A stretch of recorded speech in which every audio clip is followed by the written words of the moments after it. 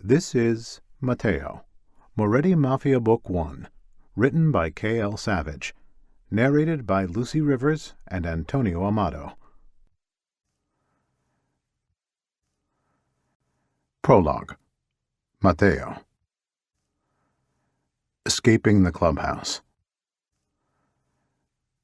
My time here with the ruthless kings has taught me a few things, but the lesson that has stuck with me the most is this: family doesn't necessarily mean blood. I've come to see the kings as my own family. They saved my life, brought me back to health, and continue to help me. I don't know why. I'm useless to them right now, considering I can't remember fucking anything. There are certain things that I just know. For instance, I know I prefer coffee over tea. It's small things like that. And I know I have a daughter.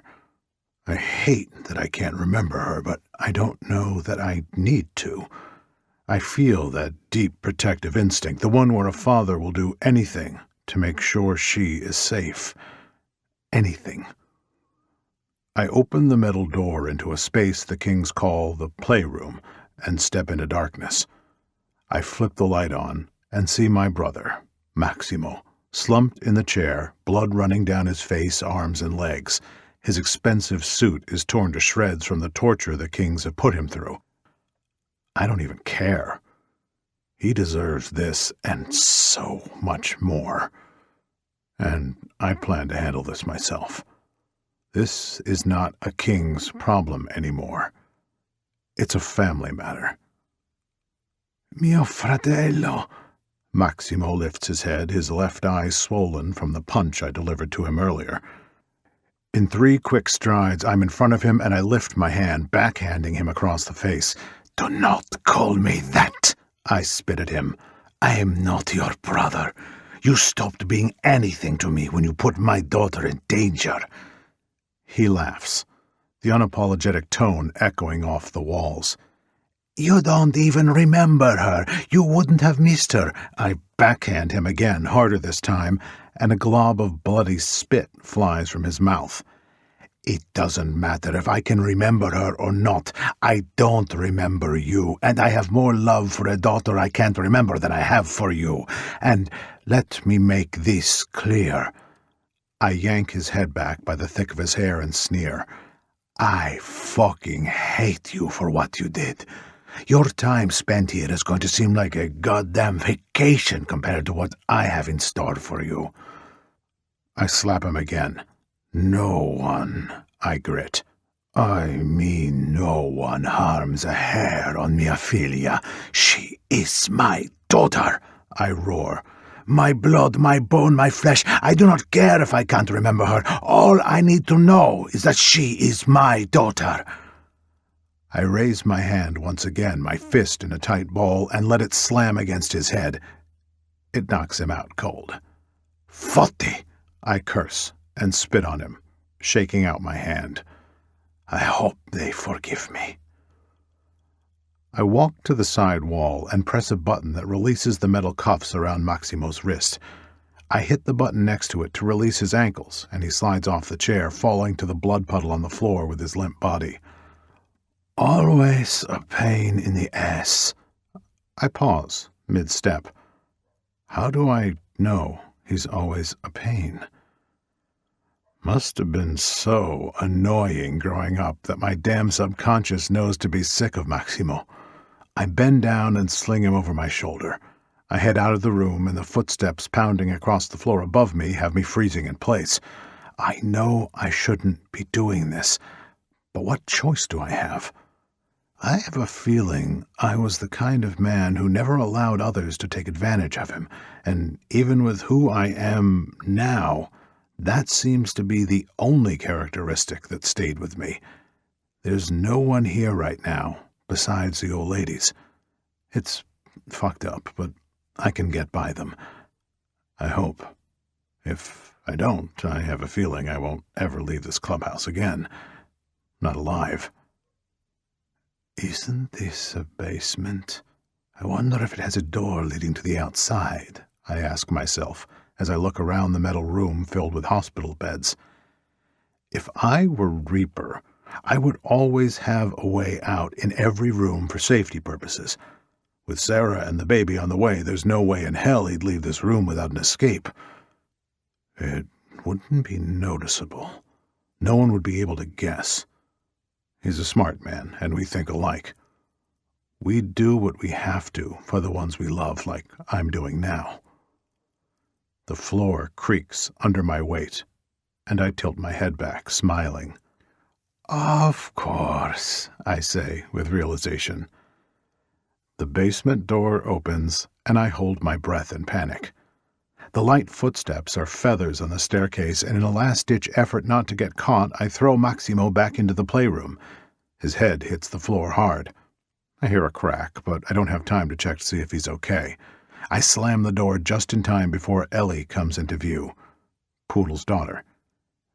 You okay? She asks. I'm fine, just debating if I want to see Maximo or not.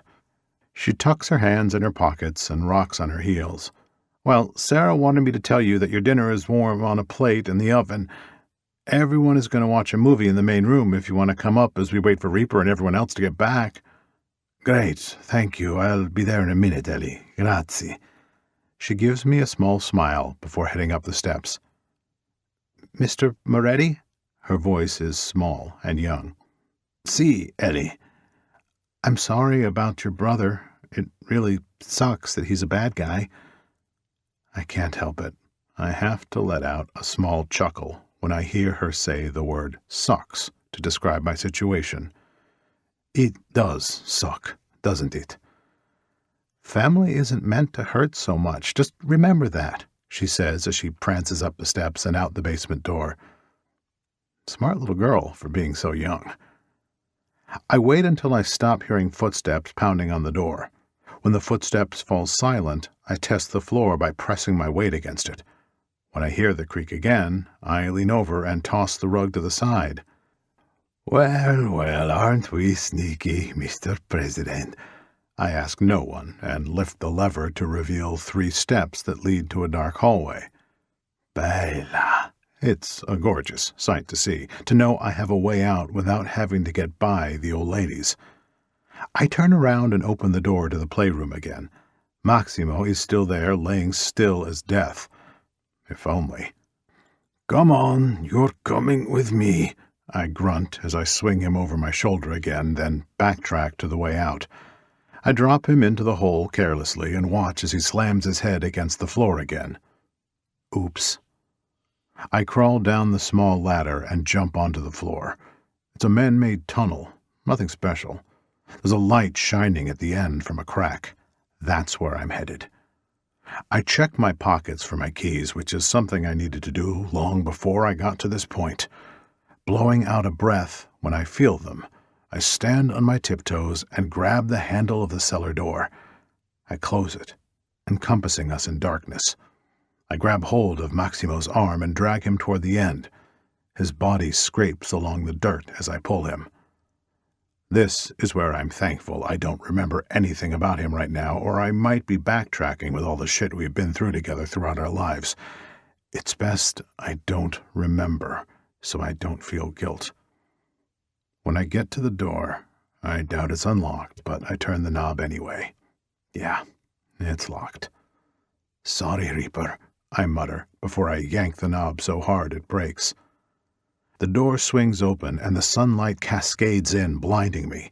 When my eyes adjust, I can see that the gate and the parking lot is nearly empty. The sun is bright and the sand is blowing in the wind.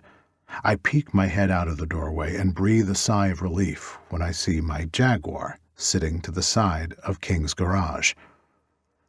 The only man I need to worry about is Braveheart, who is constantly at the gate. I can take him out if I need to, but he usually doesn't tend to what's behind him. He only focuses on the front. Come on, asshole. I snatch Maximo's wrist, bend down, and throw him over my shoulder. It's time to get the hell out of here. I keep an eye on the shed Braveheart stays in most of his days as I hunch low to the ground. My legs burn being in this position, but it's the only way I can go unnoticed. Sweat drips into my eyes, blurring my vision as the sun stings my forehead. It's a short walk, but my brother weighs a ton. I sidestep a few car parts to make sure I don't kick them to give away my position. Cazzo! I utter the Italian word for fuck again, digging into my pocket while keeping Maximo over my shoulder with one arm. I press the unlock button, then kick my foot under the back bumper so the trunk opens. I toss him inside and gasp for air, then stare down at the man that's jabbed a knife so far in my back I can't pull it out. Blood. Family. It's the one thing I know that's supposed to run deeper than the soul, and when I needed him most, he turned his fucking back on me. My reputation as a fair man has been burned to the ground by his schemes. I don't know much, but what I do know is everything the kings have told me. That I was a badass mafia boss who ran this city. I plan to take it all back. Eventually. But right now, it's about making sure this man never sees my daughter again or any young woman. He won't be safe as long as he's breathing. I wipe the sweat off my brow, reach to the left, and press a hidden button that reveals zip ties. How did I know to do that? I'm not going to question that right now. Obviously, when I had my memory intact, I felt like I needed this on demand. Good thing, too. I place his wrists and ankles together, tie them together, then gently close the truck until it softly clicks. Now, here comes the hard part. I need to get by Braveheart. I open the driver's side and slide in, then buckle up. I look in the rear view and cringe when I see my appearance. Dio mio, I whisper at myself. My hair is a mess and I have blood on my cheek. My clothes are wrinkled and dirty. I never look so unkempt. That much I don't need to remember. That much I know. I give a fuck about how I look. Being good-looking and pristine shows power for a man like me. I cannot lose that, or I will have nothing. I hurriedly take off my shirt and throw it in the back seat. My undershirt is clean for the most part. I run my hands through my hair and open the glove compartment to get a napkin. I don't give a fuck who you are, wealthy or not. You always have napkins in your car. For emergencies. Like wiping blood off your cheek. I spit into the napkin and clean up the best I can. I cannot believe this is what my life has come to. I'm cleaning my face with my own spit. What has become of me? I wonder out loud to myself. I throw the napkin in the back seat with my shirt and throw my arm around the passenger seat, then reverse. Turning the wheel, I take a deep breath to gather my nerves and get composed. My stomach is in knots. If he doesn't let me out, I'm afraid of what I'll have to do. I don't want to hurt him. He's a sweet kid that has a courageous heart, but he is an easy kill if need be. When I pull up to the gate, I roll down my window, and Braveheart pinches his brows together when he sees me. Cuore impavido. I say his road name in Italian, something that always brings a smile to his face. And it works. Like a charm. Mr. Moretti, please, call me Mateo. What are you doing out of the clubhouse? Braveheart, I need out of the same walls. I'm going crazy. I'm only going for a drive. I need to clear my head. My brother, what he did to my daughter, it takes all I have not to kill him. Yeah, that's tough, Mateo. I'm sorry. I'm not allowed to let people leave right now, not with everything going on. Please, I'm begging you. I slide my hand next to my seat. Somehow I know there is a gun there, too. Kind of like how I know I like coffee over tea. You'll come right back? He asks. So naive and innocent. Precious boy. I hate to take advantage of his kindness. Yes, I say evenly.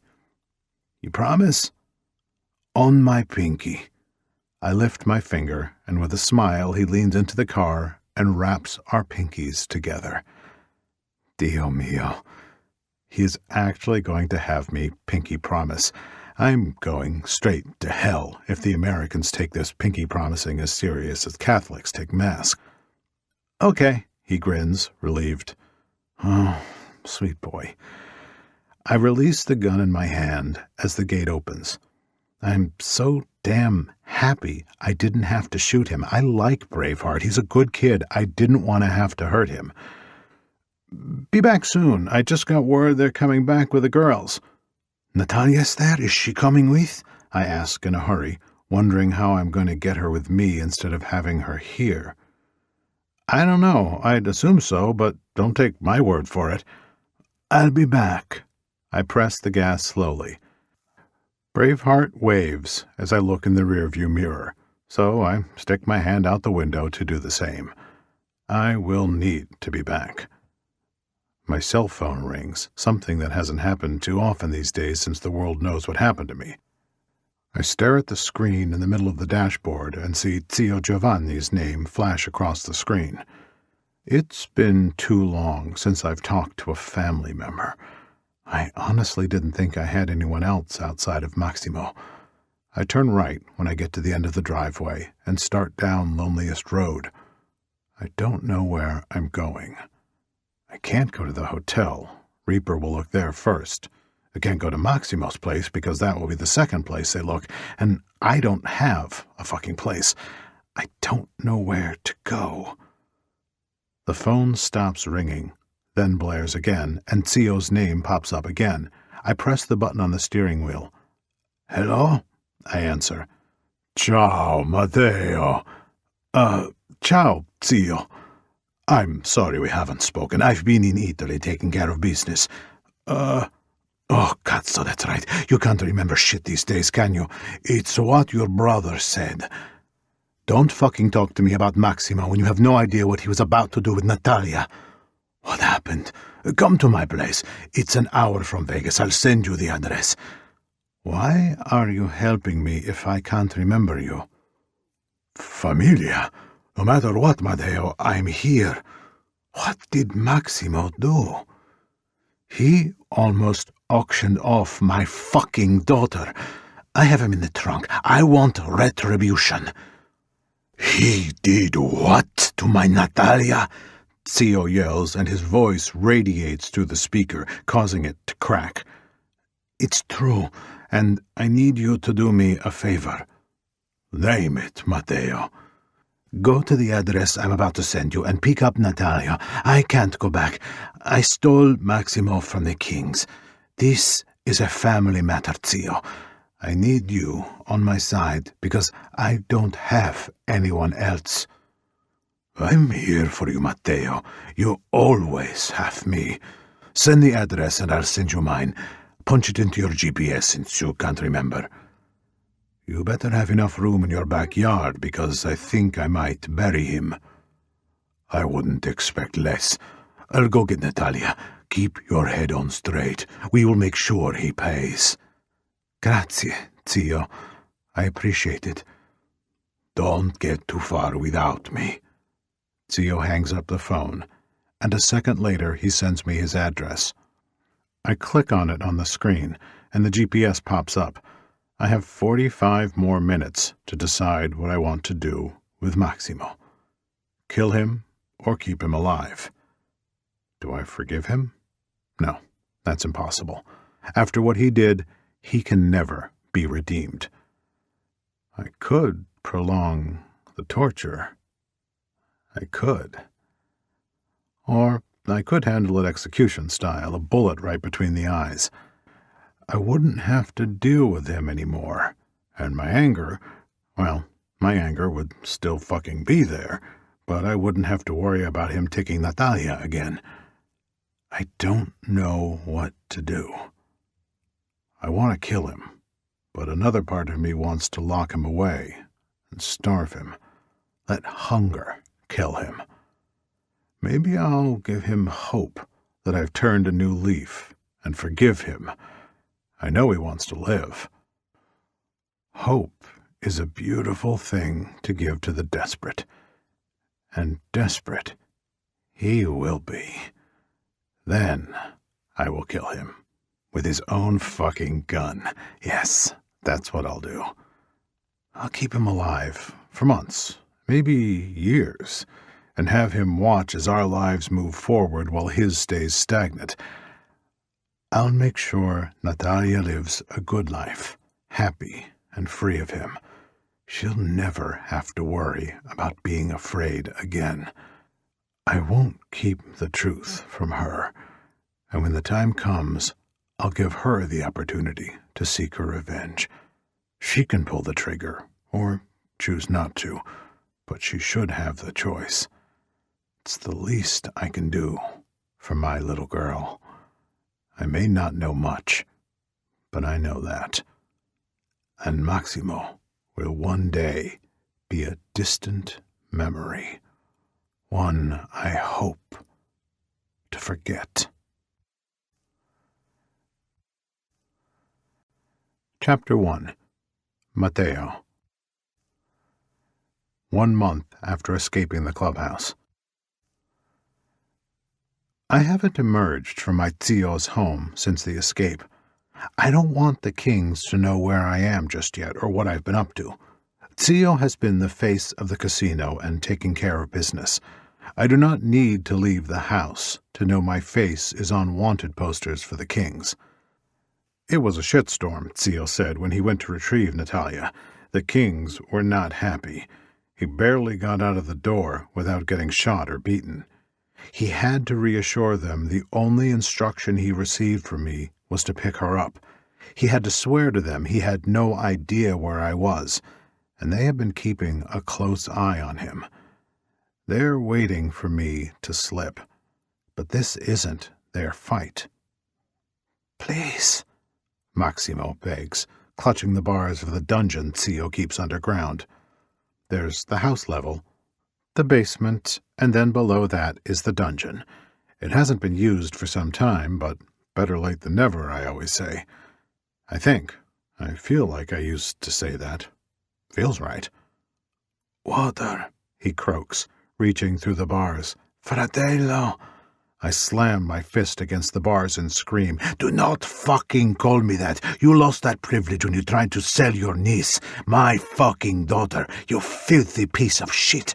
You think I care if you're thirsty, hungry, or need to take a piss in something other than that fucking bucket in the corner? Let me tell you something. I'm here to watch you wither away, Maximo. You want fucking water? I snake my hand through the bars and grab him by his filthy shirt. I yank him forward, his cheek pressed against the iron bars. My lips are close to his ear, and I whisper, Drink your own piss. I slam his head against the bars and knock him out. He falls to the floor limp and unconscious. I tug on the lapels of my suit and sigh. I feel the overwhelming need to wash my hands. I sidestep a puddle as I walk out of the dungeon. It's your typical dark and gloomy cell. There's no window, a dirt floor, and the lamps on the ceiling are powered by lighter fluid. 𝐶𝐲 did not pour the family fortune into this dirt jail, that's for certain. I climb up the stairs and grab the string above on the ceiling that controls the single light bulb, and tug. Darkness. Good. Let Maximo get lost. I don't give a fuck. I make my way through the basement and up the stairs to the main level of the house. Hey, Papa, Natalia greets me as she sits on a stool at the kitchen island, sipping her cappuccino she made. Ciao, amore mio. I close the door to the basement and walk over to kiss her cheek. How are you today? I ask, deciding to make my own cappuccino. I'm okay. She shrugs her shoulder and slides her eyes to the door. How is 𝐶𝐲 Maximo today? I do not want you to have to worry about that. He is not your concern. I want you to be happy, go to school, and be with your friends. I want you to forget about 𝐶𝐲 Maximo, okay? I turn her head to mine by placing my hand against her cheek. When her eyes meet mine, I hold my breath. as a flash of another woman pops into my mind. Same brown eyes, same dark hair, same sadness held in the depths. Her mother. "We are almost there. You're going to be just fine, Bella," I say to my wife, who is very much in labor. She's sweating, cupping her stomach, and her legs are parted as I speed down the highway. Her long dark hair is stuck to her sweaty face, and her cheeks are flushed. "You're doing great. Keep breathing, okay?" "She's coming," she screams. "I have to push, Mateo. I have to." "We're almost there, sweetheart. Just wait 2 more minutes." "I can't," she cries, pulling her knees back with her hands. She grunts as a contraction takes hold, tensing her stomach. My heart is pounding against my chest, trying to keep one eye on the road and the other on my wife. I reach a hand over and wipe her tears with my fingers. "Amore mio, you're doing so good. You're so fucking strong. I love you. We are close, okay? 1 minute, and we will have all the doctors and nurses we could ask for." "I can't do it," she shakes her head and sobs. "I can't. I'm so tired." You can. You're going to deliver our little girl, and she's going to be beautiful just like you. You can do it."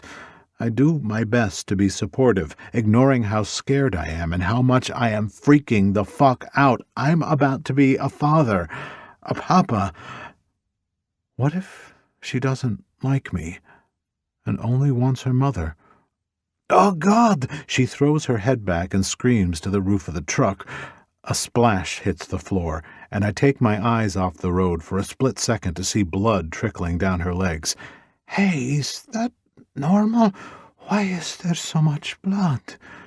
"Blood is normal when the water breaks," she grits out, her cheeks puffing in and out.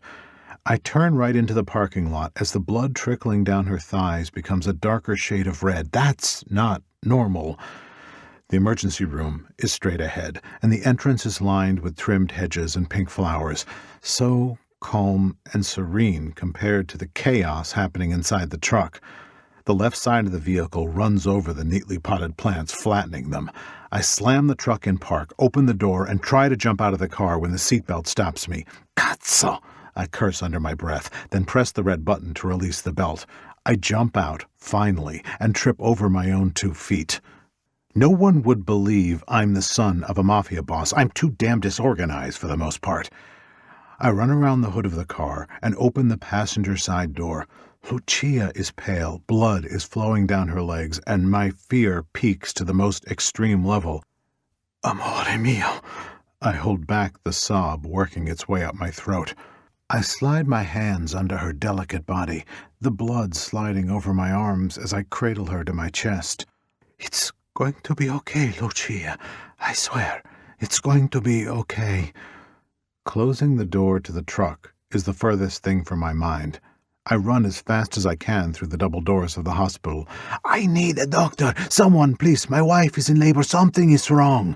I raise my voice over through the lobby and my shoe slips on the floor. I look down to see what is causing me to lose my footing. More blood. It's dripping down my arm too fast and puddling onto the top of my leather loafer. The light reflects off the red liquid and time slows down. My own breaths deafen me, and the doctors running to me aren't fast enough.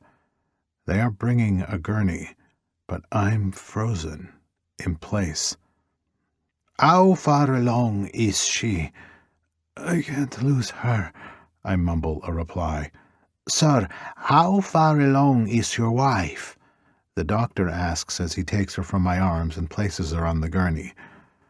I take her hand in mine, and her eyes flutter as she stares up at me with chocolate irises. "I love you. Everything is going to be okay." "Make sure she's okay," Lucia slurs. "Ma'am, how far along are you?" the doctor asks as they roll my wife away. I run next to them, not wanting to be away from her for more than a second. 7 months. She's only 7 months. I rub a hand over my face, forgetting about the blood. It's too early, right? It's way too early. She can't be in labor now. And the blood, something is wrong. Sir, you can't go any further. But that's my wife. I have to go with her. She needs me with her. We will update you, sir. I'm sorry, but when we know something, you will. No, this wasn't part of the plan. Lucia, I'm here, amore mio. I'm right here. I yell down the hall before the doors close. I lace my fingers behind my head and stare out the narrow rectangular windows. Lucia gets further away from me. I tug the roots of my hair and start to pace through the lobby. My eyes are burning. Tears are threatening to fall. I can't be without her. Lucia is my everything.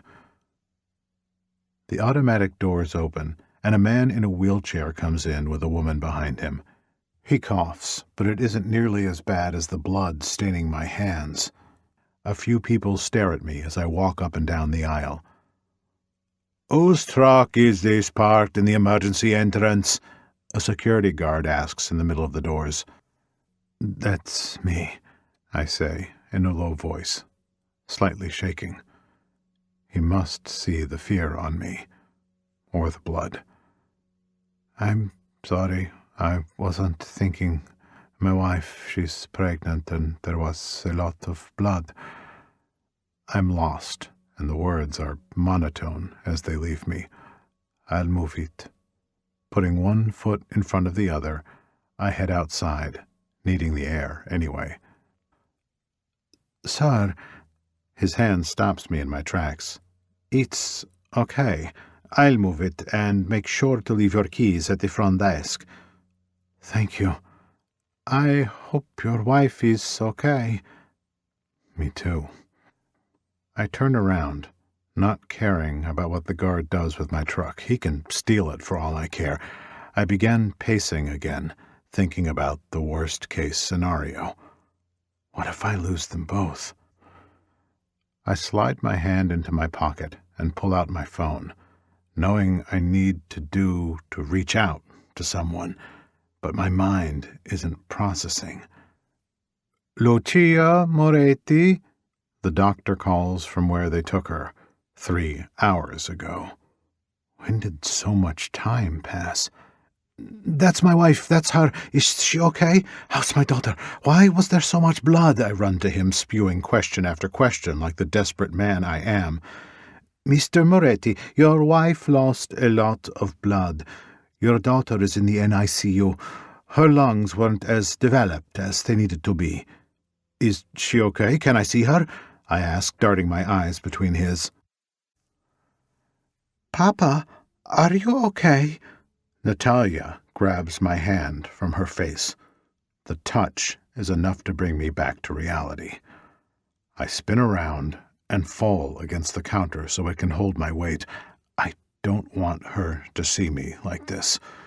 I drop my elbows to the graphite and hang my head as another memory rushes forward. It slams into me like a fucking train. It's like I'm living it all over again. The doctor and I walk down the hallway. There's still blood on the floor from when they wheeled her back here to the operating room.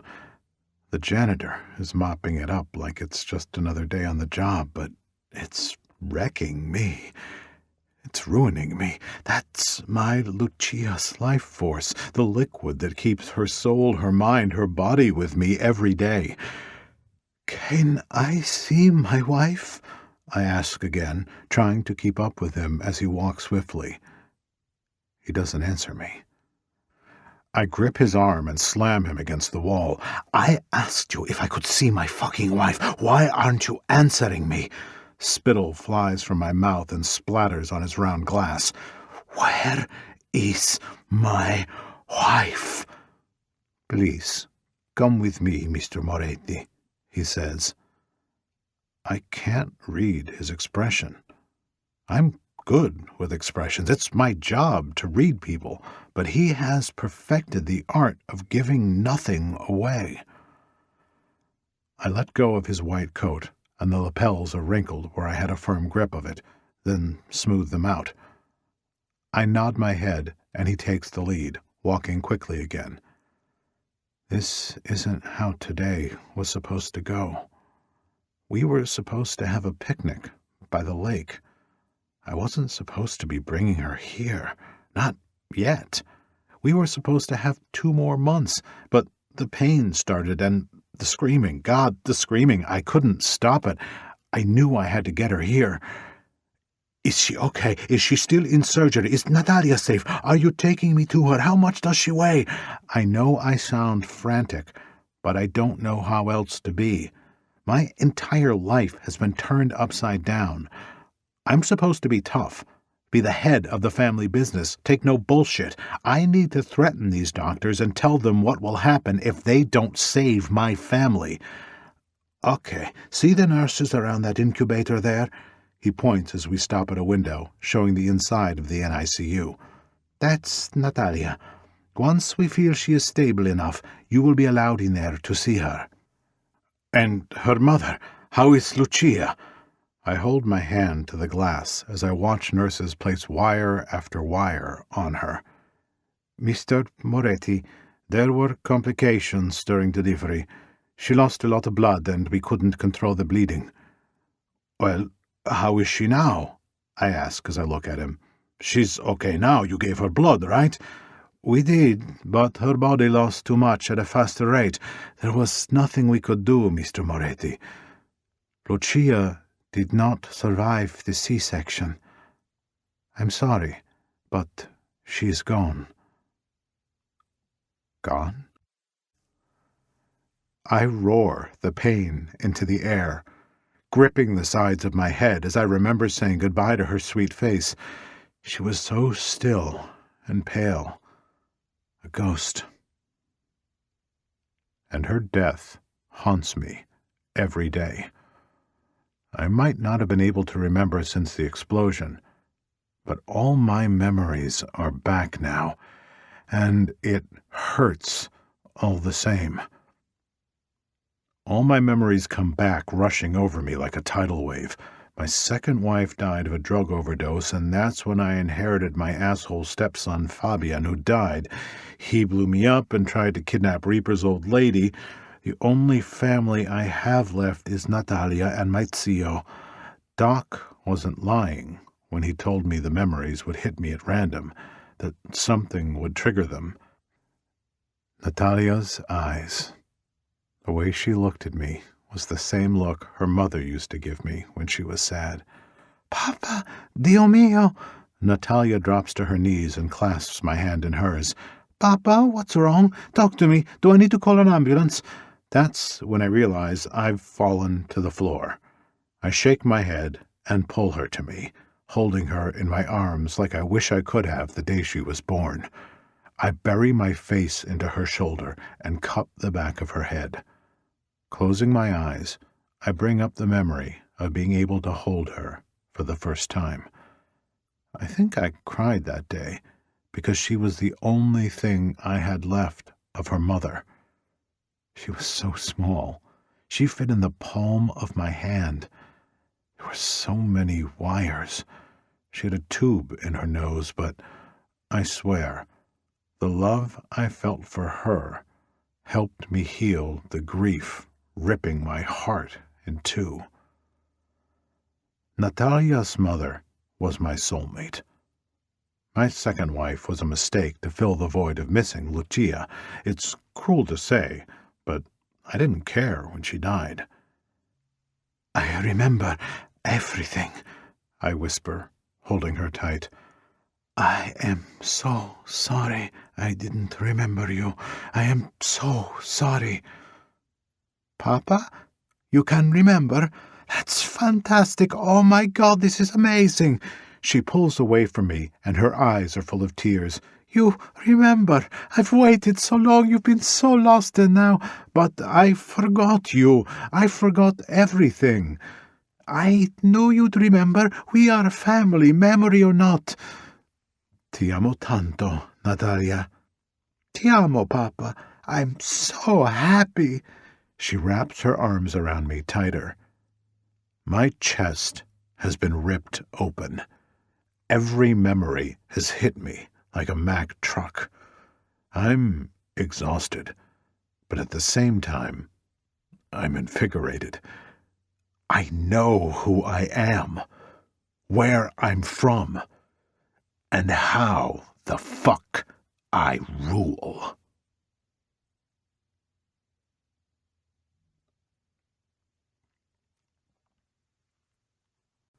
Chapter 2. Mateo. Present day. "You need to come to the casino," 𝐶𝐲 says on the other end of the phone. "I will, after I deal with the kings. Once I settle with them, I will be there, and you won't have to worry about being the face of the casino anymore. I appreciate you picking up my slack while I get my affairs in order," I reply. My worthless brother blew through a ton of money. Not my family fortune, but my bank accounts from the casino. He nearly had me selling or going under, risking bankruptcy. He really wanted to ruin me for some fucking reason. I just can't think of why. Luckily, 𝐶𝐲 has taken my business plan and applied it. Now we are turning a profit, and I'm making money again. Feels good. And since I'm making money, it's time to pay my dues to the kings. I'm going to pay them for every second they had me in their care. I imagine this meeting isn't going to go over well, but a man has to reap what he sows, correct? Well, I'm about to meet with a man who soaks up souls for the hell of it. I hope he can forgive me, because the kings were the family I didn't have when I needed one. "It's fine. I do not mind doing this with you, Mateo, but you need help. I fired all of Maximo's men. Some of those men were loyal to me." I slam my fist on the counter and accidentally hit the saucer my teacup was on, cracking it down the middle. "Dio mio," I mutter. "What is it?" "Nothing," I hiss. "Get the men back." "No.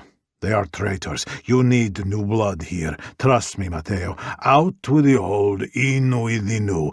I'm bringing in men from Italy." "𝐶𝐲, the business there can move here. It's not a big deal. My family needs me. We will bring the business here." "Are you up for being boss again?" 𝐶𝐲 asks with a chuckle. "Because I'm getting too old to be in charge." Slot machines chime in the background, and then he growls, "And I'm so sick of hearing these damn slot machines. Put me in a quiet room like security. I can do security, just please. Get me the fuck out of here. Fucking coglioni everywhere." I chuckle at his insult of some of the customers. "You got it, 𝐶𝐲. Thank you for everything. I appreciate everything you have done for me and Natalia while I've been getting back on my feet." I don't know another way to put my situation. I'm sorry it took so long for me to get here, Mateo. That's a story for another time, though. Go deal with the kings. I'll deal with this shit show." Shit show? I'm alarmed. The last thing a businessman wants to hear is his business being described as a shit show. I stuff my wallet in the back pocket of my trousers just as Natalia walks into the kitchen. Her hair is up, and she's wearing a cobalt blue dress with sleeves that come down to her elbows. "People fucking winning. It's annoying. I'll see you soon." 𝐶𝐲 hangs up the phone, and a dial tone fills the line next. I exhale a heavy breath as the right side of my temple starts to throb, and the pulsating drifts down my neck to my shoulder. It's one of the few spots that will forever be scarred by the burns I received from the explosion. Sometimes they fucking hurt. It's like the nerves are on fire all over again. "You okay, Papa?" I tuck my phone into my pocket and smile at Natalia. "I'm fine. I just talked to your 𝐶𝐲." "Tio Maximo? You let him out?" "I will never let him out," I hiss, twisting my neck to try to relieve the pressure building in my muscles. "Ever. I will never forgive him for what he did to you. I never want you to go down to the basement. Understand?" Natalia opens the fridge and grabs a coconut water. See, Papa, I understand. I don't want to see him. He betrayed me. I still dream about the room they shoved us in, and I remember the fear I felt. Believe me, Papa, I never want to see him again either. Brava, ragazza, I answer softly, relieved, then wrap her in a tight hug. Ever since my memory came back, I've made sure to hug her and tell her how much I love her every day. I never used to. The man I was before the accident was callous and cold, but the experience of losing my entire identity, then gaining it back, changed something inside me. I don't know what exactly it changed, but I'm figuring it out. All I know is that I'm different, and the only way to move forward is if I embrace it. I have to go to see the Ruthless Kings today. Come with me. I don't want to go there, Papa. I'm not ready to see them. Selfishly, I need you there. They might not kill me with my daughter at my side. I knock her chin with my knuckles, and she lowers her lashes, swallowing thickly. I fucked up, Natalia. I turned my back on them for a damn good reason, but it's time to own up. Always own your fuck-ups, even if it's a damn drag. I grab the car keys off the table, and Natalia laughs at me. What? She takes a swig of her coconut water. Nothing. I mean, you just said drag. You're different, but in a good way. You aren't so uptight and stressed out. If you need me there, of course I'll be there for you. It's the least I can do. You loved me even when you didn't even remember me. If that isn't a good papa, I don't know what is. I cup her jaw and brush my thumb over her cheek. I might have forgotten my memories, but my heart remembered I had a daughter. That's all that matters. I kiss her forehead and hand her the keys. Come on, you'll drive. I don't feel like it. You're letting me drive the Jaguar? She gasps in disbelief, clapping a hand to her mouth to hide her smile. Oh, that smile. Bellissima. She smiles just like her mother. I open the armoire and grab an extra gun, tucking it under my navy blue blazer and into the waistband of my pants. See, why? What's the big deal? It's just a car. You never let anyone drive the Jag. In fact, you hardly ever drove it until recently. You always had a driver. I know, but I think having a driver is pointless now. I'm capable of driving. Yeah? Is that why you're having me drive? She sasses, the key ring spinning circles around her index finger. Exactly. Why pay for a driver when I have a daughter? I joke, taking extra bullets from the drawer at the last second. Funny. You seem to have gained a sense of humor in your recovery. And I seem to have raised a cheeky daughter. Let's go. I shove her out the door, keeping my strength light and playful so I don't hurt her. She giggles as we step out into the sunlight. It's warm, the hint of spring in the air, and inhale. Thankful I can remember what season it is now. She unlocks the car, and her heels click against the cement as she heads around to the driver's side.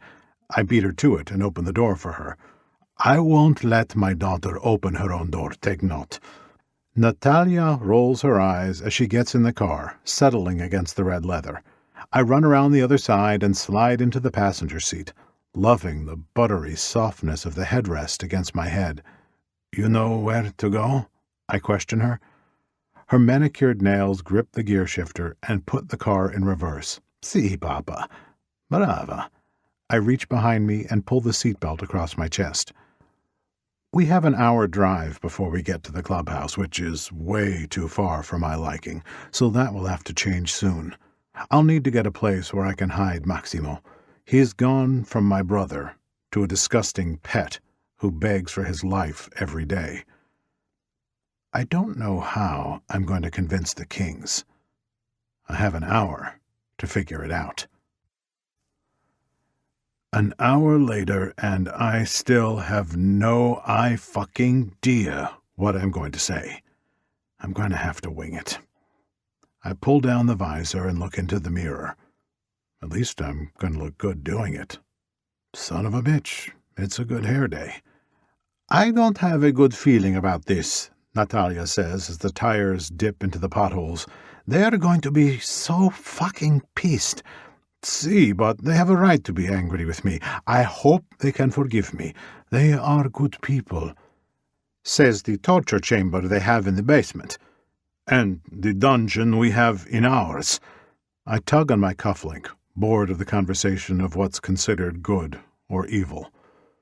I think good manifests itself with bad intentions, but it's the outcome that matters most. If it helps the majority, then that is all that matters. We come to a stop at the gate, and Braveheart stands in the middle right behind it. He cocks his head and grinds his jaw when he realizes who it is. He pulls out his phone and calls someone. I can't hear what he is saying, but it doesn't take a genius to know he is royally pissed the fuck off. Oh, this is going to be fun. The gate opens, the metal creaking as it allows us access to the clubhouse. Braveheart draws his gun and aims it directly at me. A red laser is shining against my chest. Yeah, it's a fucking party, Natalia grumbles, pressing her foot on the gas. We creep forward slowly, the target never leaving my chest.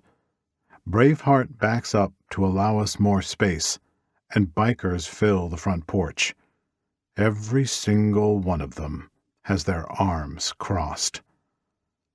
The two men I don't see are Reaper and Bullseye. Fuck. What? Natalia says as we park. Reaper is not here. My eyes land on Tool, and my mouth kicks to the side, which might work in my favor. I remember when I asked him to suck my cock. Now, I am a man that does prefer the softness of a woman's body against mine, but every now and then I like to indulge in a man. I haven't seen one who piques my interest in a while. There's no doubt Tool is a sexy man. I know there isn't a chance in hell, but I can make him uncomfortable. Like I said, fun. Stay in the car, I tell Natalia as I grip the handle. Hell no, I'm not letting you get out of the car alone. I'm to stay by your side, remember? Stubborn. The door clicks open when I pull on the latch. Wonder where I learned that? She whips in return. I grin, climbing out of the Jag, when a bullet lands next to my shoe, kicking up dust onto my pant leg. There's a hole in the ground, and I lift my hands in the air to show I'm here in peace. Now, is that how we greet a friend? Natalia stands next to me, and Tool pounds down the steps, screwdriver on top of his ear. He is wearing a tight shirt that tightens across the chest, and his jaw is so tight I'm afraid it might break. Tool, might I say, you look. I lick my tongue across my teeth. Real good. In a quick move, he has his screwdriver pressed under my chin, and his other hand wrapped around my throat. I'm pressed against the car, and his chest is against mine. Ironically, I'm not liking this new position. Cut the fucking shit, Moretti. You have a lot of explaining to do. I need to speak with Reaper. That's too goddamn bad, Moretti. You're stuck with me. He's in New Orleans taking care of some business. You're stuck with me. Keep your cocksucking comments to yourself because I am not in a playful mood after the shit you pulled, and it's obvious you remember who you are. The other version of yourself wasn't as fucking cheeky. Give me a good reason why I shouldn't shove my screwdriver through your head. His brown eyes glitter with fury, and his entire body is tense, but beneath the anger, I can sense disappointment. My daughter is next to me. Slingshot, take care of her, Tool orders. I step in front of Natalia and knock Tool's hand from my neck. The screwdriver scrapes against my skin and I sneer, You won't fucking touch her. No one will touch my daughter. Do you understand me? I am sorry for taking Maximo, but it is a family affair after what he did to Natalia, and I knew you wouldn't let us go. Is he alive? Barely, I answered Tool. "I came here after I've had all my accounts put back in order, and the ownership of the hotel and casino put back in my name. I've stayed away, punishing Maximo, which he will get for as long as I please. I want us to be friends again. You and your members were nothing but kind to me, and I'm sorry I left how I did. But this is my daughter. Tell me, what would you do for your daughters?" I slide my eyes over all the members, and my eyes land on Skirt, who is holding Joey against his chest. "Everything," I growl. "Everything and anything. If you don't agree with me, that's on you as a man." "Who's been running the casino?" Poodle asks. "Mateo. Right, they don't speak Italian. My uncle. He came from Italy to help me, and that's where he has been staying, so you guys didn't follow him to his home where I have been." I step away from Natalia and open the back door to the Jag and pull out a duffel bag. "I want to pay you for all of your treatment that you've given me. Truly, I appreciate it. I estimated, and if there is more, let me know, but here is 1 million. Natalia, get in the car." I drift my gaze to hers. She's staring at Slingshot, and his eyes are eating her alive. I don't fucking like it. I pull out my gun and aim. All I have to do is pull the fucking trigger, and a bullet will land between his eyes. None of you are to touch Natalia. Do I make myself clear? "Crystal," Tool says. "Not fucking Crystal," Knives cuts in. "What he did to Mary was disgusting. I apologize. We can make an arrangement for you to extend your wrath." I wave my hand in the air, bored of the conversation. There comes a time when a man must take a step back from a battle to realize he has already won. That's me. I've won. "Daughter trumps old lady. Apologies, Mary," I say, because I know she's hiding behind Knives. "If it makes you feel better, he's chained in a dungeon not unlike your own here at this clubhouse. He will never see the sunlight again." "As long as I don't have to see him again, I'm fine." She pokes her head out from Knives' back. "You'll never have to worry about that again. If you don't mind, I need to get to the casino." "This is not over, Moretti," Tool warns. "Reaper is fucking pissed." "I don't doubt it, Tool." I curl my lip when I see Slingshot opening the driver's side door for Natalia. He dares to smirk at me as he shuts it, then flips me the middle finger as he leans against a motorcycle. "I'll be in touch," I say. "No, we will be. Don't forget, when that casino blew up, you and Reaper had a deal. That casino you're going back to doesn't only belong to just you, Moretti. It belongs to us, too." "I have not forgotten. Why do you think I am mending this bridge, paying you back? I want the kings on my side. I'm not a stupid man." "Could have fooled me." I chuckle, unbutton my suit, then spin around and place the barrel of the gun under Tool's chin. "No!" Juliet screams from the porch and tries to run down the steps, but Doc and Badge stop her. The clicks of a dozen other guns surround me, and I know they are pointed directly at my head. But I don't give a fuck. I am many things, Tool, but stupid is not one of them. You are a fool to think I won't blow your fucking head off before your men get a bullet into me. I am forgiving. I am thankful. But I will not be insulted. I did what I had to do for my family. I was hoping the kings could be a branch added to the tree." I drop my weapon and slide into the car. "Have Reaper call me when he returns." I slam the door, and before I have a chance to buckle up, Natalia whips the car around, kicking up a massive cloud of dust and sand, and we get the hell out of King's territory. I'm high on adrenaline. I've forgotten what it's like to be a man in power. I've been empty for too long. The world is in my hands again.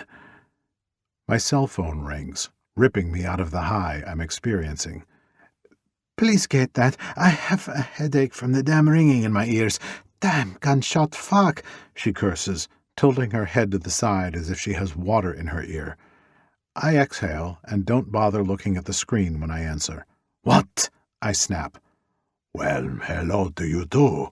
Theo, I'm on my way. We can talk then. I have a question. I have a caller on the line.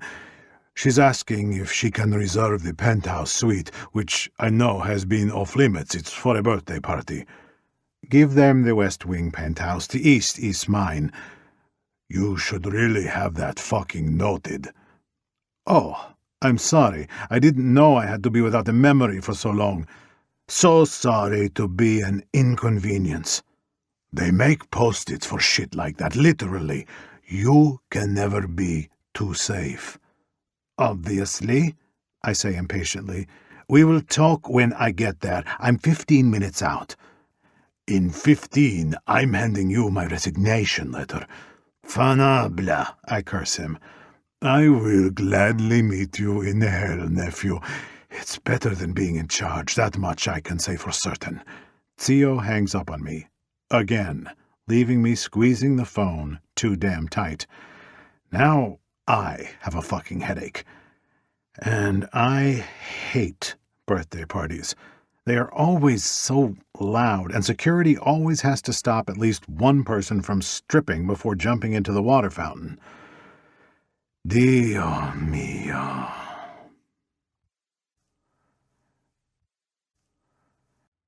Chapter 3.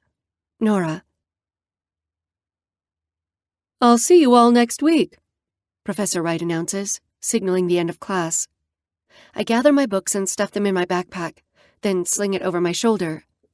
I blow a piece of hair out of my face, then shove it behind my ear when I get impatient. I hate when my hair tickles my nose. It's why I always try to have it up or in a braid, but I don't have the courage to chop it off. I've been really thinking about it, though.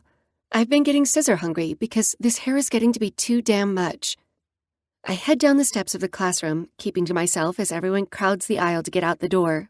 I'm in my senior year at the University of Las Vegas, after taking a bunch of college courses in high school. And one of the few things I wanted to learn while I was here was how to be outgoing. I'm a double major in business and accounting, with a double minor in economics and political science, so yeah, I don't have a ton of free time, but that's okay. I'm a nerd. I like to read, and I don't mean fiction. I like textbooks. I like dictionaries. I always want to learn because the only thing I know I can count on is my brain to get me places. I sure as hell can't count on my looks, so that means I have to work harder. I'm a wallflower. I'm shy and awkward. Am I ugly? No. Am I going to be on America's Next Top Model? No. I'm average. But in this world, looking average doesn't get you to high places. That's why I have to work my ass off to get where I need to be. If I'm the smartest person in the room, then I'll have a chance. I'm not like most people. I don't party. I don't have sex. I've never even kissed a boy. Too awkward. And I have this really bad habit of saying the definition of a word when I'm nervous. It's gained me a few odd looks, which is fine. Being in love never did anything for my parents anyway. I'm better off alone. Like I said, I only need myself. Trusting someone will likely get me killed. My mother killed my father in cold blood. I saw it. I testified. And I watched as they handcuffed her and sentenced her to death. She's still serving time, and in a few more years she'll be executed. Just like she deserves. It's her fault that I am the way I am. Nora!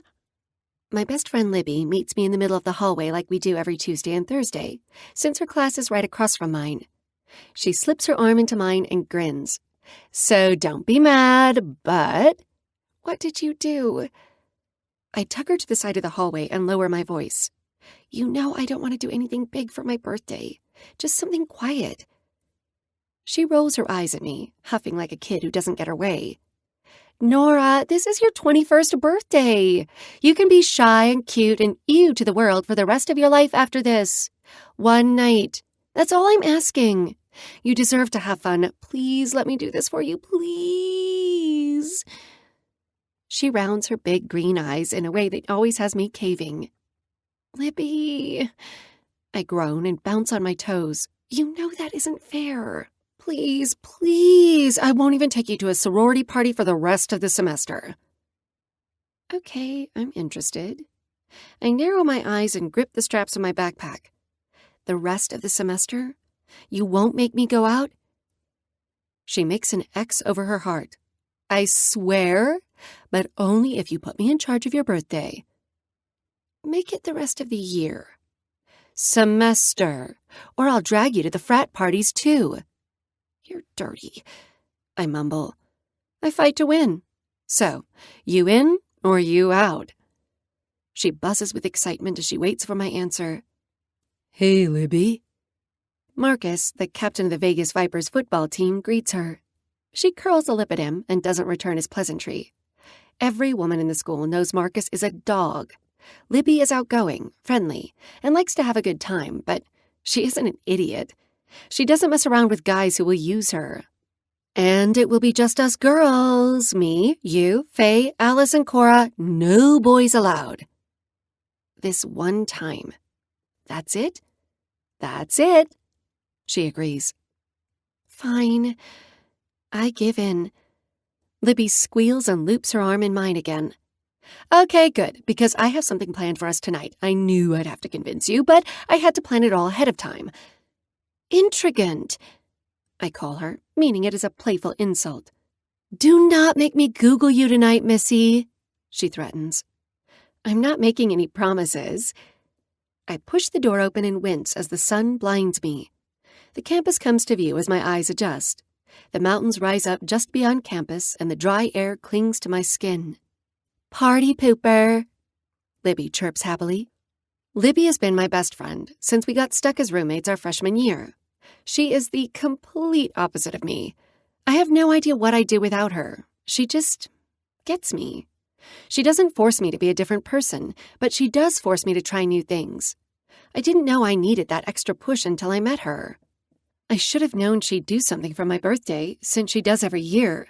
I was just hoping she'd forget about it. Katzel! Is screamed in the middle of the quad, and it grabs our attention.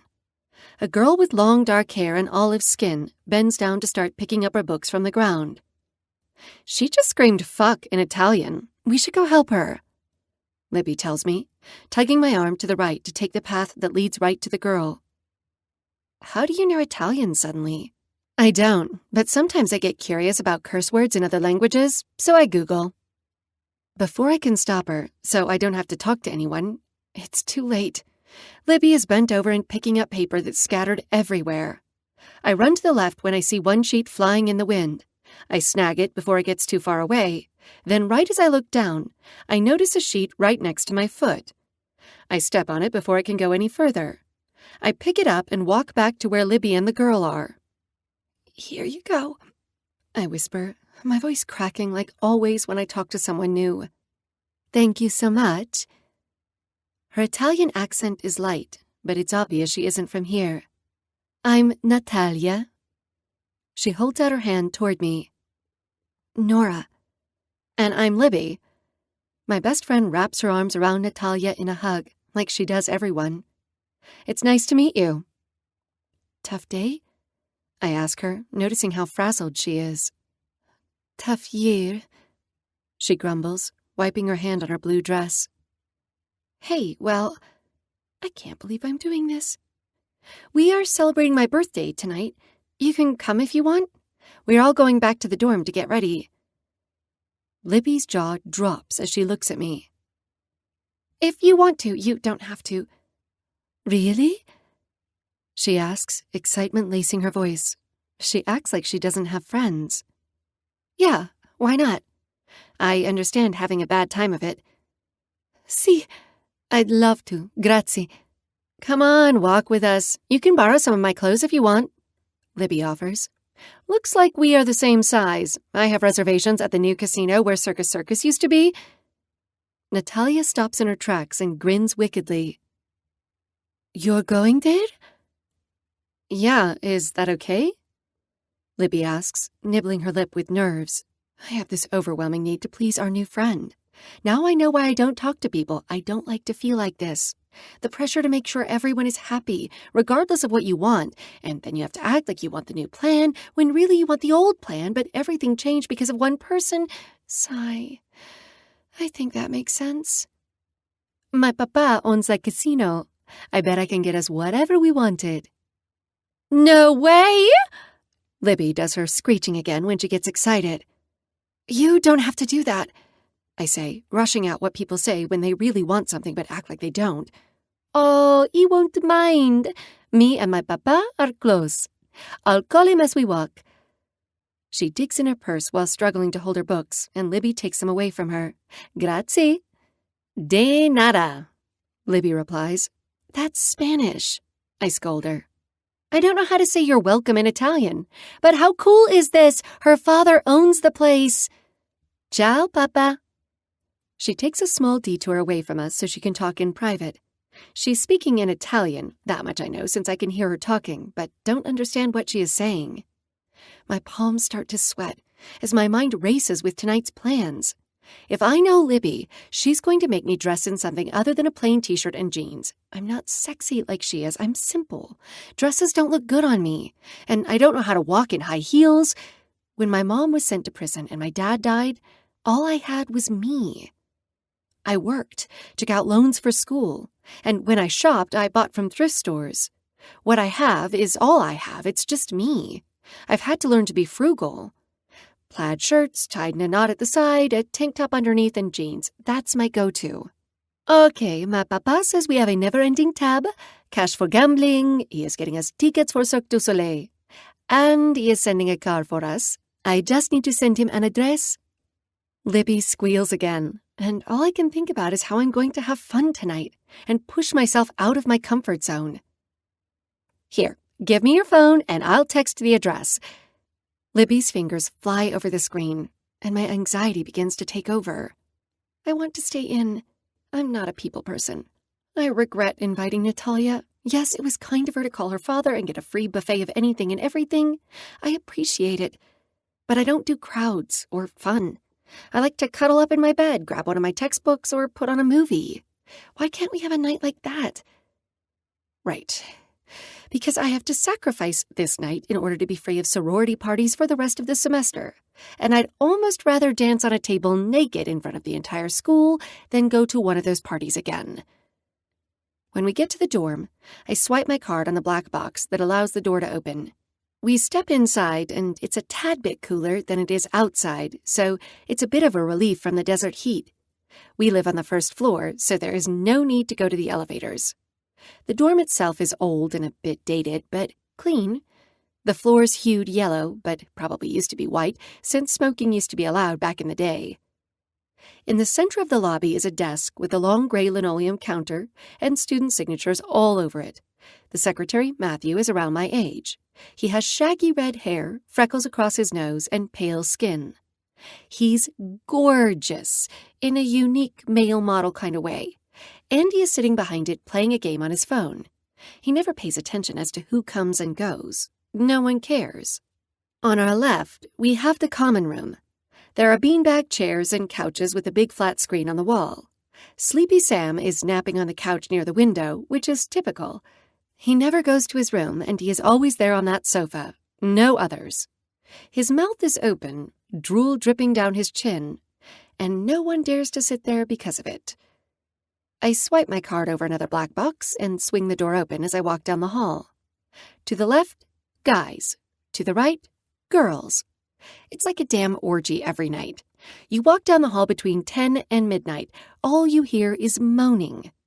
Not all the guys can be that good at sex, so I think most of the girls put on a show to make their partners feel good. Not that I would know. I want you to wear that red dress of mine, Libby starts. Oh, and I want to curl your hair. We won't put a lot of makeup on. Don't worry, I know how you get about foundation. Makes your skin itch. Libby opens the door, and all of a sudden, an explosion of confetti springs right at our faces. At the same time, Alice, Cora, and Faye scream, "Happy birthday!" There are balloons and streamers everywhere. and my skin starts to itch for a different reason. I can do this. I'm not the biggest fan of attention, but I'm going to swallow my grumpy attitude and let my friends do something nice for me. Even if the only thing fueling me tonight is the fact that I'm getting out of parties for the semester. I'm excited just thinking about my nights in, textbook in hand, and my favorite blanket to my chin. Oh, someone is excited for the night? Alice points out the grin I have on my face. How can I not be? I question, shrugging off my backpack in hopes no one catches the reason why I'm really excited. Shot! Faye lifts the bottle of tequila, and Cora tilts my head back, pries my mouth open, and Faye pours the disgusting liquor into my mouth. I go to spit, but Alice closes my jaw and pinches my nose, so the only choice I have is to swallow. Bitches. They know me too well. Good girls spit, bad girls swallow, Faye shouts. Imagine those words. Alice spreads her hands in the air, painting a fake rainbow. As a tramp stamp on all of us. Okay, that makes me laugh. I shake my hand and take the bottle from Faye's hand. No, I am not getting a tattoo tonight. We will see.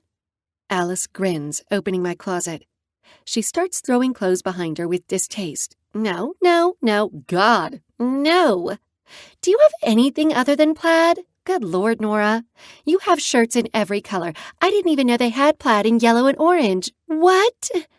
I yank the shirt out of her hand and tuck it behind me. It's my favorite shirt. She isn't wearing anything from her closet. She's wearing something from mine. Libby dances across the room to her closet, her eyes never leaving mine. The devil lives inside her, I swear. I take a swig of tequila and hope I don't regret this night. An hour later, I'm primped, waxed, and I can taste the lipstick in my throat. When I look in the mirror, I can't believe what I'm seeing. I'm speechless. I don't even look like myself. My hair is down and in loose curls, and the lipstick matches the dress. Libby kept her word. I have on mascara, red lipstick, and blush. It's more than what I usually wear, but that's it. No uncomfortable foundation or glitter or whatever else. The dress is tight and stops right above my knee. And it's not cut so low as to make me feel uncomfortable, but I have never shown so much leg. I feel confident. And it feels really good. Oh my God. Libby stands behind me and grins. Oh, someone is swallowing tonight. Faye holds up her hand and Alice slaps it for a high five. The only thing I'm swallowing is liquor. I point my finger in the mirror at all my friends. Nothing else. Sure. Just drinks, Alice says. Traitors. Natalia's phone dings. The car is here. The girls scream and throw a tiara on my head and a 21st birthday sash across my chest. I can't believe I'm doing this. At least my shoes are flats and not heels. Libby had my back on that too.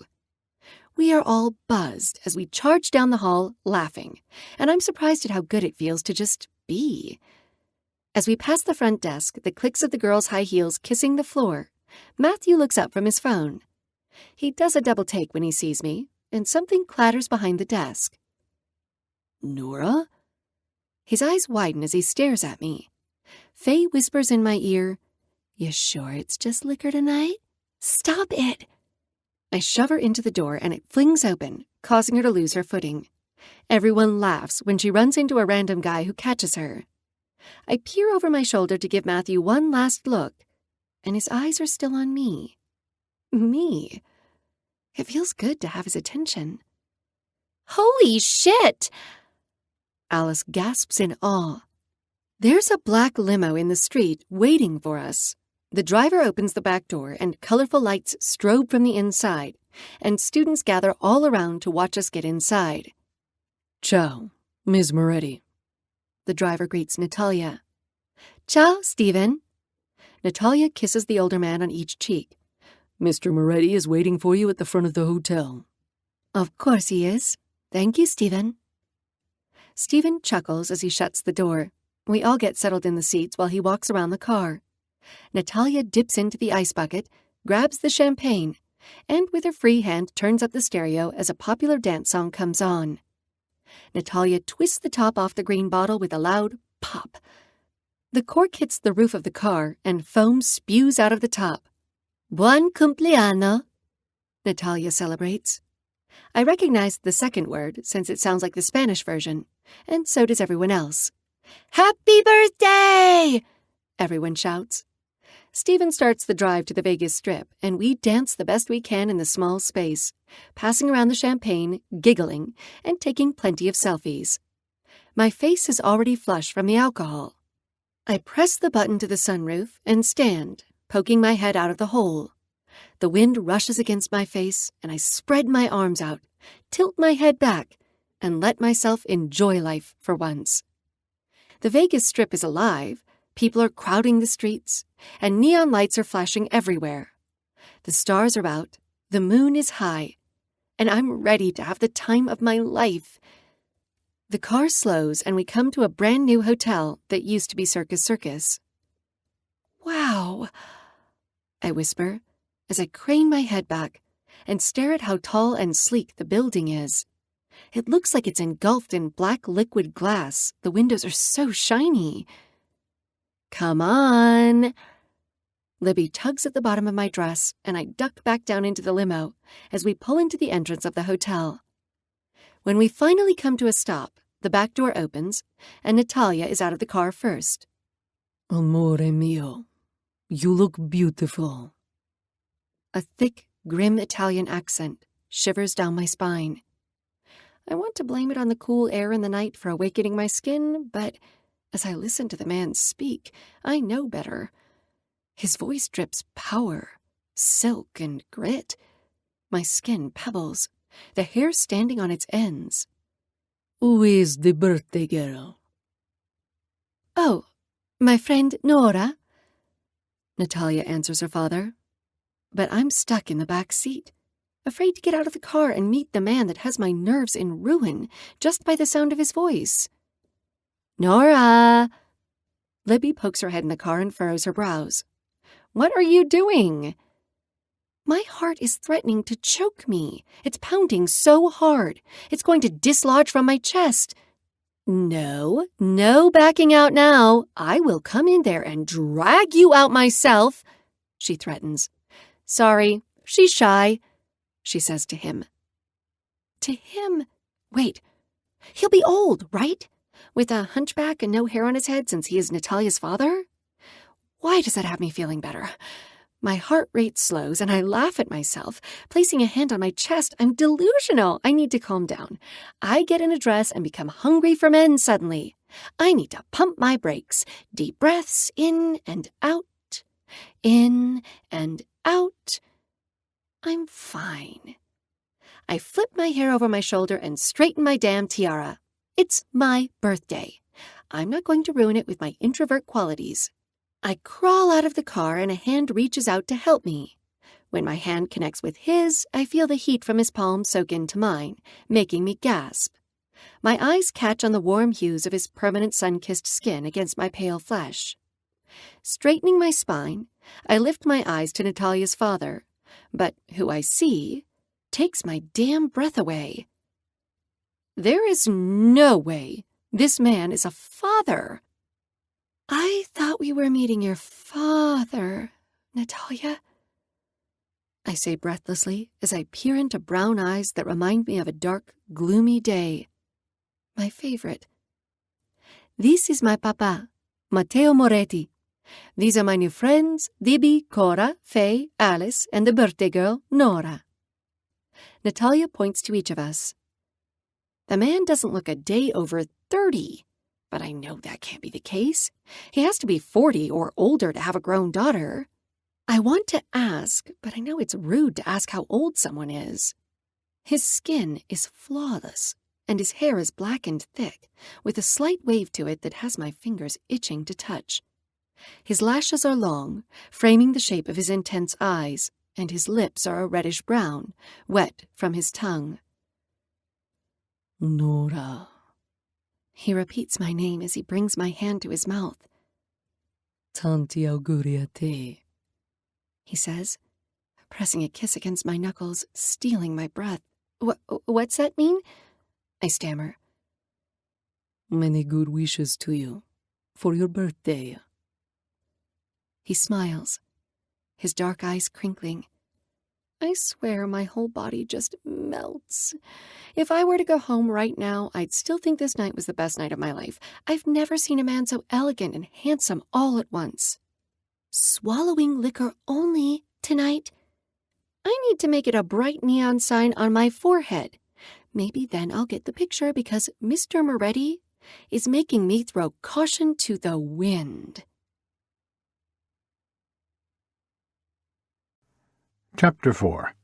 Mateo. Isn't this a pleasant surprise? The birthday girl is exquisite. She has brown hair with golden hues that shimmer in the light of the hotel.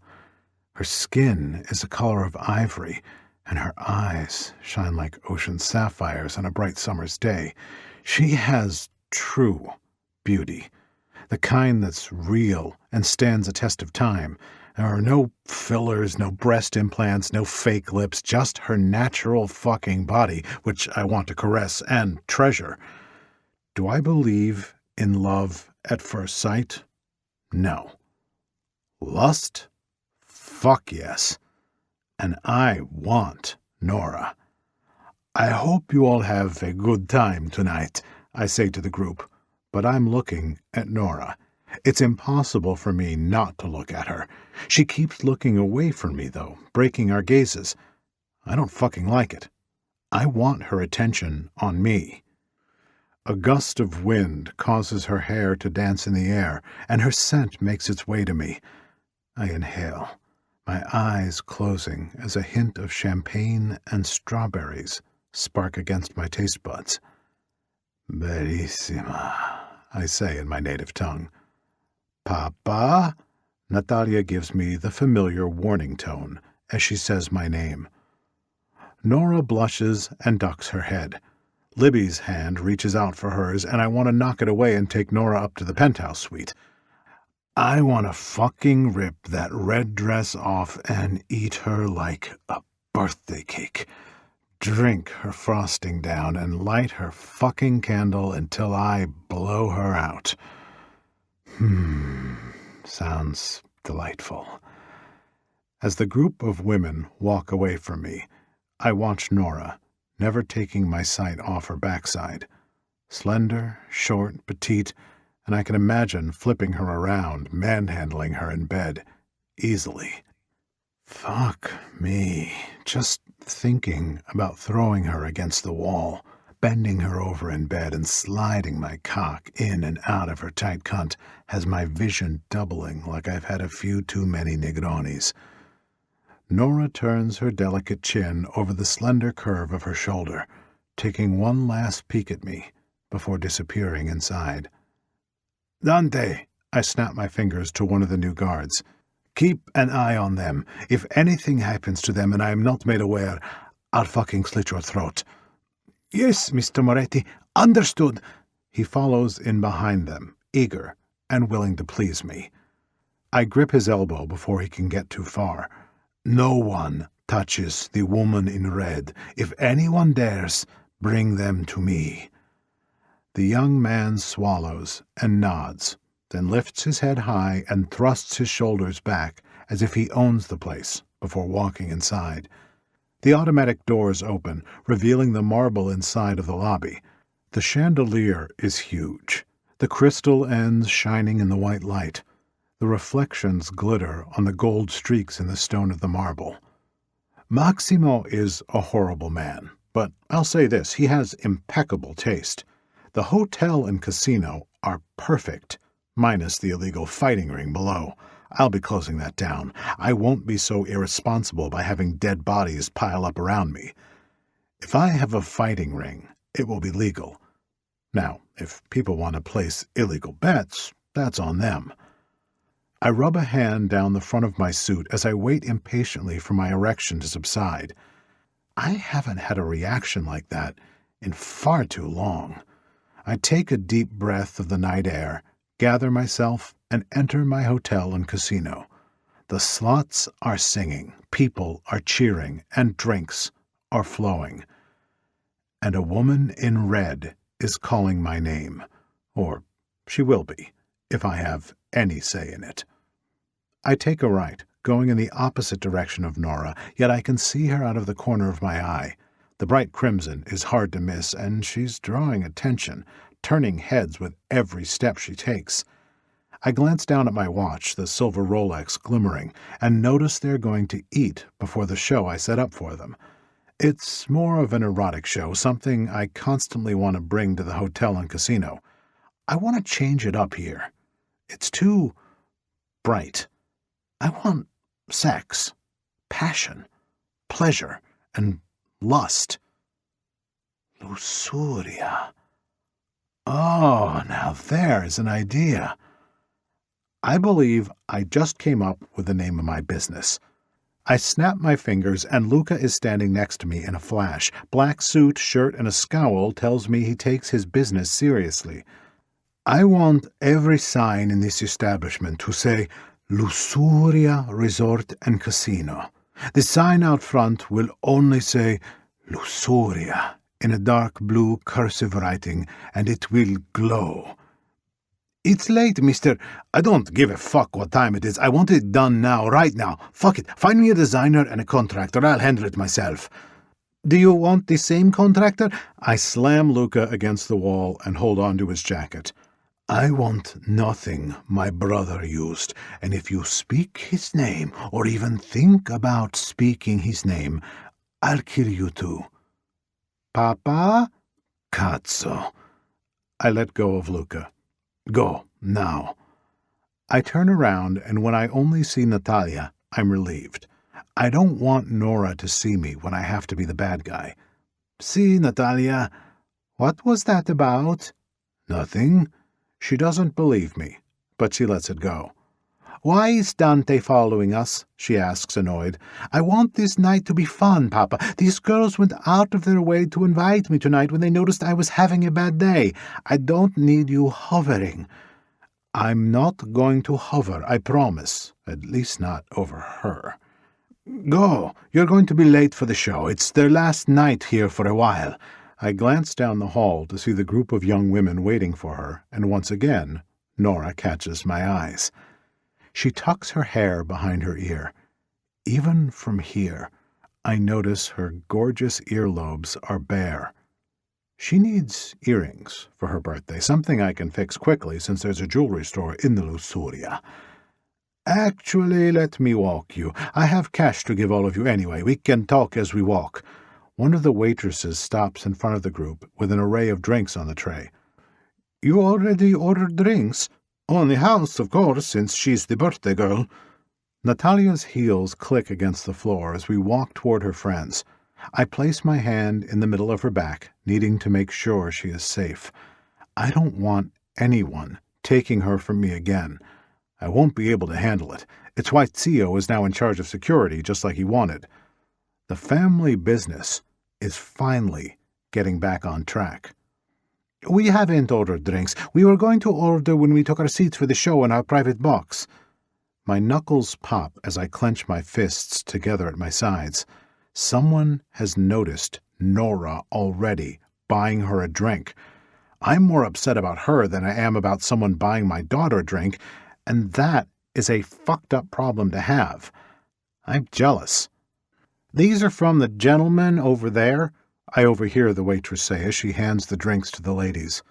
Like a real fucking control freak, I take the one out of Nora's hand and put it back on the tray. She does not want a strawberry daiquiri, I state, disgusted a man would buy a woman such a low-quality drink. Papa, you're doing the thing. I'm only looking out for the birthday girl. She deserves the best tonight, no? Why don't you all go up to the box suite? I'll bring Nora there after I get her a better drink. I don't know. We said we wouldn't split up tonight. It's all about her. She never goes out. I had to bribe her to come here. Libby, if I remember correctly, sips on her daiquiri. The men couldn't even think of different drinks to get these ladies. Pathetic. Is Lusuria not open to your liking, Nora? I ask playfully, wanting to reach out and outline the feminine line of her collarbone. I hold myself back. "What? No, she sputters, blue eyes wide with uncertainty. "Gobbledygook, mumbo-jumbo, humbug, nonsense, or gibberish." She slaps her hand over her mouth, and, if I'm not mistaken, I see her eyes turn glassy. "Oh no," Libby mutters. "We'll meet everyone inside?" "I said I will bring Nora in there after I get her a drink," I snap, wanting to get some form of alone time with the unique woman. Why did she rattle off a definition to me? Do I make her nervous? What other words could I make her define? "And I say take a fucking hike, mister." Faye steps in front of Nora and grabs her by the elbow, gesturing her to the entrance of the theater where the show is. My brows lift to my hairline. No one speaks to me in that manner. Natalia gives me a dirty look, one that tells me we will be talking about this later. She grabs the daiquiri from the tray while holding her own and heads in the direction Faye and Nora went. "Listen," Libby sighs, crossing her arms. She's a pretty girl. Green eyes, tall and lean, all legs, natural blonde hair with a button nose. Still, she does nothing for me. She's wearing a shimmery gold dress that sparkles in the bright lights of the resort, and as she exhales, the material shifts. "Nora isn't the kind of woman you can flirt with and have a one-night stand with. I can tell with how you're looking at her that you want her. I'll tell you right now, it's never going to happen. I had to promise her that I wouldn't drag her to parties for the rest of the semester just to get her out tonight. She seriously would rather be studying right now. She doesn't go out. She's a homebody. She sticks her nose in textbooks, not even real books, but textbooks. She's a nerd. She's my best friend. And when she gets nervous, she rattles off definitions. I can tell by looking at you that you're a take-no-shit kind of man. I appreciate that. You can get any woman you want, but you won't and can't have Nora. I won't allow her to be one of your conquests. She's a good girl who deserves good things, and you do not promise good things. Thank you for having us here tonight, but please stay away from her. We just want to have fun. She deserves that." Libby, Alice, and Cora give me half smiles before following their leader. I'm impressed. And pissed off. I might not promise good things, but I can promise the bad things won't outweigh the great. Alice backtracks and lays her hand on my forearm. I lift a brow at her. A bold move to touch a man she doesn't know. "Don't take it personally. We are looking out for her. You're used to a different kind of woman, and Nora, she isn't it." Alice leaves me standing in the middle of the hallway, frazzled and discombobulated. These young women just put me in my place, and I'm not sure how I feel about it. Nora isn't a challenge. She's someone different. I don't know what, but I'm intrigued by her. I want her, and I will have her. I don't care what I have to do to get my fucking way. Did those ladies think for 1 second that maybe I need someone better than the wretched soul that I am? My insides are black and rotted to the core. I've done things, I am doing things that are beyond cruel. They don't think I know that I don't deserve to touch someone as pure and naive as Nora. I'll probably taint her soul too, by mixing in my toxin and slowly poisoning the goodness of her spirit. I want the light she carries to illuminate my darkness. Her friends might have warned me away, but that doesn't mean I have to listen. My phone buzzes, and I dig it out of my pocket to see Natalia texting me. No. That's all the text says. But even without her explanation, I know what she means. Too bad, I muttered to myself, tucking my phone in my pocket. Now that Nora is forbidden, it only makes me want her more. Chapter 5. Nora. I am so stupid. The man asks me a simple question and I can't even answer it. It's fine. After tonight, I never have to see him again. In fact, I am never going to come to the strip again. I'm only ever going to go to class and work and read my physics textbook. It's light reading, a nice change of pace from the norm. We enter a gold elevator and Natalia presses a button that says B and the doors slide shut. I'm sorry for my papa. He can be an intimidating man. He has a good heart. I hope you know. Natalia tries to reassure me, mistaking my silence for fear. But I'm not afraid. I'm burning up. One look from the man and my skin is on fire, my tongue is tied, and my heart is racing. It's okay, I'm not good with people, that's all. I'm not good with men who are tall, dark, and handsome and have a bubble of power surrounding them. The elevator dings, bringing us to the balcony level, and Natalia takes a left, as if she's been there 100 times. Our box has its own bar. Papa likes his privacy. I know it's hard to believe, considering he owns this casino, but it's true.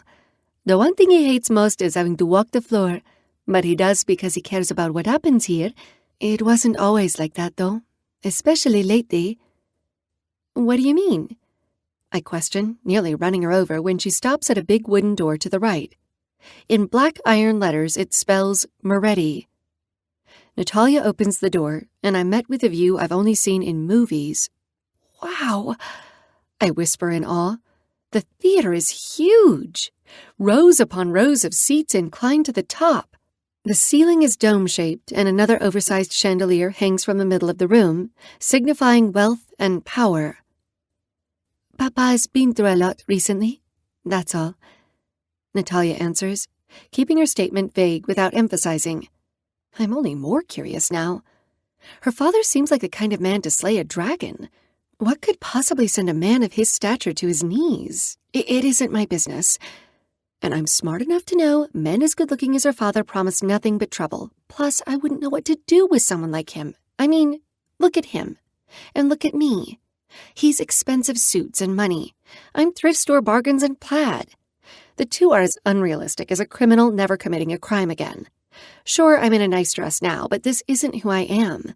This woman doesn't exist, not really, and the last thing I want to do is pretend to be something I'm not for someone else. I lean against the rail of the balcony and hold in a laugh. I'm talking as if I have a chance with him. One night of fun. That's what I promised myself. Not him. I twist my hands together and let out a heavy breath as I watch people trickle in below us. They fill the sea of red seats, and another pop of a cork sounds from behind me, causing me to jump. Scusi. I slowly spin around when I hear the thunder-stricken voice again. I thought Natalia said he would leave us alone. Not that I want him to, but I want him to. I can't focus when he is around. He is standing behind the bar, devilishly handsome in his suit as he pours an extremely expensive-looking bottle of Prosecco into tall champagne flutes. I bet they are made of crystal. Papa, what are you doing here? I want to enjoy the show. After this, I swear, I will leave you alone. But I thought it would be good for us to celebrate our friend Nora turning 21. It's Casanova, Natalia, your favorite. I'm down, Faye sings, climbing over her seat to get to the bar. Let's drink, baby. Alice lifts her arms in the air, celebrating. Thanks, Mr. Moretti. Libby smiles, taking the flute from his outstretched hand. Please, call me Mateo. Mateo. Oh, of course that's his name. It couldn't be Garfield or Ulysses, something old and grandpa-sounding. It had to be a hot, sexy name. Nora. My name is whispered from the shadows he stands in, the glow of the lamp shining against his cheek. His Italian lilt curls over the R, and I shiver again.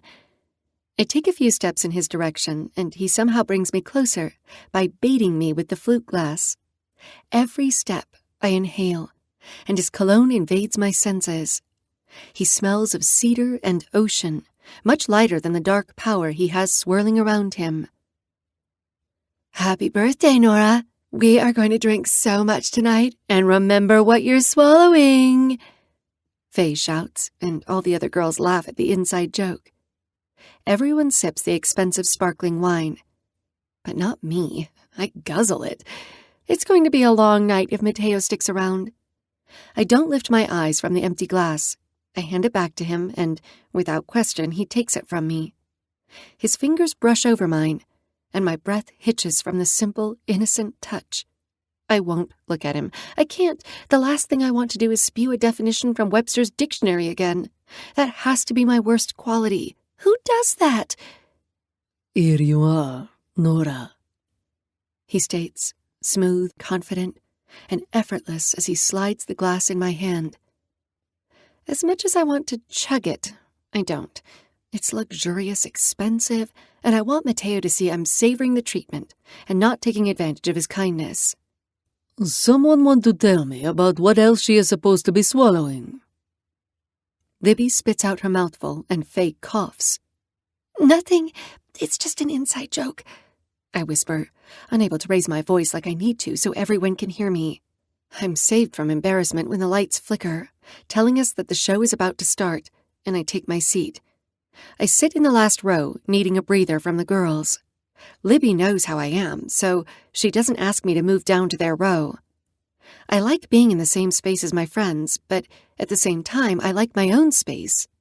I sip my drink, and I close my eyes when I feel him behind me. The power he exudes is intoxicating, cloaking my body in a lustful heat. Blood rushes to my face while the space between my legs pulsates. He awakens me like no one ever has. I thought I was broken or too different to feel lust. I've never felt attraction toward a man or woman. For a long time, I thought maybe I liked women because men did nothing for me. Come to find out, women didn't do anything for me either. If someone wanted to label me, I guess asexual would fit. I never considered myself asexual, but it's the only option that makes sense. Made sense. Now, I'm suddenly aware that I am fully capable of want and desire. The right person hadn't come along yet. And Mateo is a fully charged electric shock, a defibrillator jolting me as a woman into existence. It feels so good. I ache. I never want this feeling to stop. I've waited too long. I convinced myself I was broken, but I'm not. A shaky breath leaves me as his hand grips the top of my chair. It's strategically placed, and his thumb brushes against my shoulder, searing flames into my skin that no one can see, but I can most definitely feel. The lights turn down until we are shrouded in darkness. The hum of the crowd dies down, and silence hushes the entire theater. The girls whisper to one another as the orchestra begins to play in the pit. Ominous baritone strings resound off the walls of the theater. Red lights flash across the stage before going dark again. A performer slowly drops from above, laying on a chaise lounge, her back to us. She has her elbow propped on the chair, and her left hand is on her hip. She's wearing a black leotard that cuts high along her butt to show the shapely globes. Her hair is wild, teased into a bushy blonde ball. A trombone bellows a slow and low note as she drops, and she turns her head to the left, her chin touching her shoulder to make us wonder if she'll turn to look at the crowd. Her shoulders alternate, rolling one back, then the other. She lifts her left arm in the air, and the red light focuses on her as she seduces the room with her sex appeal. And we haven't even seen her face. Mateo's power leaves my back, and I'm able to take a full breath. It relieves me. I keep my attention on the stage. The chaise lounge lands on all fours and the woman sits up, her back still to us, and her right arm raises in the air. Her fingers trail down her left arm, and the music changes. At the same time as the quick beat, she bends back with a fast jerk and rolls her shoulders again. Beautiful, isn't it? Mateo whispers in my ear from beside me. The way the performers move, it is amazing. They move like silk. His voice is silk, It seeps into my skin and possesses me, moving through me like the Prosecco in my veins. I don't say anything. Opening my mouth is never a good idea. Here. He points to the stage as a muscular, shirtless man comes on stage. He keeps his toes pointed as he walks, his stride smooth, his head held high, his pecs and abs flexing as he saunters to his target. Is when it gets sexual, Mateo advises me. The word sexual leaving his lips has a whimper building in my throat. The Italian accent is killing me. No woman stands a chance against him. How is little old me supposed to handle this situation when I've never been in a situation like this? I'm becoming hungry for something I've never experienced. Authentic Italian. And I am not talking about the food. I swallow as I cross my legs, my panties slick and sticking to my folds. The man leaps into the air, and the woman lays against the chair as the man cages her in. His rippling biceps are cut from stone. He runs a hand up and down her body until he clutches her hips. He lifts her into the air, and she wraps her legs around his neck. His mouth and nose are buried in the apex of her thighs, and my legs part, wishing I knew what that felt like. She rolls her body forward, clutching his head, and thrashes her head back and forth, acting out the pleasure. Mateo's lips skim against my shoulder as he leans closer to my ear. Maybe it was a mistake, maybe he didn't mean to, but I know I can't breathe. The way he handles her, the way his hands cup her ass, the way his eyes never leave hers. He growls, his nose burying in the thick of my hair. I hear him inhale, and my heart is hammering so hard that I'm afraid he can hear it, also known as a bounding pulse. His fingers brush through the strands of my hair and tucks them behind my ear. The way he flips her around, the way she falls to her knees, the way he rolls his hips between hers. His fingers skim down my right shoulder, and I arch my neck to the left to allow him more access. The way he touches her as they dance, showing the embrace of two lovers taking what is rightfully theirs. It is a fucking sight to see. An aphrodisiac. Hot air escapes from my lips and my eyes flutter shut as he continues to feather his touch. I'm sure it means nothing. He is just talking, but I'm reacting to every Italian-laced word as they seduce me. Intentionally or unintentionally, I'm too inexperienced to know, but either way, seduced I am. I'm doing everything I can to keep my mouth shut. My brain is running on overtime, and my body is 3 strokes away from experiencing fireworks. I suppose I'm a quick trigger when someone else beside me is doing the touching, and he really isn't touching, just testing, skimming the surface. It's making it hard to concentrate on the show. The man and woman lean in for a kiss, but they pull away at the last moment. I nibble my bottom lip, imagining what it would be like to kiss Mateo. I'm almost breaking the skin when his thumb tugs it free. His mouth brushes against the shell of my ear, and his breath sends waves of lust crashing into my libido. Don't ruin lips made for adoration, he whispers, an intimate hushed hue to his rumbling voice. I gasp and snap my head to the right, but I can only see the whites of his eyes and the outline of his body. He is close. Too close. I might not be able to see him, but I can feel him. His body heat is closing in, and I'm left trembling as I wait for him to do whatever he wants to me. He isn't going to kiss me? That would be insane. We just met. I learned his name 10 minutes ago. I know nothing about him besides that he owns the hotel. His face is an inch away from mine. The wine on his breath gives me a buzz, and I sway, our mouths almost brushing together. In the dark, where no one can see, a secret unfolds between us. What the secret holds remains a mystery to me, but something unspoken grows in the hidden night of the balcony. Tentazione. The Italian word breezes over my lips as he speaks. His forehead falls to mine. His hand cups my jaw, and he growls, Temptation. "If that's the secret, it's safe with me." He turns his head, his fingers dig into my scalp, and a whimper escapes me after I swallow the lump of arousal in my throat.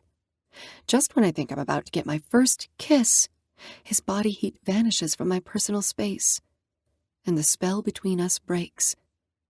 I'm able to breathe again. I inhale a sharp breath and reach a hand in front of me to see if he is there. But all I touch is a ghost of him.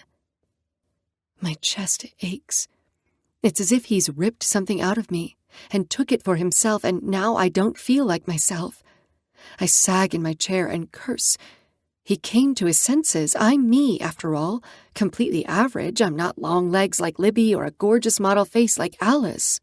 The nerd and a hot Italian casino owner do not have a happily ever after. The rejection stings, since Mateo is the first man to make my body come to life. I try not to take it personally, but sexual tension is personal. It's as personal as it gets. I down the rest of my drink and place my glass on the floor. I continue to watch the show. The man and woman are fighting one another, tugging and pulling away. She wraps herself in purple ribbon and rises in the air toward the ceiling where she dropped down from in the beginning. Then he grabs her foot, and she unravels, spinning so fast she's nothing but a blur in the red light. She runs out of ribbon and drops a few feet, but the man catches her, holding her tight in his strong arms. He lays her down on the chaise lounge and tugs the tie holding the material of her outfit together. The material parts to each side, but right as we are about to see her breasts, the red light shuts off, leaving us yearning for more. I've never yearned before this night, and it feels so good. Is this what people experience every day? I'm annoyed my body has been keeping its own secret. It's been waiting to be unlocked, for someone to come along with the right key. Mateo brought all of my trapped desires to the surface. It's a good thing no one can see how disheveled I look. What happens in the dark stays in the dark. That's where it'll always remain. A secret is not known or meant to be seen by others. I can't fool myself. If Mateo ever got a hold of me, I have a feeling that's exactly what I'll be to him. A secret. Chapter 6. Mateo. Cazzo, I grunt as I fuck the tight hole I made with my fist. I can't seem to move my hips fast enough. The rougher I stroke myself, the more I need something else. Her. I fucking want her so much. I had to leave the balcony before I kissed her because I knew if I touched her fluffy lips, I'd want to whisk her away and bury my cock inside her for days on end. She isn't ready for that. She's skittish. She was shaking the closer I got to her. When I have her, and make no fucking mistake, I will, the only time she'll tremble is when she's coming on my cock. I lean my back against my office door and groan, tilting my head back. I imagine her bound, hands tied, blindfolded with clamps on her nipples. She's whispering my name, asking for more, begging me to fuck her harder, and I do. I give her everything she wants. Dropping my chin to my chest, I watch as both my hands stroke me. The wide plum-shaped tip leaks pre-cum, dripping onto my fingers to help ease the glide. If I knew what was so special about this woman that made me lose control, I'd be able to understand this gripping need that's taken over me. She's unlike any woman I've ever seen. I want to be the reason she blooms into what she's born to be. Oh, so damn good, I moan, tightening my grip. I have to relieve myself. It's the only way I'll be able to function tonight while she's walking around in that tight dress. Jesus. When we were watching the show of the man and the woman performing, I imagined it was us. I watched her chest rise and fall in quick beats as she tried to steady her breath. When she bit her lip into her mouth, it had my cock going from half-mast to full. I thought of so many things. Kissing her, tasting her, sliding my cock between her lips. The desire was so overwhelming, I had to get away from her. There's something powerful building between us, and I know she felt it too. This is not one-sided. I don't give a fuck if she is my daughter's friend. Want is want. Lust is meant to be acted upon, and if it turns into something more, then I'm a lucky son of a bitch. If she thinks she can get away from whatever is building between us, then my little naive vixen is more inexperienced than I initially thought. Amoretti always gets what he wants, and he never fails. Fucking take it, I stroke, twisting the tip at the last second. I picture her on her knees, sucking me down her throat and making her gag.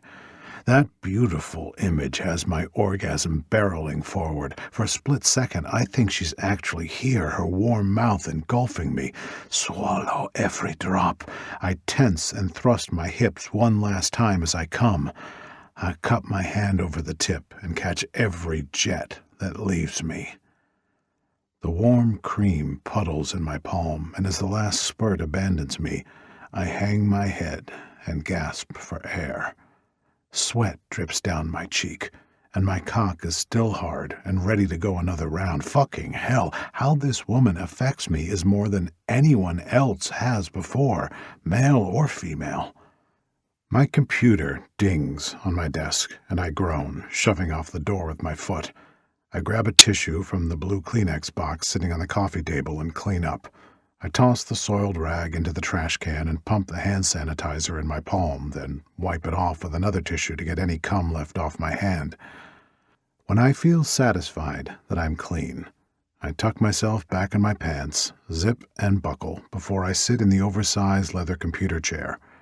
I ignore the ding chiming on my computer and spin around in my chair to look out of the floor-to-ceiling windows overlooking Sin City. The lights are alive, and crowds of people are walking on either side of the street, laughing, drinking, and living it up in the night. The stars are out by the millions, and the moon is full, hanging high, and casting its light across the strip and desert. I'm a king, sitting on his throne, high in the sky. Yet I'm alone. The man I was before the explosion would have loved being single. I would have had men and women in my bed enjoying the pleasures this world has to offer. I'm an equal opportunity lover. The more, the merrier. After seeing Nora and succumbing to the feeling I get when our eyes lock, I realize I want something more. I want the other side of the offer the world is giving to me. I haven't been in a relationship since my second wife, and she was a mistake. I never loved her. Cazzo, I never even liked the woman. She was dreary and high all the time. Love? That was reserved for my first wife. I haven't felt that spark with anyone else until Nora's blue eyes locked with mine. After Lucia died, I knew there wasn't anyone in the world that existed for me. But maybe Nora is my chance to remember there is more to life than the one I've been living. My computer dings again, causing me to scowl. I'm getting tired of hearing that noise. I roll closer to the computer and see 4 emails from Mateo. I click on the first one, grinning, when I see a picture of Natalia and her friends. In the subject line it says, "What is she wearing?" I don't care what she is wearing. My eyes are on the woman in red. Scrolling to the next email, it's another picture. This time it's the girls exiting the theater and heading down the hall to head to the casino floor. The subject line is, "She's never allowed to leave the house again." I chuckle and swing the chair slightly from right to left as I lean back, staring at the screen. I'm about to check the other emails when a Zoom notification blocks me from my email browser. It's 𝐶𝐲. Maybe security isn't going to be the job for him if he obsesses like this. I touch the screen to hit accept. "Ciao, 𝐶𝐲," I greet. "Ciao. Did you see my messages? Cazzo, Mateo. She cannot be dressing like that in public. They are getting too much attention." The screen splits in two as he shows me what he sees. "Look, they are at a blackjack table now. There is a group of men around them. Natalia is laughing. She's not allowed to laugh with men like this. She's 16. 𝐶𝐲, she's 22. Same difference," he mutters, displeased that I haven't agreed with him. He runs his fingers through his silver hair and clenches his jaw. "When did she grow up? I feel like I've missed out on so much." "Me too, 𝐶𝐲. Me too." I echo his melancholy. I stare at the security camera feed he is sharing with me, and my eyes linger on Natalia, wondering when she grew up so fast. Her mama and I had her very young. We were so scared. But I've never regretted having Natalia, especially after her mother's death. I clung on to her, and now that I have my memory back, even more so. I slide my attention to Nora. She just placed a bet and is waiting to see just how well she can gamble. Without another word, I end the video call and pull the camera feed up on my own. I rub a hand over my mouth, scratching a spot under my chin, and click a few buttons to find her. When I do, I zoom in, watching as she taps the table, signaling for the dealers to hit. Nora wins. Brava, Nora. I continue watching her from the eye in the sky and watch as she gets 2 aces. She splits them, increasing her chances of getting blackjack. She's smart. I like that. Not every young person knows how to gamble. Her brow furrows, and her eyes lift from the table. She peers over her left shoulder, then her right, but no one is there. I grin. "Can you feel my eyes on you, Nora?" I press a few more buttons and the camera zooms in even more. Her eyes lift and meet the camera, and once again we are locked in a hypnotizing gaze. "Oh, you do feel me, don't you?" I say to myself, with a slight tone of arrogance. She bites her bottom lip again, and my cock jerks as she abuses the sweet pink cloud. Her cheeks blush and she reaches for her drink, only to find it empty. I grab the walkie-talkie I keep on my hip and press the button on the side. "Catherine, order a spritz veneziano for table 11, for the woman in red." Catherine is behind Nora, and I catch her looking to make sure she has the right table. When she sees Nora, she nods. "Yes, Mr. Marty, right away." "And keep them coming. I don't want her to be without a drink. She gets whatever she wants." "Lucky girl," Catherine chides on a slight chuckle. She drops her hand away from her ear, which is where the earpiece is, and struts away confidently to the bar. The waitresses all wear showgirl-like outfits. Catherine has a purple corset on with silver feathers, and her breasts are pushed high, which always means she will get tipped well. Sex sells, that's just a fact. The men are shirtless. Always. I believe if women have to show off their assets, the men should as well. It's only fair, and honestly, I've seen more traffic come into Lusuria in the past month from the changes I've implemented. The staff is happier too. Everyone got raises and a better benefits package. I took a pay cut to take care of my employees, and I'm still making enough to never work again. Happy work life, happy fucking life in general. My new motto. Nora wins another hand. And another. Then another. I'd chalk it up to beginner's luck if it weren't for the fact that she's won every hand for the half hour. She's smart. She makes sure she loses every now and then to keep security off her radar, but I'm smarter than that. "You dare cheat at my hotel, Gadiva." I call her naughty, knowing she can't hear me. I press my hands together in a steeple position and smile. Nora is counting cards. The little thief. That's stealing in my book, but I'll let her have her fun tonight since it's her birthday. She has a mountain full of chips and is starting to get quite the crowd gathering around her. Her friends are cheering her on, and Catherine sneaks in to place Nora's drink on the table. A classy drink for a classy lady. My Stellina.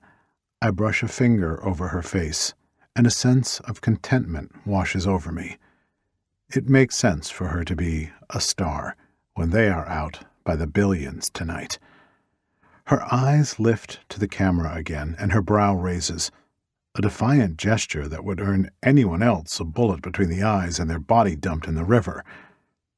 A man next to her has my hackles raising, and since she isn't paying attention to her surroundings, she can't see the man slip something into her drink. Cazzo! I curse. I slam my hands against the desk, shaking the computer monitors. Don't you dare fucking touch that drink, Stellina! I snatch the walkie-talkie off the desk again and sneer. Catherine, security, fucking anyone who can hear me. Get to table 11 and get the drink from the woman in red. It's been compromised. I roll back in the chair, and a dozen different voices cut across the walkie-talkie. I clip it to my belt and run toward the door, swinging it open hard until it slams against the wall. I have to get to her before something bad happens. I have to protect her. Prendila in culo da un ciuccio impizzarito, I hiss, my fingers itching to grab my gun. I'm going to kill him. No one fucks with my Stellina. No one besides me. Chapter 7. Nora. It's a secret talent that I've never told anyone, my ability to count cards. I don't use it too often, but it's my birthday, and I'm looking to win big. And it might be my way of giving Mateo the finger after awakening my body and leaving me on my own to process it. I knew a man like him was trouble. Oh my God, you're on a roll, Nora! Libby says excitedly, hovering over my shoulder as the next hand is dealt. Must be birthday luck. Faye tries to explain my winning streak. Luck. Success or failure brought on by chance rather than someone's own actions. This isn't luck, ladies. This is skill, I say with confidence, then reach for my gorgeous drink the waitress gave me from Mateo. I know he is watching me from the eye in the sky. It's like his intensity is everywhere, surrounding me and engulfing me. I sip the delicious orange liquid and sigh, loving how good it tastes. It really is refreshing. So much better than a thick, syrupy daiquiri.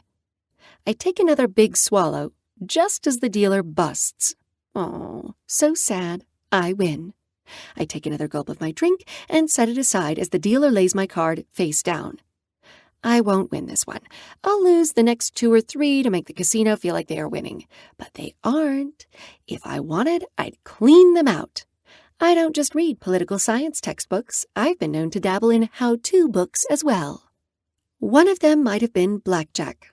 After that, counting cards is just easy. It's all numbers. Hit, I say, knowing I'm going to bust because I have a 15.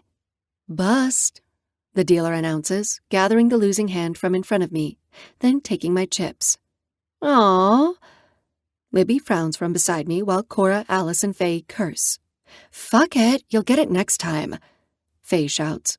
'Cause my best friend is a boss. She gets the small crowd hyped, and everyone takes a gulp of their drink. I toss my head back and laugh, feeling carefree and happy for the first time in a long time. I feel confident right now, like I'm in the zone I'm meant to be in. I'm not trying to talk to a guy. I'm not trying to make friends with others. I'm just using my mind to win these games.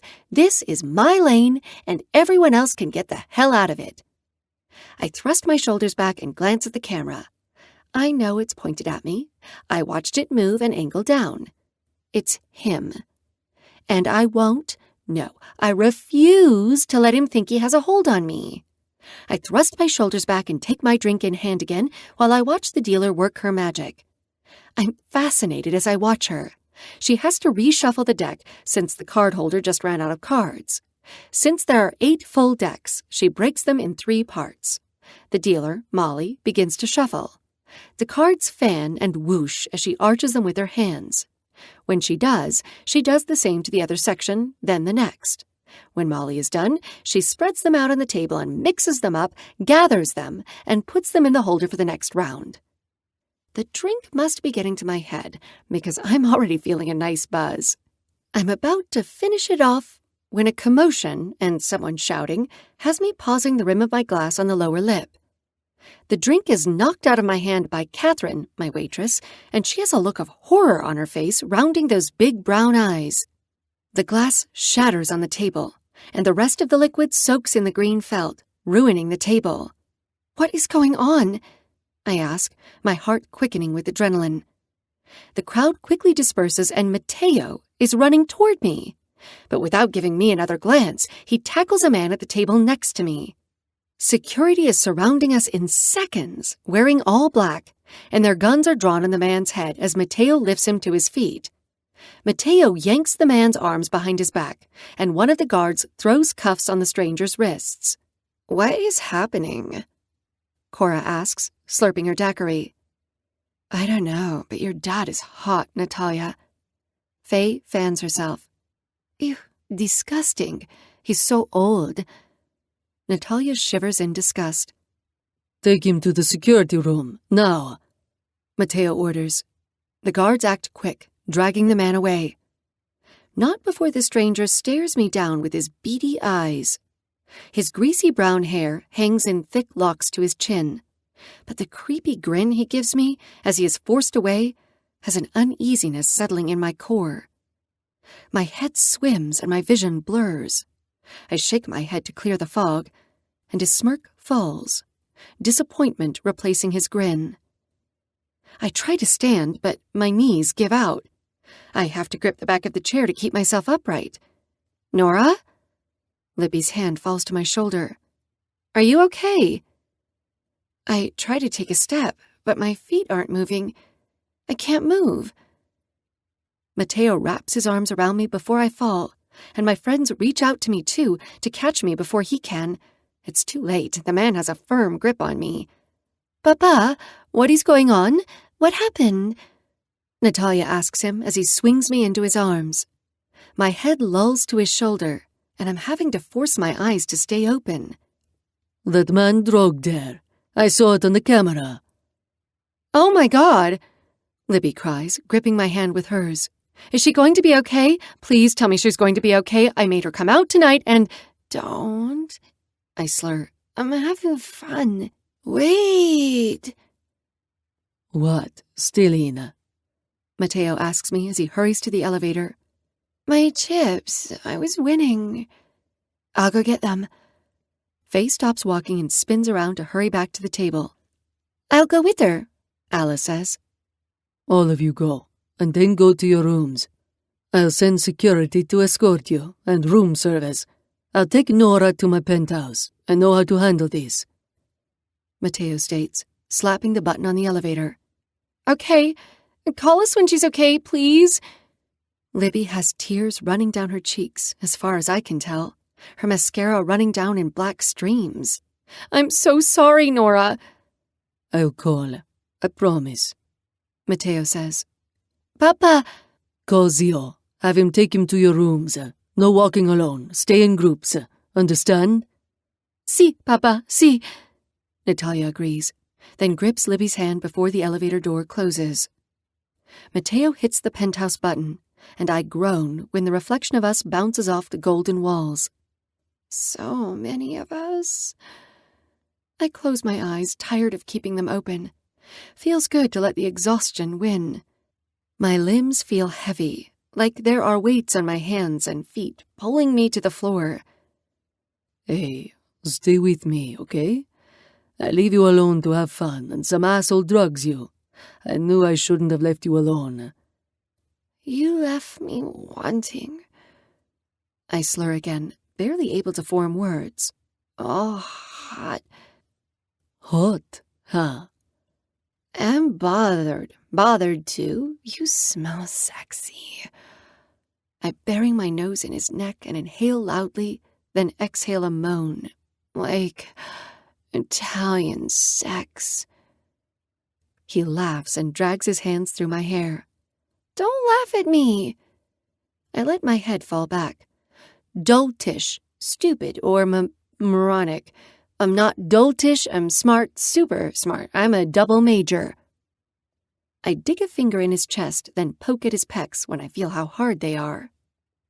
His body makes me stupid. I blame it on the drugs. You are far from stupid, Stellina. You're brilliant, bright like the northern star. The elevator dings, and he dashes through the doors, taking a left down the hall. The black floors are blurring past, and they play with my mind, sinking like pits of quicksand. It's as if he is trudging through mud, buried to his knees.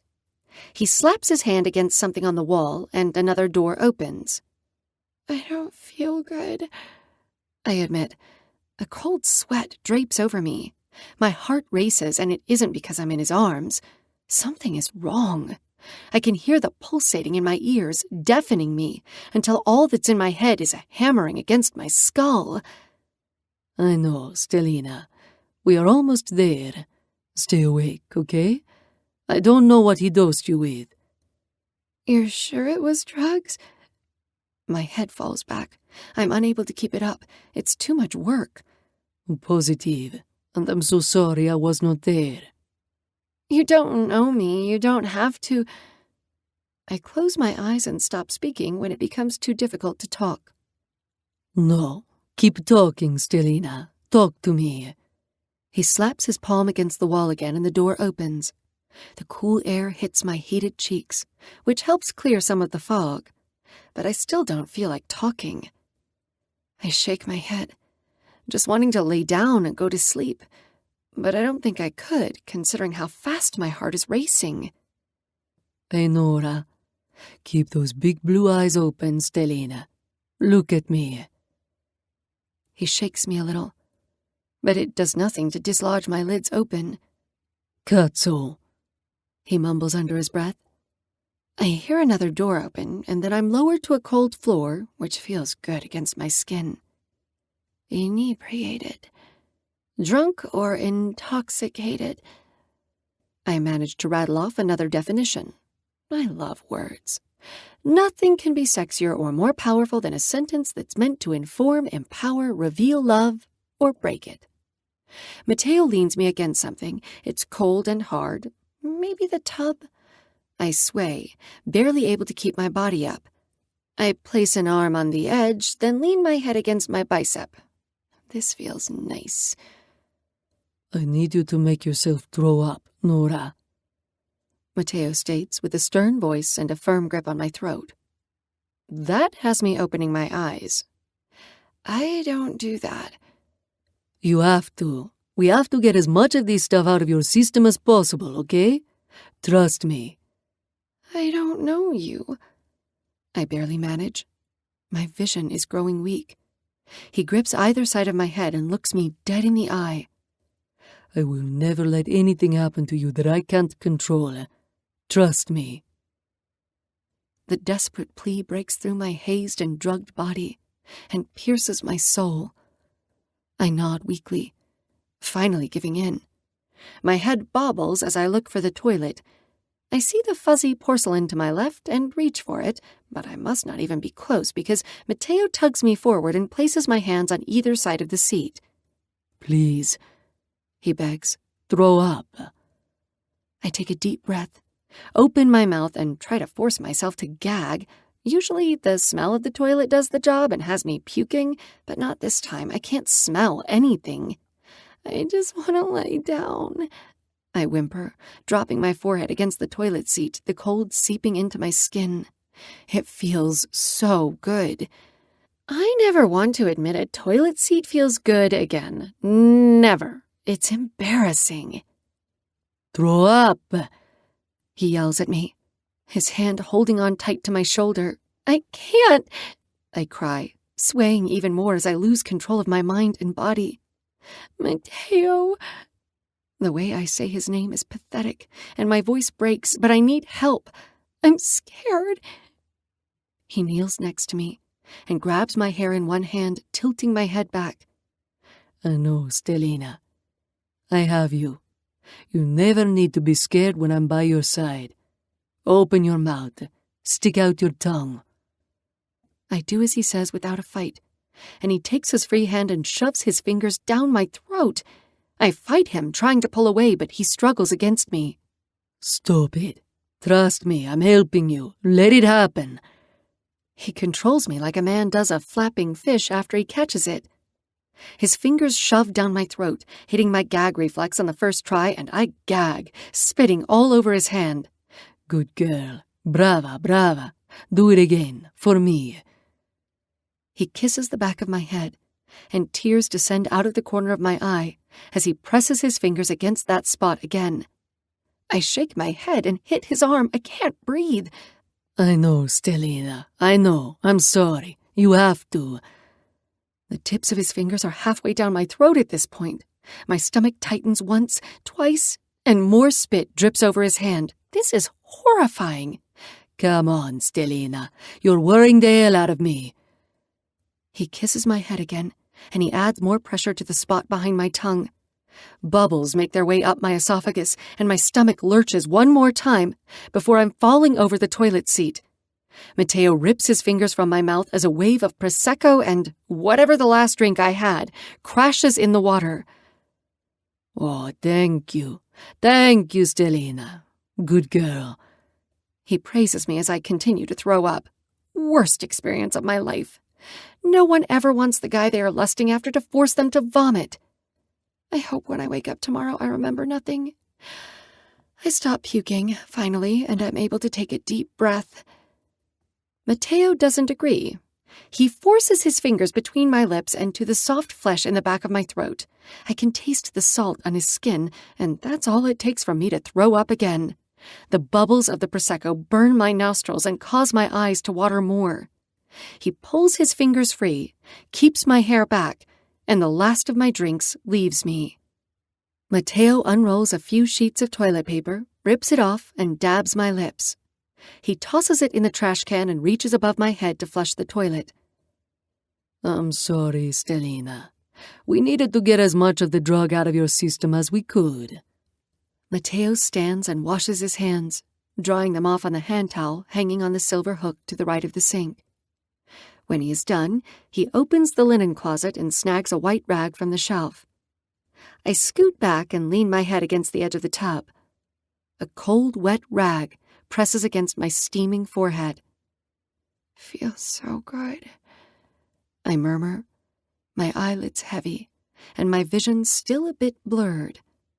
The gripping sickness in my stomach is past, which I didn't realize I had until he made me throw up. Thank you. I'm so sorry. I don't do things like this, I explain, wanting him to understand I'm not this kind of woman. I know. It isn't your fault that 𝐾𝐲 drugged you. You were supposed to be puking over the toilet tomorrow, hungover. A rite of passage for a 21-year-old. Both of us laugh. His a little livelier than mine. I don't usually drink either. This isn't who I am. And who are you, Stellina? Mateo gently presses the soft cloth against my cheek, then my neck, moving around to the back of my nape. I shrug a shoulder and get tired of holding my eyes open. I'm just me. Always just been me. Nothing much to know. My arm slips off the tub, and Mateo wraps his hand around my arm to stop me from hitting the floor. Oh, I doubt that, Stellina. I bet you're fascinating. He lifts me to my feet, but my body is still weak from the drug in my system. I collapse, but his hands are under my arms, saving me for the third time. I got you. It's okay. I'm sorry. A rush of emotions hit me at once, and all I want to do is cry. I hate feeling like a burden. It's always been important to me to make it on my own. It's been only me for a long time, and the one time I let my guard down, this happens? I'm smarter than this. I thought I was, anyway. I stagger on my feet, and Mateo brushes the tears off my cheeks. It's like he has done it 100 times. Maybe in previous lives he has. I blink, trying to clear the haze, but it's useless. There's still 2 of him in front of me. Hey, no need for apologies. This was not your fault, not for a moment. He presses a kiss against my forehead, and I lean forward, adding my own weight to the gesture. His lips are so soft and warm, comforting like a blanket on a cold night. Fact of condition of being addicted to a particular substance, activity, or thing. I ramble the first thing that comes to mind when I feel his lips on my skin. And what's that, Stelina? He asks, brushing his lips across the top of my head. Addiction. I don't seem to have any control over what I say. I'm a bit drugged and out of my mind. To your lips on me. His fingers grip my chin and tilt my head up. As much as I love that, I'll remind you of this moment in the morning. I'm going to call a doctor to come see you to make sure you're okay. I'd hate for you to have a bad reaction to the drug. Minus the puking? I grumble, hoping I forget this night for the rest of my life. The most gorgeous man I know had his fingers down my throat, and not in a good way. Well, if there is a good way. Let's get you changed, teeth brushed, and in bed. How does that sound? Like a dream. My head is starting to hurt really bad. I press my hand against my temple, rubbing the ache away. Do you have any medicine? I don't feel comfortable giving you anything. I don't want it to clash with whatever drug is in your system. Just wait until the doctor gets here. He slides one of the simple yet elegant white drawers open with a gold handle, grabbing a fresh toothbrush. It's still in its packaging. Of course he has extra toothbrushes. He probably has guests every night. I try not to think about it. I have no business tangling myself around a man of his caliber. He's the kind of bullet that, when fired, would leave a gaping hole in my chest. I'd be left in blood and no glory. I know what you are thinking, but we will talk about that another time, too. I lift a shoulder, something I've done a lot tonight, but it's easier than saying what's on my mind.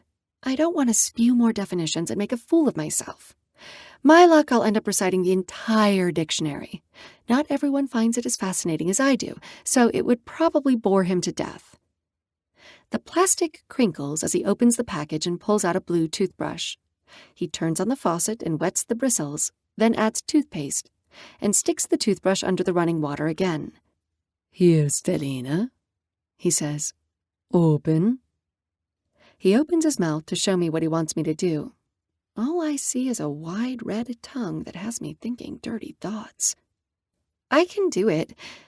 I reach for the toothbrush and miss. Grabbing nothing but air since I'm seeing double, I stick out my bottom lip and pout. Hush and open. I want him to say that to me in a very different situation. The blood lights fires in my cheeks as I do what he says. A low rumble fills his chest, and the natural acoustics of the bathroom fill the space with a low baritone. He places the toothbrush in my mouth, finally, and fresh mint bursts across my tongue. Much better than the rancidness I was tasting before. He brushes every tooth and scrubs my tongue. Spit, he orders. I giggle, slightly drunk sounding, but I don't care, because it reminds me of what Faye said earlier tonight. I spit, and he fills a paper cup with water to rinse. What's so funny? He asks, quirking a perfectly groomed black brow. I shake my head, not wanting to reveal my secret about whether I'd be spitting or swallowing tonight. I've obviously done both, but this is not exactly how I'd pictured it in my head. Fine, keep your secrets. I'll figure it out one way or another. He has a glint in his eyes that tells me he will make it his mission to find out. Come on, let's get you out of that dress and into something more comfortable. Can you walk? I nod and lift my leg to take a step, but I fall forward right into his chest, his hard, muscular, defined in shape chest. I'm sorry, I find myself saying again. He swings me into his arms, and I let my head rest against his shoulder. What did I say about apologizing? He walks down the hallway, and all I can notice right now are white walls and dark floors. My eyes won't adjust to anything else. He opens the door, and a large bed comes to view with a black comforter and fluffy pillows. Mateo gently lowers me to the mattress, and my body sinks into the soft clouds. The memory foam curls around my back, holding me in all the right places. Mateo lifts my arms above my head and grips the zipper on the left side. He drags it down, and when the metal track runs out of teeth to undo, deftly slips the straps off my arms. I close my eyes, loving the quick brush of his fingers along my shoulders. He tugs the dress free, and I cross my arms over my chest, feeling exposed and vulnerable. No one sees me like this. No one has ever seen me like this. I don't even wear bikinis. I prefer one-pieces. Bellissimo, he murmurs. I'm not sure what that means, but it sounds like he is admiring me, perhaps, in my dreams. His fingers skim down my calf muscle, my skin pebbling from the quick accidental touch, before he drops my dress onto the floor.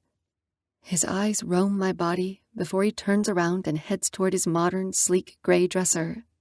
He pulls out a t-shirt. It's simple, white, nothing special to him, but I can't wait to feel the material against my skin. Mateo's face hovers over mine as he leans down and tugs the shirt over my head. I pant. My minty breath fills the air between us. His cheekbones are high. His jawline is a sharp, crisp edge I want to run my tongue across, and his lips are plump. I want to kiss him, but not like this, even if having him near is making the impulse hard to deny.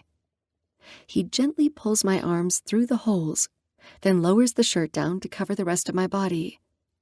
You never need to hide yourself from me. I will do nothing but respect you. Always.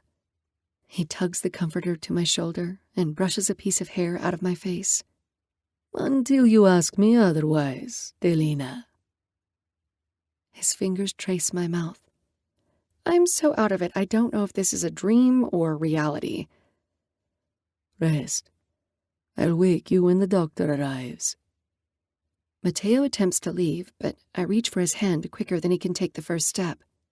A hint of fear kicks in my chest. Please don't go. I don't want to be alone.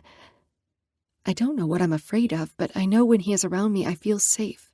I want to hold on to that. Si, Nora. I will be glad to. He unclasps his cuffs on his sleeves, then works the buttons loose from his neck to the bottom of the shirt. Mateo spreads his shirt to the side, showcasing an impeccable body. Tan skin, dark nipples, sparse chest hair, and a V that disappears under his pants. He is gorgeous, chiseled out of the marble that makes his home. I'm the admirer, appreciating the statue for its beauty. I have to keep my hands to myself, or I might compromise the vision. The bed dips as he knee walks to the other side of me, then lies down. He doesn't wrap an arm around me, but his arm does touch mine, and the simple, innocent touch is enough to calm the fear. Rest, Stelina. I'll be here. I snuggle my head deep into his pillow, smelling the masculine scent of Mateo surrounding me, and close my eyes. I'll wake up and my life will go back to normal. But being here next to him is bringing a secret part of me to life, a part of me that never wants to feel normal again. Chapter 8. Mateo. My phone buzzes a half hour later, and I reach into my pocket to get it out. I don't want the vibrating to wake Nora. It's a text from Theo. The doctor is here. I hate to wake her, but I need to know she's going to be okay. What happened tonight can never happen again. Sure, it's bad for business, but I don't give a fuck about business. It's worse for Nora or anyone else that has ever been or will be in the same position she was in. I can't have drugs at my hotel. Do I mind moving them from place to place for cash for other people? No. A man has to make a living to build his empire, and walking the straight and narrow all the goddamn time doesn't always pay the bills. And I have men working for me, men coming from Italy for the Mafia that's been in my family for generations. They are counting on me. This is their way of life, the only life I've ever known. It's time to come back and be the man that ruled Vegas. Send her up, I text back. I made sure to have a female doctor and a male doctor at my disposal. I find that women are more comfortable with women, and while the work I do is not safe, I want the environment to be. I swing my feet off the bed and steal one last look at Nora before I stand. She rolls over and clutches my pillow to her chest, sighing contentedly to have me close. What is it about this woman? I don't know. She's too sweet, too naive, too much of everything for the likes of me. I want her still. I have this urge to shield her from the fucked-up cruelty the world has to offer. A sweet thing as herself doesn't deserve to see the darkness that keeps the world spinning. Her hair falls over her face, and the brown strands puff out with every one of her exhales. I can't help myself. I lean over, and starting with my index finger, I gather her hair, then curl my middle and ring finger around the thick locks. Her delicate, slender shoulder looks so fragile under my giant shirt, I notice. The soft strands are like smooth silk in my hand as I push her hair over her shoulder, so it doesn't tickle her face. Even in her sleep, she manages to chew on her bottom lip. It's endearing, but I want to nibble on that lip, and I can't do that if she chews it off. Bending down, I whisper in her ear, "Stop biting your lip. Remember what I said they were made for." I straighten, watching her face to see if she can hear me. Her lips part for a moment, and then her cheeks plump ever so slightly as she gives me a small, dreamy smile. Yeah, she heard me. "Good girl, Stellina," I whisper. By some show of strength, I manage to unglue my feet off the floor and head toward the front door to let the doctor in. My bare feet create a sticking sound as I pad across the floor. I keep the bedroom door open so I can hear her wherever I am in the penthouse. Heading down the hall, I take a left into the living room. The blue velvet sectional is low to the ground, half circling around the area. Expensive paintings hang on the wall, paintings that look more like splatters to me, but I'm sure there is some meaning behind them. If there is one thing I am not versed in, it's art. Half of the penthouse is all floor-to-ceiling windows. I have the view of most of the city and the stars. Lights dazzle and dance in the night. Traffic is heavy on the strip tonight, meaning more money is coming in than going out. Beautiful. I head to the door when movement on the other side causes my phone to alert me. Zio Giovanni is there standing next to a small woman in her early 40s. Like me, but I'll never admit my age to fucking anyone. I'm not oblivious. I know I look good for 43, and I plan to leave people guessing how old I am for the rest of their lives. I open the door and am met with Zio's annoyed face. His jaw is set, and his graying hair is out of place. A messy curl hangs down over his forehead. Anything out of place on Zio is never a good thing. He pinches the bridge of his nose, the large face of his silver Rolex shining in the overhead light. It reads 2 in the morning. When the hell did it become so late? Or is it early? "Dr. Alistair, it's good to see you. Thank you for coming at such short notice." She has light auburn hair that's up in an elegant French twist. She's wearing a black pantsuit with red high heels, and for it being so late at night, she looks very professional. She has a black bag in hand, and she keeps the muscles in her face impassive. It looks like she's sucked on a lemon. "Where is the patient?" she asks, twisting her right wrist to check the time. "I have another patient to see soon. Please, I do not want to wait outside your home." My brows lift in surprise from her attitude. Zio's expression is agitated. "I'm going to check on our prisoner," he tells me. Leave him there. I want him to wonder what is going to happen. No food, no water. I'll see him soon, I state, swinging the door open to allow the doctor in. Whatever you want, Mateo, he tells me. He turns to Dr. Alistair and rolls his lips together. I hope to never see you again, Dr. Alistair. You are the most unpleasant woman I've ever met. He takes her hand and kisses her knuckles. Her face remains as still as stone. Thank you. Her tone is as cold as ice on a winter's day. She tugs her hand free of Tsio's, and her heels click with every step she takes to come inside. Good luck, Tsio mumbles and begins to walk away. Wait, Tsio. Tsi? Please, check on Nora's friends. Tell them she is okay for now and get them whatever they want. He gives a stiff nod and is on his way, disappearing down the hall. Where is the patient? Dr. Alistair asks, curling a lip at my multi-million-dollar penthouse in disgust. I close the door and muffle a laugh. She's in my bedroom, asleep. Take me to her. No time to waste. Update me on what you have done for her. I spread my arm out in front of me. Of course. I lead us in the direction we need to go. I made her throw up everything, but it seems some of the drug was still left in her system. She's asleep right now, but that's it. Excellent. It's good most of it was gotten out of her system. You acted fast, which is rare. Wow. Praise from the Ice Queen. I'm sure that doesn't happen often. Thank you. She's a friend, so the last thing I want is to see her hurt. I open the bedroom door, and my breath is stolen from my lungs. The moon is shining through the window, casting its silvery glow on Nora's still frame. She's so small in my bed, surrounded by a mountain of blankets and pillows, the moon lighting up my star. I rush to her side and sit on the edge of the mattress, watching her chest rise and fall.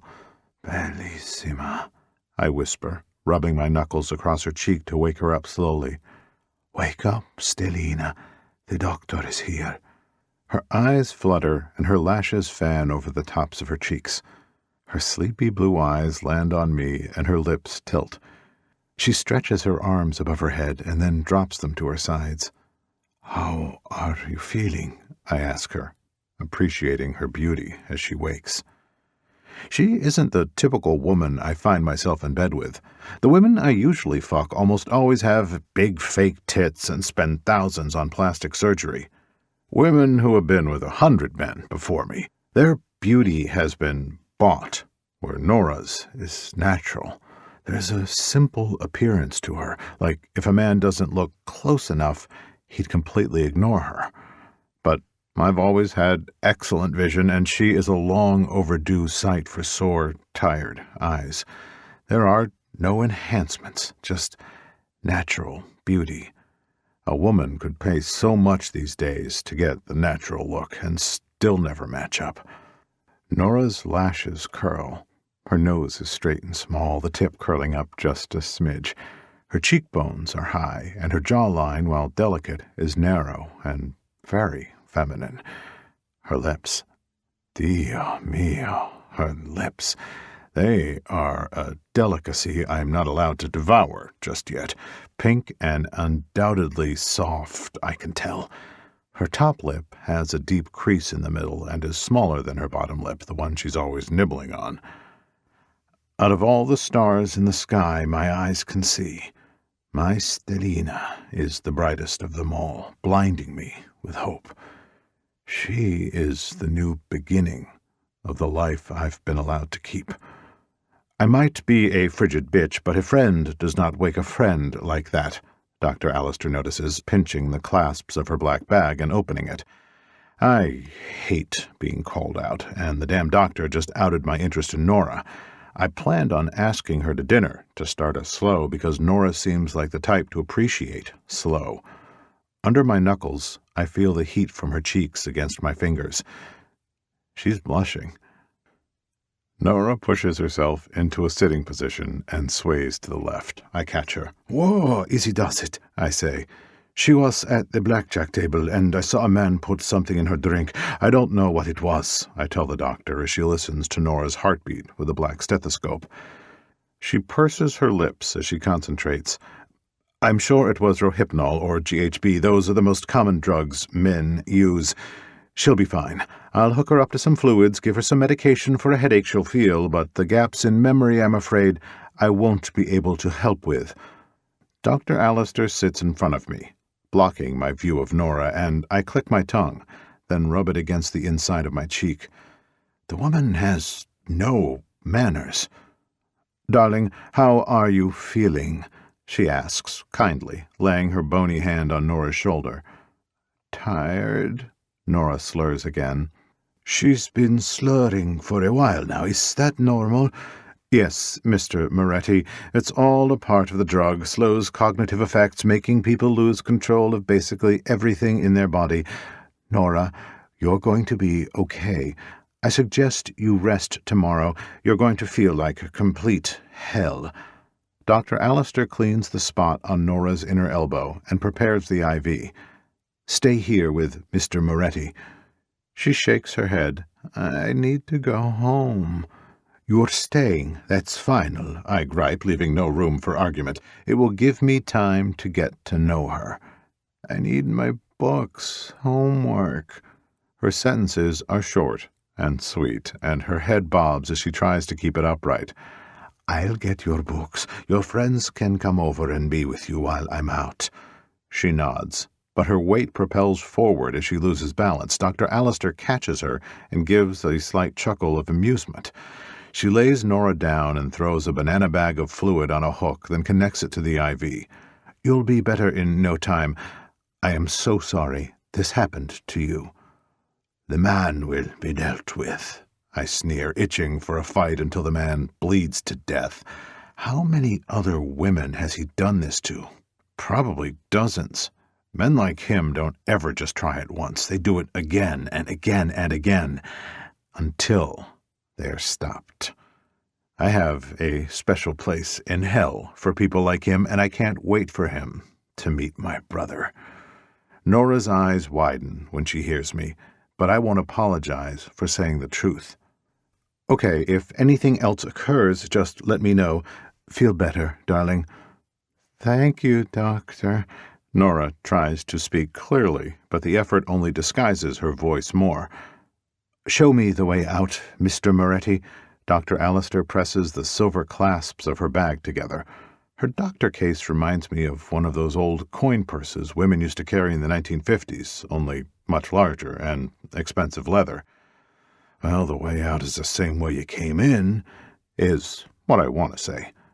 I don't. I am a gentleman after all. Of course. Nora, I'll be right back. Rest, Stellina. I get up from the bed and take her hand, pressing a quick kiss against the velvet flesh. Nora nods and turns to her side to fall asleep. The doctor and I aren't out the bedroom door before Nora is passed out, her breaths even and slow. I walk Dr. Alistair to the front door. Oh, let me call Giovanni to... God, no, that man is dreadful. I can find my way out, but I'm not leaving without my payment. Her thin brows do not move, and there are no wrinkles along her forehead as she stares me down. Botox. No wonder her face is frozen. I dip into my back pocket and pull out my wallet. I count out 10 $100 bills and hand them to her. She plucks the cash from my fingers, folds the bundle in half, then tucks it under her shirt into her bra. It's been a pleasure doing business with you. Ciao, darling. She kisses the air twice, spins on her heels, and saunters away as if she's on a catwalk. Ciao. I close the door, and the automatic lock slides into place. My eyes dart around the room, the view of Vegas staring at me in the face. I have everything I have ever wanted. Money, power, my memory, the biggest penthouse in Vegas. Yet none of it makes me feel as invincible as the woman lying in my bed does. I know nothing of her. She's a stranger to me. Lust isn't the only thing between us. And for the first time since I lost my first wife, I want to dig deeper and find out what that is. In order to do that, I need to make sure the man who did this to her is taken care of. I grab my phone and start typing a message to 𝐶io. Gas him, transport him to your underground dungeon, and throw him in the cell next to Maximo. I want nothing happening in the casino. I hit send and stuff the phone in my pocket. I nudge the door with my arm and make my way to the bedroom. My cell buzzes in my pocket, but I don't bother answering it. I already know it's 𝐶io telling me what I want to hear. When I slip into the bedroom and shut the door, I undo my pants and let them fall to the ground. I kick them off my feet and stride to the side of the bed Nora isn't on. I pull the covers back and get under them, my briefs already making me feel comfortable. I usually always sleep naked, but I don't want to startle Nora when she wakes up tomorrow. The pillow gives under my cheek as I lie on my side staring at Nora, a woman over 20 years my junior, a woman I have no business wanting. But age isn't going to stop me. I'll figure out a way for her to be mine. And I can't wait to hear the definition she chooses to tell me when she finds out that the only man from here on out in her life is going to be me.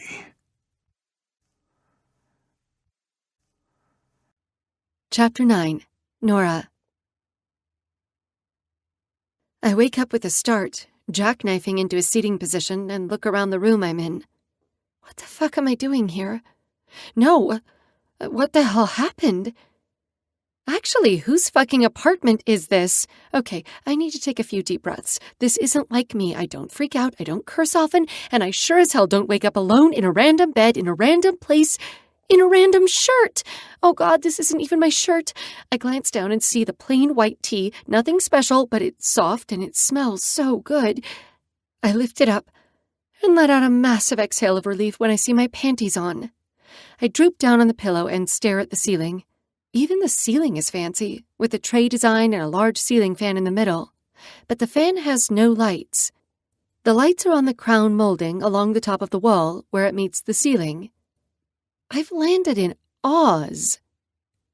What happened? What happened? What happened? I ask myself, closing my eyes and rubbing my temples when my headache hits the front of my skull full force. I try to recall the last thing I remember. I'm playing blackjack. I'm drinking. I gasp, sitting up again, and lay a hand to my chest when I remember Mateo carrying me to his penthouse. I am not here. There's no way I'm in his bed. I wiggle my butt on the mattress, testing to see if I'm sore. I'm not. That means I didn't have sex. I swallow. My throat sore and raw, which has another memory surfacing. Oh, God. I bury my face in my hands when a flash of what happened last night surfaces. His fingers are down my throat, and he is trying to get me to throw up. This can't be happening. This experience is one of the many reasons why I keep to myself. Women who go out and drink have an increased risk of this happening. The one time I do it, the one time I decide to have a little fun, some asshole drugged me. Figures. I scratch the inside of my arm and hiss when something tugs against my skin. I gape at the IV I see in my arm and follow the tube to an empty banana bag. Oh, no. I hate needles. I can see it just below my skin, puncturing my vein. I pick at the tape, holding it firmly against my inner elbow, and I whimper as it tugs at my arm hair. I shake my hands and whine. I don't remember getting an IV. I must have been really out of it. A shadow falls in the doorway, blocking the light from the sun shining in the windows. I nearly have tears in my eyes from this entire ordeal, and the fact I have a needle in my arm. Hey, what's going on? What's wrong? Mateo's deep Italian voice booms in the room, and before I can blink, he is kneeling at my side, brushing my hair back. You're okay. You're safe here. Nothing is going to happen to you here, Stellina. I glance up from the needle in my arm and am met with Mateo's face. A feeling of safety engulfs me when I see his chocolate brown eyes staring at me. His hair is messy, fresh out of the shower, and he hasn't styled it yet, so the natural waves are still there without product. A few curls are on his forehead, and I'm getting a glimpse of him that I know a lot of people don't get to see. Today he has chosen a burgundy blazer with a black shirt and black pants, no tie. No other man could pull this look off. It makes the olive hues in his skin brighter, like a golden brown. There's a 5 o'clock shadow on his face, and the scruff appeal gives him more of an edge. My body is awakening again, and I don't want it to. I want to get out of here. I need to get into the comfort of my own dorm. I know you're probably feeling overwhelmed right now, he says. That's an understatement. I've never been in this position before. I have to breathe. Breathing is good. Mateo peels the tape off my inner arm. It hurts less when he does it. He gently tugs it free without ripping the hair out of my arm, and then slides the needle out. I whimper. It's loud and pathetic sounding, and Mateo brings my arm up and he kisses the spot where the needle was just a second ago. It's okay, Stellina. Needles aren't great, are they? He grabs something off the nightstand, and I realize it's a Band-Aid. He peels off the paper and lays it over the tiny wound. There. All better. Do you remember what happened? He asks, rubbing his thumb back and forth over the flesh-colored Band-Aid. Too much. Most of it until the IV. I want to apologize for you having to shove your fingers down my throat. I wrap a hand around my throat and swallow, the familiar ache reminding me of the worst night of my life. Extremely shocked, engulfed in horror, I mutter, defining the word horrified. I'm glad I could help. It scared me when I saw him slip that into your drink. Why? I croak, wincing when the rawness of my throat cracks my voice. He tilts his head as he stands, then shoves his hands in his pockets. My eyes land on the bulge in his pants, and I avert my sights to stare at the floor. I hope he didn't catch me, but oh my God, it's huge. If it's that big in pants, I can't imagine, and I won't. Nope, I can't go there. In fact, I need to get out of here. Being with him has me wanting to rethink my wants and dreams. I've had my mind set on too much to let a man come in and ruin it. Graduate, get a job, and never have to need someone. I don't want to depend on a soul. It makes me so uncomfortable that I'm even here, and he has had to help me. Because I'm not the kind of man to let a woman get drugged. Not when I can help it. You could have let my friends take me back to campus. No, he states without giving a reason. No? No. Now, I'm going to go to your campus, get your books because you said you had to study, and I'll be back. Your friends will be over to keep you company. Excuse me? I sling the comforter off me and slap my feet against the floor to stand. I cross my arms and tap my foot.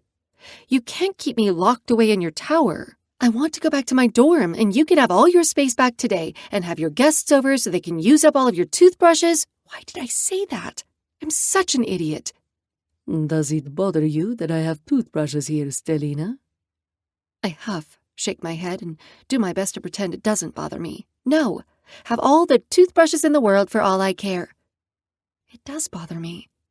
Mateo is the most attractive and intriguing man I've ever met. He's the only one that's held my interest for more than 30 seconds. I'm not bored of him. I want him to not want others because I want him so much. That isn't fair to him. And it isn't fair to me. It's just lust, nothing more. I'm not dumb enough to give in to the sexual tension and then have that heavy pit in my stomach form. Libby has told me so much about it. I have my future planned, and Mateo is not a part of it.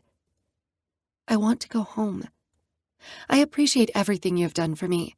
I know you tried to make my birthday special, but I'm really the kind of girl that likes to stay in and read her textbooks and study.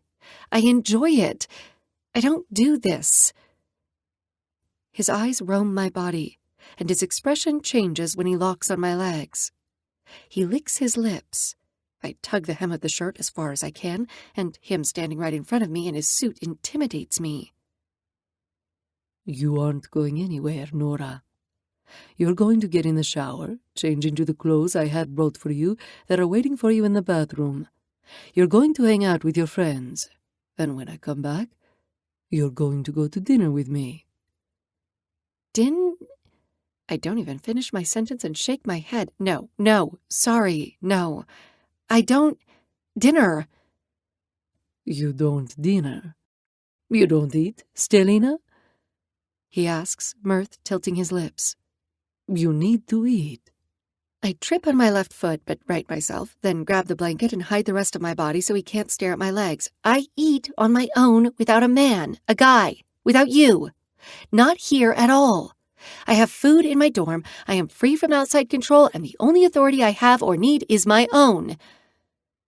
I've said that 100 times in my head over the years. You don't need to define what independent means. I'm a very independent man. But everyone has wants, Stelina, and I want to take you out. He plucks the blanket from my hands and lets it drop. It puddles across my feet, keeping my toes warm. Bellissima. You really know how to wear my shirt. I don't know what you just said.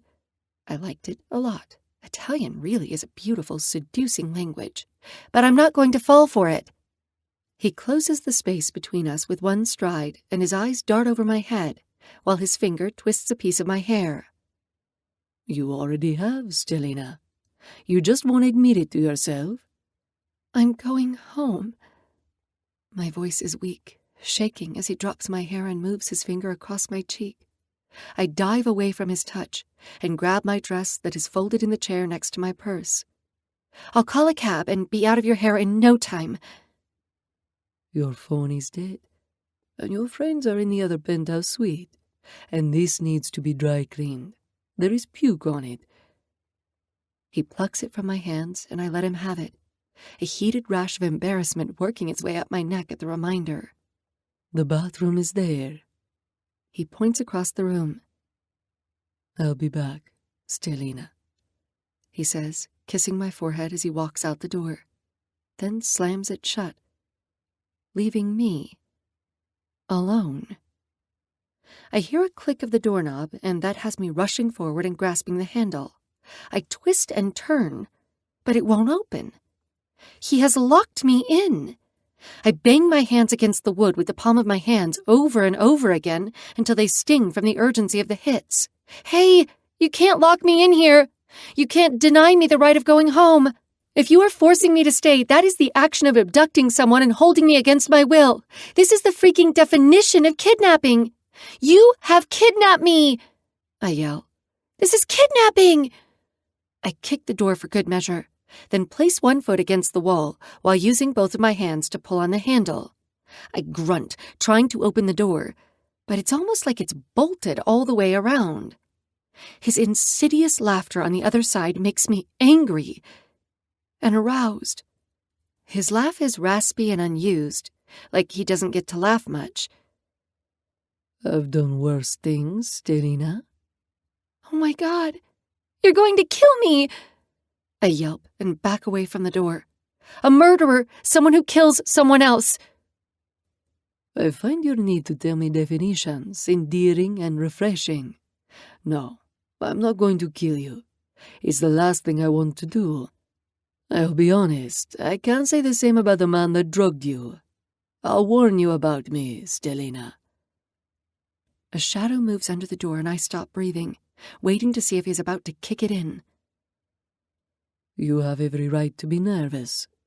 I'm not a good man, but I will be nothing but a good man to you.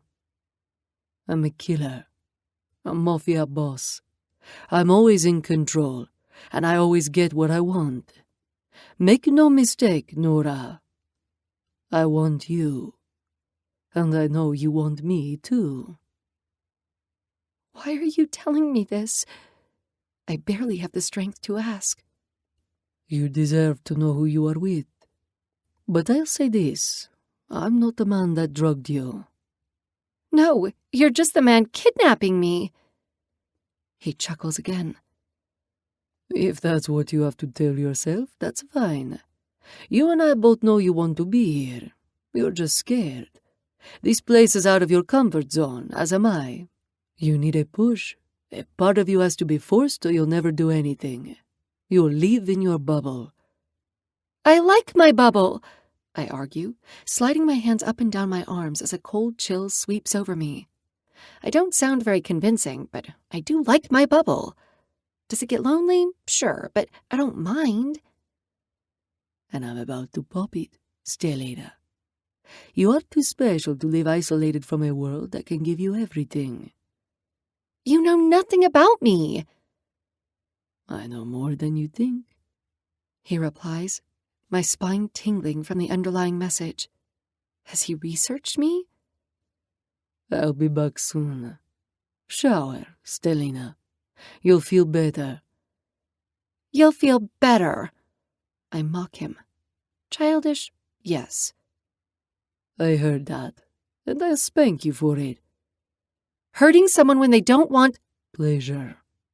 When you're ready, it will only ever be pleasure. I stay quiet, my mind racing with thoughts and images inside my head. I can't lie to myself or him. I don't think there is a way to lie to him. He knows I want him, but what he doesn't know is how much I want me more. When my mom killed my dad, it was just me.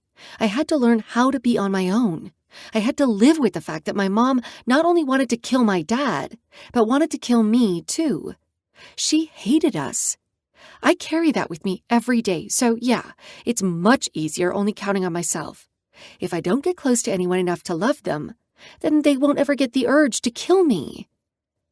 Love is a dangerous thing, filled with blood and disappointment. I've been bathed in it once, and I'd rather stay clean than risk getting dirty all over again. Enjoy the tub. I left you brunch. I won't be long. His shoes click across the floors, and the sound gets further away, until I hear a door shut in the distance. My heart stampedes against my sternum in panic. He really left me alone, locked in his bedroom. I run to the door again and try to open it, but there is no use. I'm trapped, and I have nowhere to go. It could be worse. I could not be stuck in a penthouse where all my wants and needs are taken care of. I could be in a dirty, rundown hut with floors made of dirt, but that's not the point. The point is that I'm scared to be here. I'm scared to want something more than the plans I've laid out for myself. I can still hear the gun firing in the living room. I can still hear the splatter of blood as it sprays on the wall. If I focus, I can smell the gunpowder in the air, and arguing coming to a halt, leaving the house in silence besides the TV playing in the background. My mom came around the corner and pointed the gun at me, but I ran out the back door when she fired. The bullet ripped through the cabinets and shattered the ceramic mugs. How can I want for myself when the one person that was supposed to want me and love me no matter what turned their back on me? I sag against the door and battle a rush of tears. I lift my eyes to the ceiling and blink quickly. I don't want to cry. She isn't worth thinking about. Even if I think about what she did every day and live my life according to the fear she instilled in me, in order to live the way Mateo wants me to, I have to give up the safety net I've made for myself. The strength it will take to do that is more than I have. Knowing I'm not going to get out of here anytime soon, I push off the door and head into the bathroom. The hardwood floors are heated, and warmth seeps into the bottom of my feet when I enter. The humidity sticks in the air from the tub being filled with hot water. The bubbles are high, and the steam floats, clouding the windows around me. I can see Vegas. Wow!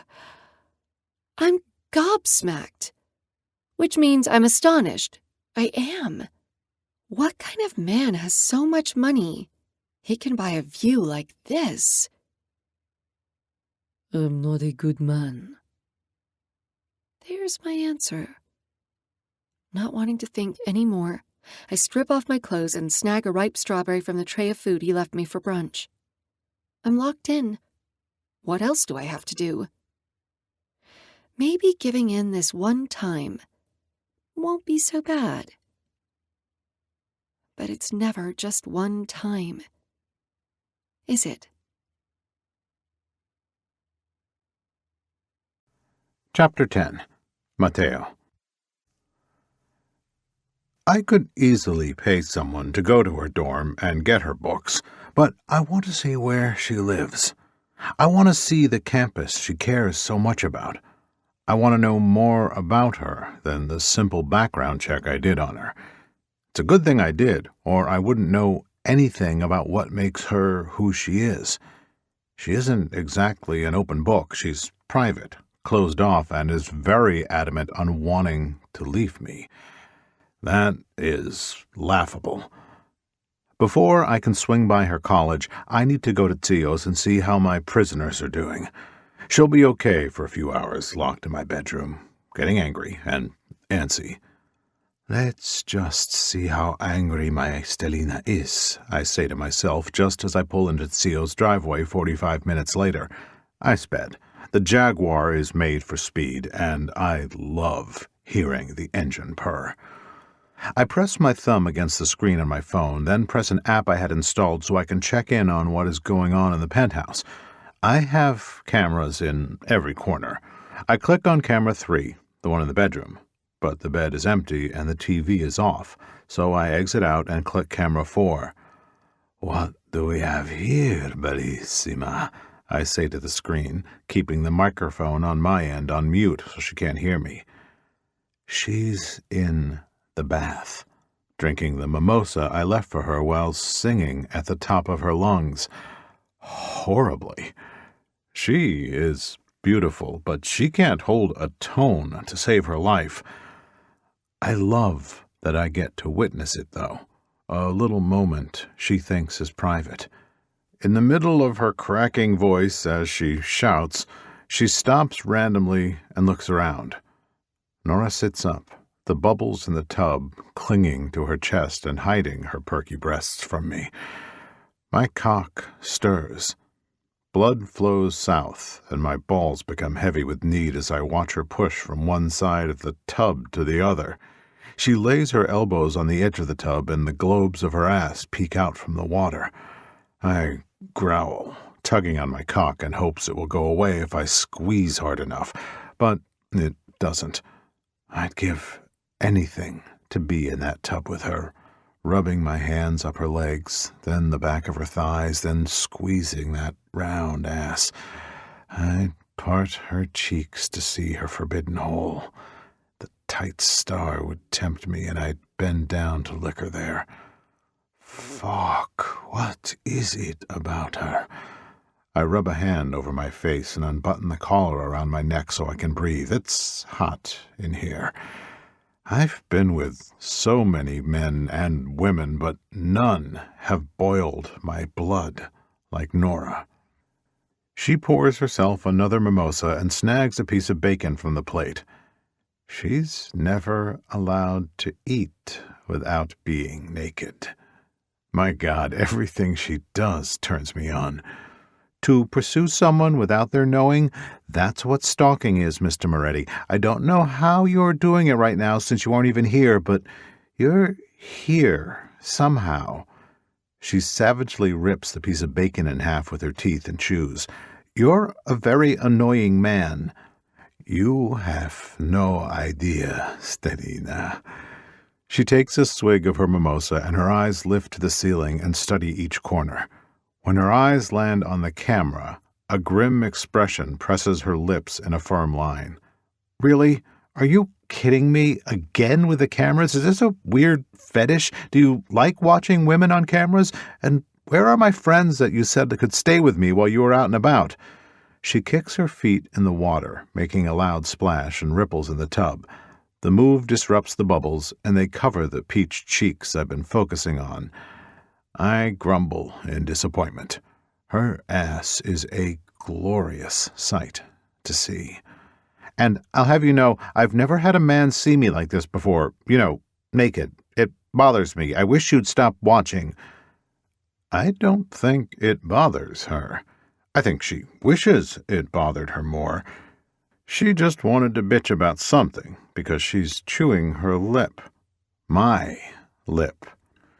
Her words finally smash against me like a wrecking ball tearing through a skyscraper. A man has never seen her like this? What does that mean? In the bath? Naked? If so, does that mean she's a virgin?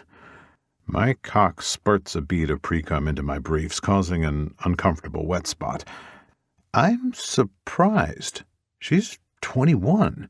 Most women her age have had sex, sometimes with multiple partners. Just the idea of her lying in bed with someone else has my skin crawling and the urge to shoot them in the head tugging my trigger finger. I'm thinking about her on top of a faceless male riding his cock and moaning, grabbing her tits as she rides herself to orgasm, and that just pisses me off more. Ironic, since I've had plenty of threesomes and foursomes, have watched couples fuck, have watched my girlfriend get fucked by someone else. I've done it all and seen it all, so the fact that I'm actually bothered by this is ironic. I want her moans and pleasure as mine, only mine. I want my cock to be the first to slide into that tight cunt, and if I'm not, I'll find every man that's felt the inside of her velvet cake, tie weights to their feet, and throw them into the lake to watch them drown. When I see something I want, I own it. And it's only a matter of time before she realizes who she belongs to. I press the button to unmute myself. What did I tell you about chewing that bottom lip, Nora? She yelps and throws her arms back, tossing the drink over her head. The mimosa hits the window and drips down the pane. I'm going to have to clean that, I say again, loving how she jumps when she hears my voice. You can hear me? You're tone deaf, Stellina. She gasps, throwing her hands over her mouth, horrified that I heard her sing. I chuckle. You're still beautiful. This is creepy. She stands suddenly and points a finger at me, forgetting that she's naked. You cannot do this. This is an invasion of privacy. I skim the back of my fingers along my hard shaft, hypnotized by the water and bubbles dripping down her petite body. Her tits are small, a bit smaller than my palm, which I fucking love. Anything over a handful is a waste. Her nipples are a bright pink, hard and pointed, begging for my teeth or a nipple clamp. Damn it, the woman is going to kill me before I have a chance to get inside her. I zoom in to get a better look at the V between her legs and moan when I see trimmed hair. I fucking hate when women shave down there. When I want to fuck, I want to feel like I'm fucking a real woman, not a little girl. Crap! Oh my God! She squeals, crashing down into the water. It spills over the edge and onto the floor. She gathers as many bubbles as she can to cover her chest and curls in on herself, wrapping her arms around her legs as she scoots to a far corner in the bath. She doesn't say anything. She lays her cheek against her knee and looks away from the camera. Stellina, there is no need to be shy about your body. You are beautiful. Maybe I don't want you seeing it, she replies, a sorrowful tone dropping her voice. I don't think that's true. I think you're afraid. Your body. You're safe with me, and I'll say this, you are the most beautiful woman I have ever seen. She snorts, not believing it. How am I safe with you when you're spying on me? I won't ever hurt you. You're making it sound like I'm not ever able to leave, she says. She isn't, but I'm not going to tell her that. You don't understand how new this is to me. I don't understand any of it or why you're doing this. Because when I saw you, inspiration finally hit me for the first time in years. Because when I saw your blue eyes, you woke something up inside me. Because when I saw you, not only did I want you, but you made me want to learn how to love again. I can't say that, though. I am Mateo Moretti, a rising Mafia boss pressing the reset button on his life. Stand up, I order, needing to change the subject. I want to look at what's mine. No, she argues, feigning insult. Fine, I'll let it go. This time. I need to go, Stellina. I want you to know this. You know how your lips are made for adoration. Her eyes finally slide to the camera, wide and innocent, like a newborn baby deer experiencing life for the first time. I can see the wet drops on her lashes causing them to stick together, and her breasts are pushed up from the pressure of her legs against her chest. I take a snapshot for my own personal want. She looks so pure right now. Your body is made to be claimed and brought to the highest amounts of pleasure. Make no mistake, I will be the one to do that. I will be the one that affects you. I exit out of the camera app and press my head against the seat, slowing my breathing as my blood roars in my ears and my heart pumps wild, uncontrollable, uncontainable, possessive, dangerous desire.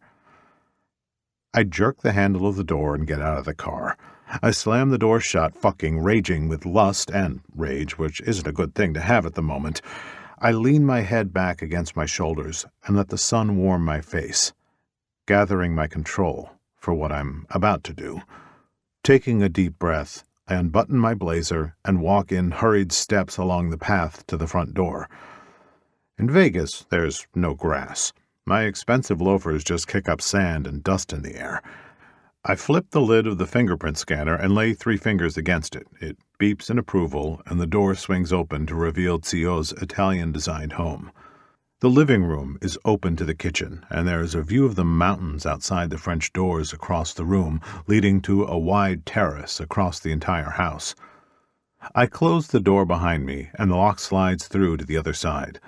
I shrug off my blazer and hang it on the coat rack, then roll up my sleeves to my elbows, preparing to do what I need to do to make myself feel better today. Passing the fern on the left, I head down the hall to the basement door. The floors are imported stone pine from Rome. They are gorgeous trees, top-heavy with a long trunk, and look more like an umbrella than a regular tree.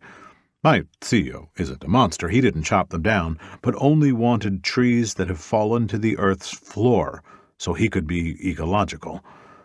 Admirable and patient. It took months to get these floors how he wanted.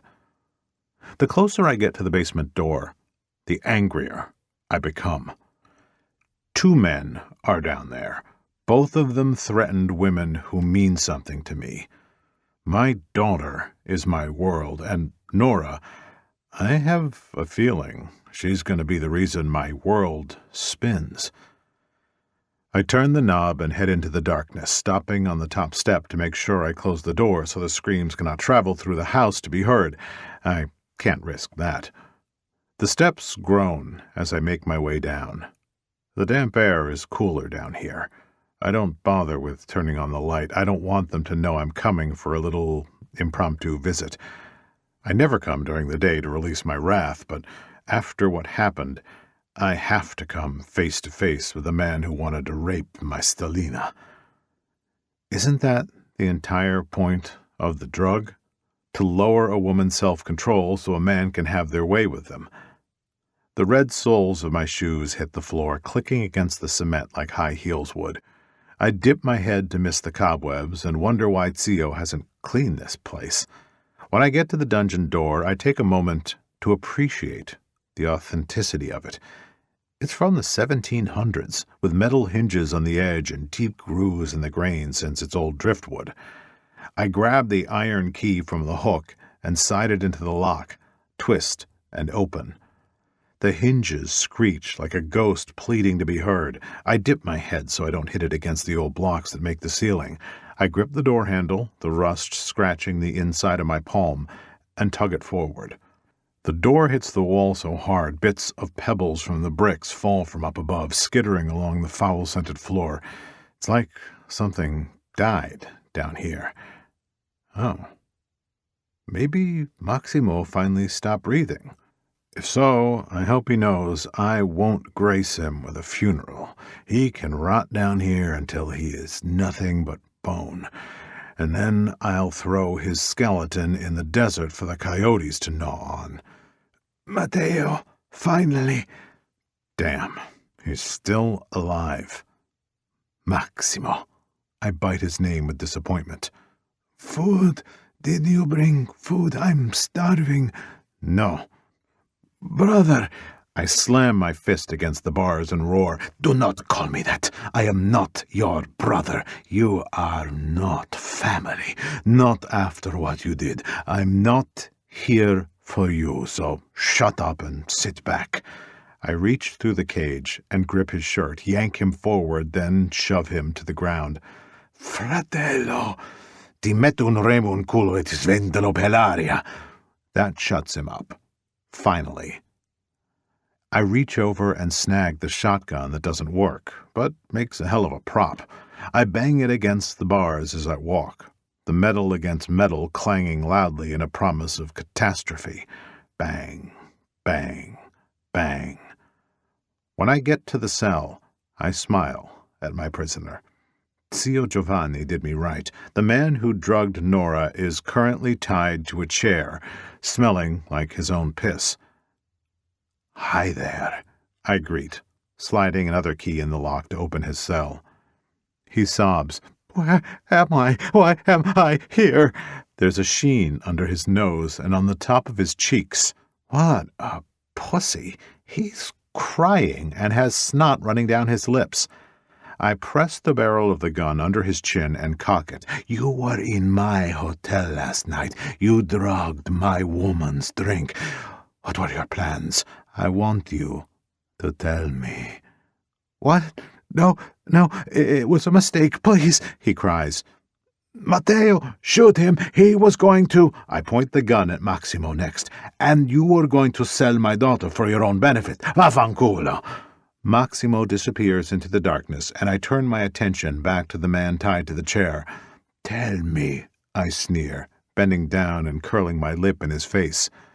His brown eyes well with tears, and he licks the snot from his top lip. Disgusting. "Tell me, or I swear you won't live to see tomorrow." I move the gun down to his stomach, and decide to take it to another level. I really need my men here. They should be arriving any time now. When they get here, they can constantly give my guest rounds of torture, so I don't have to get my hands dirty, even though sometimes getting my hands dirty feels real fucking good. The double barrel digs into his crotch, and then I bring my free hand back and backhand him across the face. My ring leaves an imprint on his cheek, breaking his skin, sending a thin trickle of blood dripping down his jaw. My family insignia is stamped into his flesh. When he heals, everyone will know he was marked by Moretti Mafia. If he lives. "You have one more chance. I want to know everything, every detail. What was your plan? Were you going to rip her dress off, beat her, force her legs apart to shove your cock inside her? Tell me." I circle him and gather a wad of spit in my mouth and launch it at him. It smacks him on the side of his neck, and he flinches. Getting tired of the gun, I toss it to the side and decide to go old school. I grab his hand and yank his index finger back until a disgusting crack sounds, leaving his finger in an awkward, bent position. He cries out, the pain too much for him to bear. He dry heaves, spit dripping down his chin. "Oh, God, stop, please," he sputters, tilting his head back, the saliva stringing between his lips. I'll tell you. His stomach expands as he breathes. A waste of fucking oxygen. "Were you going to leave her wherever you decided to take her?" I grip his middle finger and threaten to break that one, too. "Fucking tell me!" I roar at the top of my lungs. I can feel the heat in my face and my cheeks shaking from the force. Yes, he wails into the room. "I was going to. Everything you said." Oh, I want to fucking snap his neck. "I want to hear. Tell me what you were thinking when you saw her." I wrap a hand around his throat and squeeze, the musky scent of piss filling the air as it drips steadily onto the floor down his legs. He better not get piss on my shoes. These are $3,000 Italian leather loafers. His Adam's apple bobs. "I saw her from across the room. I was playing the lucky number 7 slots. Her red dress." "What about it?" Gravel scratches against my vocal cords as I speak. She looked so fucking good. I had to touch her. I wanted to. I wanted to feel her, and I knew I wouldn't be able to, but I wanted her too fucking much. Pathetic. A man with no self-control when it comes to containing his desires. No matter how much I wanted to touch her and ravage her body, I know I have the ability to respect her. Go on. I must be a glutton for punishment, but I need to know his vile thoughts and his plans. I know it's fucked up. What he was going to do to her will determine what I will do to him. He lets a grin slip as he speaks, and the fear diminishes as he remembers seeing her. I knew she'd never go for me, so I slipped her the drug. When she felt it, I was going to swoop in and rescue her, but I was going to take her to my room. I was going to rip her dress at the hip so I could get between those legs.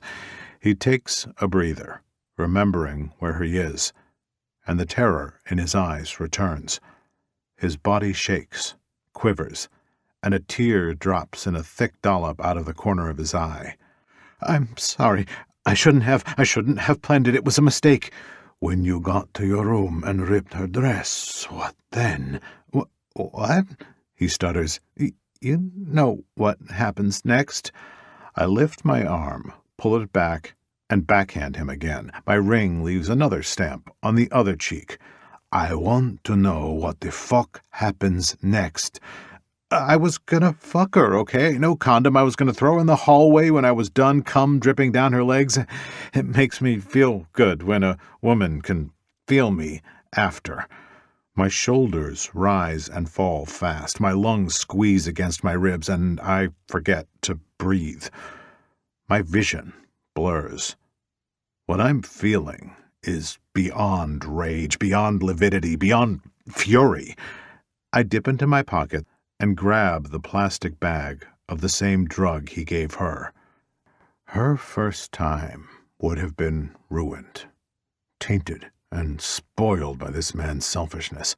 I empty the plastic bag in my palm, and a few fall onto the floor, rolling in piss and dirt. I force the rest of them into his mouth like he was going to force himself onto her, then cover his lips with my hand. Swallow, you pathetic pezzo di merda. If this doesn't kill him, I will. I rip his clothes off until he is naked, and it isn't long before his head can't stay up on its own. Please, he slurs, just like she was last night. No, you have the audacity to say no when you would have ignored her when she said stop. You were going to dump her as trash, and because of that, I'm going to treat you as such. I cut the ropes off his hands and feet, and he topples over, face first, into his own filth. I bend down and take the gun in hand, admire the width of the barrel, and glide it up the back of his leg. He attempts to crawl away from me, grabbing handfuls of dirt to drag him along the floor. I hear him gag, and I shove the gun into the back of his neck. If you vomit, I'll make sure you clean up after yourself. His fingers wrap around the bars and uses them as leverage to lift himself up. But the drugs are starting to work. He can hardly move. You want to know what she was going to experience? No, please. He sobs for his life, screaming into the dungeon. I'll do anything, please. I have money. Money! I raise my voice. Does it look like I need money, especially from a rapist like you? He hangs his head and drops it onto the ground. He can barely move, barely breathe, and that's exactly how I want him. I grip the ends of his shaggy hair and yank back, then press the gun between his cheeks. I hope this kills you like your cruelty would have killed her. I force the gun into his hole, and he screams at the top of his lungs as I ruin him for life. If there is one thing I have learned from the Ruthless Kings, it's that this life is an eye for an eye. And when you fuck with who we care about, We won't only take an eye. We will fucking take everything. And I will fucking take from this man until he is nothing but bones I can pick my teeth with. Even then, revenge won't be enough. Blood starts to drip down his thighs, the same that would have happened to her if I hadn't caught him. I yank out the gun and toss it between the space in the bars, then grab the man by his neck and throw him across the room. He falls limp, but I can see his chest moving. Unfortunately. I don't care how fucked up this moment is. I don't care if it makes me look like a monster. I don't care if this stamps my ticket to get into hell. Villains like this piece of shit deserve to be tortured by villains like me. I already know my soul is blackened, covered in soot from being burnt, and irredeemable. I made peace with that a long time ago. Chapter 11. Nora. I'm sitting in the middle of his California king mattress, dressed in plum-colored silk pajamas that he got me. There is an M monogrammed over the left breast, and if I were clueless, I wouldn't know what it means, but I'm not. M stands for Moretti. It's possessive and controlling for him to mark my pajamas with his name. I'll never admit it out loud, but I like it. I've never had anyone who was interested in me before. I think he is. Some of the things he tells me he is, but maybe he's just being nice. I turn around and lean my arms on the windowsill, staring out to the city that I've always called my home. The lights are beautiful, and I become transfixed on the flashing lights. The Eiffel Tower is down the street, but I've always wanted to see the real one. I won't ever go to Paris. Living a life of travel isn't in the cards for me. I'm still okay with dreaming about it. My eyes float around the sky, and I grind my teeth together when I notice the sun has set and the stars have come out. There is a hint of dark oranges clinging to the sky, the sun gripping to the last bits of the day remaining. And I'm still locked in this damn room. I'm hungry, and where the hell are my friends? I thought I could see them. My phone is dead, and I can't find a charger, so I can't message them to see what is going on. The TV is droning on in the background, but I don't know which show is playing. I don't care. I only have it on to fill the silence. I don't watch TV. I read, and he doesn't have any textbooks in here. I hear the front door slam, and I jump off the bed, flying across the room from the unexpected bounce. Whoa, that mattress really gives. I'm in front of the door and ready to attack him for leaving me in this comfortable, spacious room that is nicely decorated. That's beside the point. He can't make me a prisoner here. Even if the food is good and drinks are better and he is wonderful to look at, still not the point. I have my hands on my hips, staring at the bedroom door, when it finally opens. I don't give him time to react. I attack him. He smells like fresh soap, like he's just showered. The scent of the ocean reminds my body how much I want him. My hands slap his chest, and I rear a palm back to slap him across the face, but he's quicker than me. He grips my wrists and kicks the door shut with his foot, spins me around, and slams my back against it. He lifts my arms above my head, keeping my wrists locked in his hands, and his nose brushes against mine. His eyes are wild, and a cold grin sweeps across his face. You think you can attack me in my home? I had to try. You think you can keep me locked up here? I don't think. I know. I struggle against him. Kind of. Sort of. I'm pretending to fight him, and I hate myself for it. The sexual woman awakened inside me loves the firm grip he has around my wrists. I like how fragile I feel near him. Mateo could be the reason for my destruction, and I'd gladly crumble to the ground. It's why I need to keep my defenses up. You belong here with me, and you know it, he says, his words ghosting over my lips, the air from his lungs casting a spell on me every time I inhale the magical breaths. I belong... Have you ever had sex, Stellina? The question takes me by surprise. That is none of your business, I scoff, struggling against him again. Have you ever been kissed? He asks, pressing his body against mine. Every hard ridge rubs against my most delicate places, and I mean every hard ridge. Stockholm Syndrome occurs when hostages, for example, me, bond with their captors or abusers. It happens over a period of time, so if that is what you are trying to do... He nips at my chin, and my eyes flutter when I feel the scrape of his teeth. You'll only bond with me because you want to, not because of anything else. I'd never harm you, and after tonight, you're more than welcome to leave. Why does the sentence feel like it isn't finished? And I do love it when you define words to me, Stellina. He chuckles.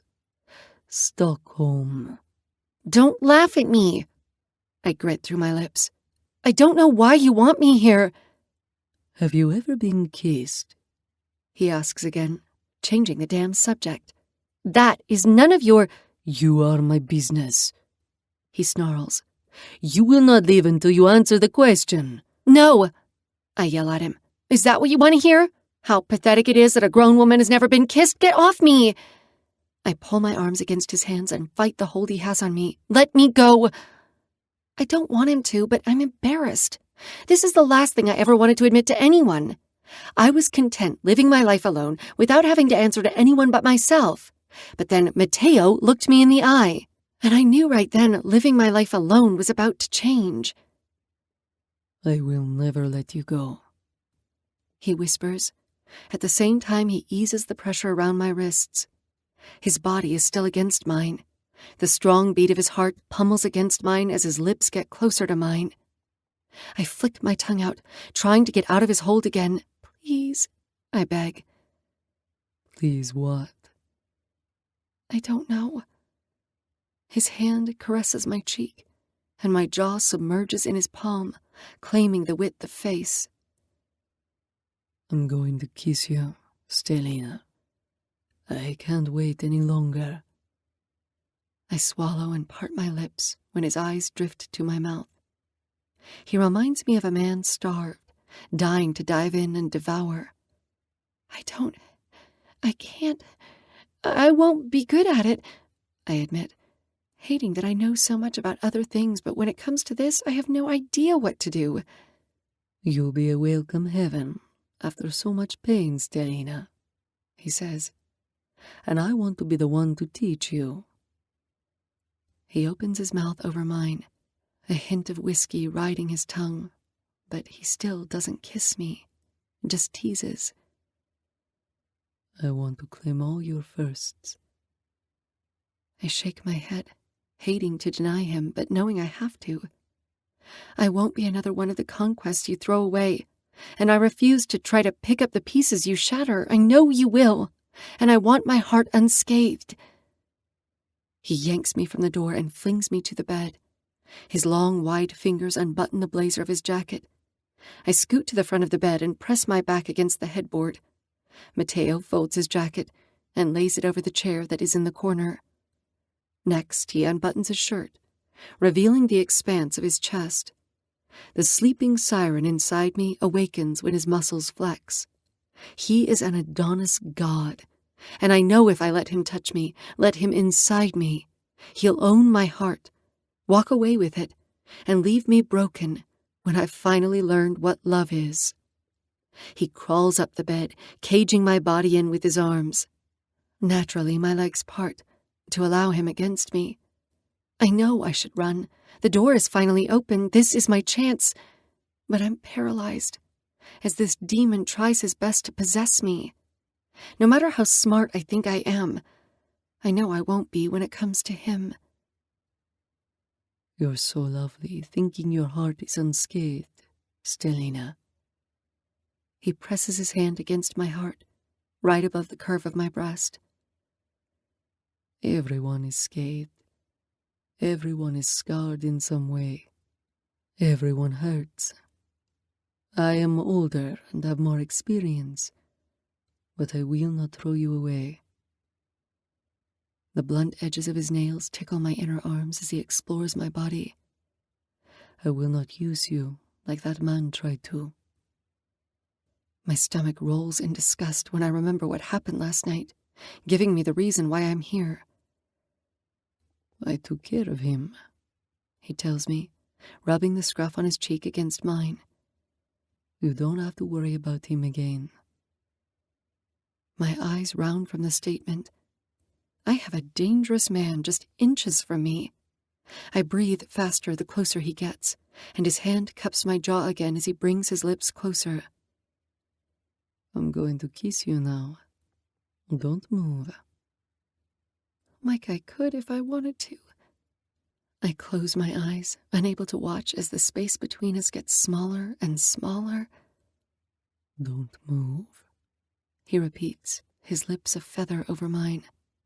I lean forward naturally to close the distance, and he hisses, Don't. He tightens his grip around my neck, and I freeze. A hint of fear makes me wonder if he will choke me. But he doesn't cut off my airway. He's simply controlling the moment. And I love it. I love submitting to him. I love letting go of the control I maintain in my everyday life. I didn't think it would feel so good, but I'm already addicted and want more.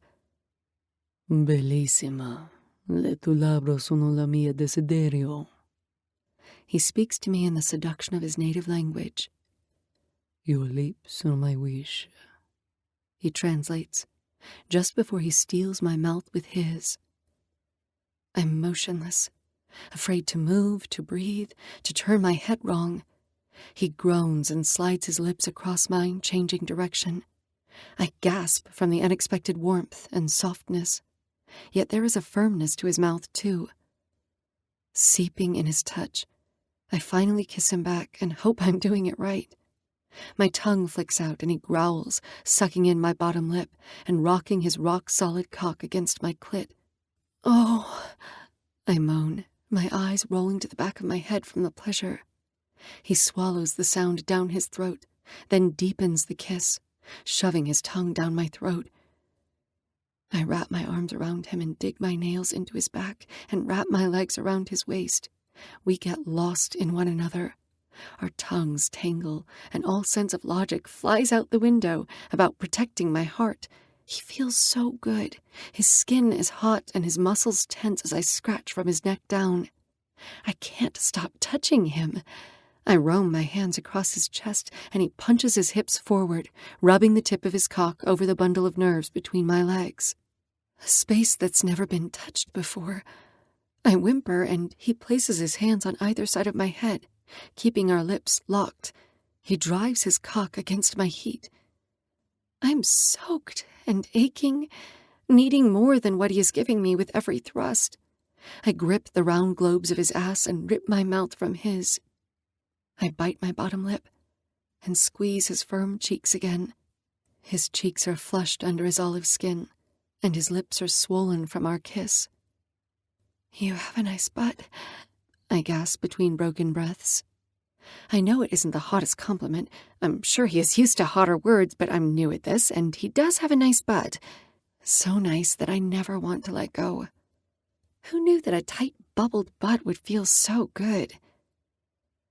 You have nice everything, he replies, gripping the buttons of my silk sleep shirt and ripping it apart. Buttons pop and fly, skittering along the floor, and my breasts are bared to him. Instinctively, I cover myself by crossing my arms over my chest. Mateo sits up and grabs each arm with his hands and places them on either side of me. Don't hide yourself from me. You're gorgeous, Nora. I'm not ready to have sex with you. No sex, Nora. Just adoration. Like I've wanted to do from the moment I saw you. Really? I ask, relieved and disappointed at the same time. I want to have sex. I'm aching for it with him, but I'm scared. I've known him a day. Really? Are you okay with exploring? No sex, but pleasure. My cheeks heat when I think of all the things he is insinuating, things I've never done before. No sex? He leans down and presses a kiss against my neck, licks down and traces the edge of my collarbone. I just want to show you what you deserve, Stellina. Mateo sits up. His cock is tinting his pants. No doubt it is large and thick. There's a wet spot against the material, and the outline of the tip of his cock gives me an idea of how big he really is. The ball is in my court. I have the feeling if I said no, he'd respect that decision. But I don't want to say no. For the first time in my life, I want to say yes. I just don't know how to form the word. Chapter 12. Mateo. I wait for her to answer. Anything she says is okay. I never rush her. I'm 43, she's 21. On the outside, we don't make sense. But she makes sense to me. And isn't that what matters? If it means I have to wait for her, I will. Good things are worth the wait. But the anticipation will make our relationship that much hotter. With trembling hands, she reaches for my pants and fumbles with the zipper. I stop her before she can unzip me. "What are you doing, Stellina?" "Saying yes," she says. "I can't promise that I'll be good at it, but I can promise I want to try." I let go of her hand and let her do what she wants. No sex, I swear it. "I believe you," she whispers, lowering her eyes to my cock. "Hey," I state, wanting to get her attention. I tilt her chin up and have those ocean eyes meet mine. "Your pace. I'm more than happy just kissing you all night." She blushes and bites that damn lip. "What did I say about this? Do you not know how to listen?" I tease, plucking her bottom lip from the tight grip of her teeth. "What are you going to do about it?" The sexual husk of her voice wraps around me in luxuria. It seems I chose the correct name for my casino, after all. For the first time, she's edging me on, flirting, and she's damn good at it. Nora unclips my belt, slides it out of the pant loops, and tosses it on the floor. The belt buckle hits the floor with a clank. Her fingers are trembling, and the motion of her chest stops. I don't see it rising. "Nora, breathe. You are in control." "I'm in control?" The panic has her voice cracking, and she looks away from me. I don't want to be in control. I like it when you... You want to give up control?" I come to realize the threat of an orgasm tightening my sack. She nods, and her eyes fill with tears. She crosses her arms over her chest again to hide herself, and, damn it, a tear escapes. This isn't supposed to happen. She isn't supposed to get upset. "Talk to me. What's wrong, Stellina? I can't fix it if you don't talk to me." I wipe the tear from her face, her cheeks flaming hot.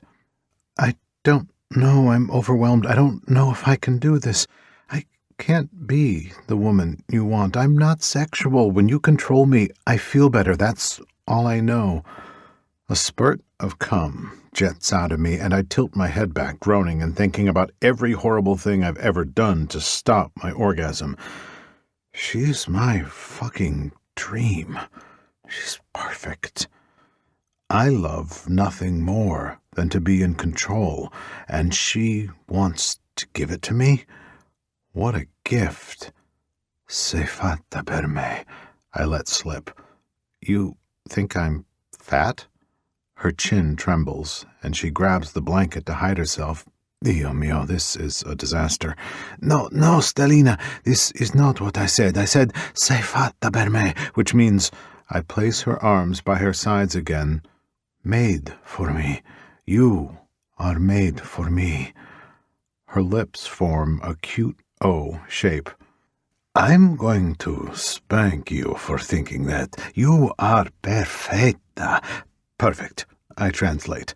I lean down and kiss her again, wanting to get the tension built again, wanting to show her what she has been missing. Our lips slide, and I feel when the stress leaves her. Her body is limp as I wrap my arms around her back to hold her close as I taste the silk of her tongue. Her beaded pink nipples slide against mine, and her sounds reverberate off the back of my throat as we kiss. Her hands stroke the middle of my back, and her confidence returns. I rock against her, loving the sighs that leave her. When her hips thrust against mine, sliding her sheath up and down my cock, I knead her tits, the flesh gives, and my fingers twist those tight peaks. Her mouth is ripped from mine, and she arches her back, thrashing her head to the right. She sucks her bottom lip, but I don't tell her to stop. I'm too enamored as I watch her enjoy the first experience of pleasure. Her tits are small, and I bet she wishes they were bigger, but they are everything I've ever wanted for myself. I bend down, unable to help myself, and tug a nipple into my mouth, moaning as a taste of strawberries blooms over my tongue. I flick my tongue across the bud, her back arching again, and 𝐂𝐮𝐲𝐶. Her mouth falls open, and her brows pinch together. "Oh, wow. Oh, wow. Oh, my God," she gasps, staring down at me in awe as I blow cold air across the wet piece of red candy before I make my way toward the other. I have to pay attention to both. After lavishing, I kiss my way down her taut stomach and curl my fingers in the waistband of her pants, tugging the silk down her long, milky legs. I lift off to throw them somewhere in the room and stroke my cock through my pants as I stare down at her. She's a goddess, and I'm the god about to show her heaven. She's lean and curvy in all the right places. I can see the valleys of her ribs moving slightly under her skin as her lungs expand. Her brown hair is fanned across the pillow. Her pale skin is stark against the black sheets. If I was allowed to take a picture, I would. Maybe later, when we are more established, she'll trust me enough. Trusting her body with me is one thing. Trusting her heart with me is another. She has a light brown tuft of hair settled above her pussy, and I grip the ends, giving the sensitive area a tight tug. She moans, liking the bit of pain I'm giving her. It's beginner, something every person who has had sex has experienced, but I have to test her to see what she can handle. "Bellissima," I say to her when she cups her own tits, plucking her nipples and owning how good she feels. I unbutton my pants, then lower the zipper. The metal teeth growl, and she props herself up on her elbows, a watchful eagerness igniting her eyes. "Have you ever seen a cock, Stellina?" She shakes her head, sliding her fingers up and down her stomach, grazing the top of her pussy. I tug my pants down my hips. The cool breeze of the air conditioning sends pebbles across my skin, but does nothing to extinguish the heat throbbing my cock. The Italian hand-sewn trousers drop to my knees along with my briefs. Steel hard and leaking pre-cum, the tip of my cock rubs against the dark, happy trail beneath my belly button. She inhales and sits up further. 9 long, thick inches point at her. She gets so close, her warm breath buzzes over the fat helmet of my cock. My balls are heavy, filled with cum, and the need to fill her tight body. Her fingers tickle my thigh as her hands work her way up. "You're gorgeous." The words are whispered across the vein plumping my shaft. I moan, stomach trembling as her tongue flicks out to steal the drop pooling at the slit. "Cazzo," I grunt, tangling a hand in her hair as she debates on exploring me. If she wraps those lips around me, I'm a goner, and I can't have that happen yet, not without tasting her and having her come. She is first. Always. I want to feel you suck me to the back of your throat, but if you do that now, I'm going to fill that wicked mouth and watch my cum leak from the sides of your mouth as you try and swallow. Lean back. But I want to try, she admits, wrapping her hands around the base of me. My body jerks. My sack is so tight against me it's becoming too fucking hard not to blow.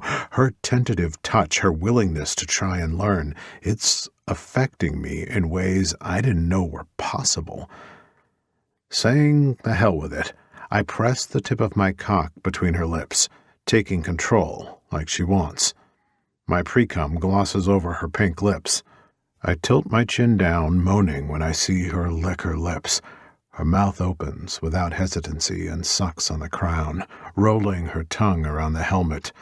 Like that? She blinks up at me, so doe-eyed and fucking innocent.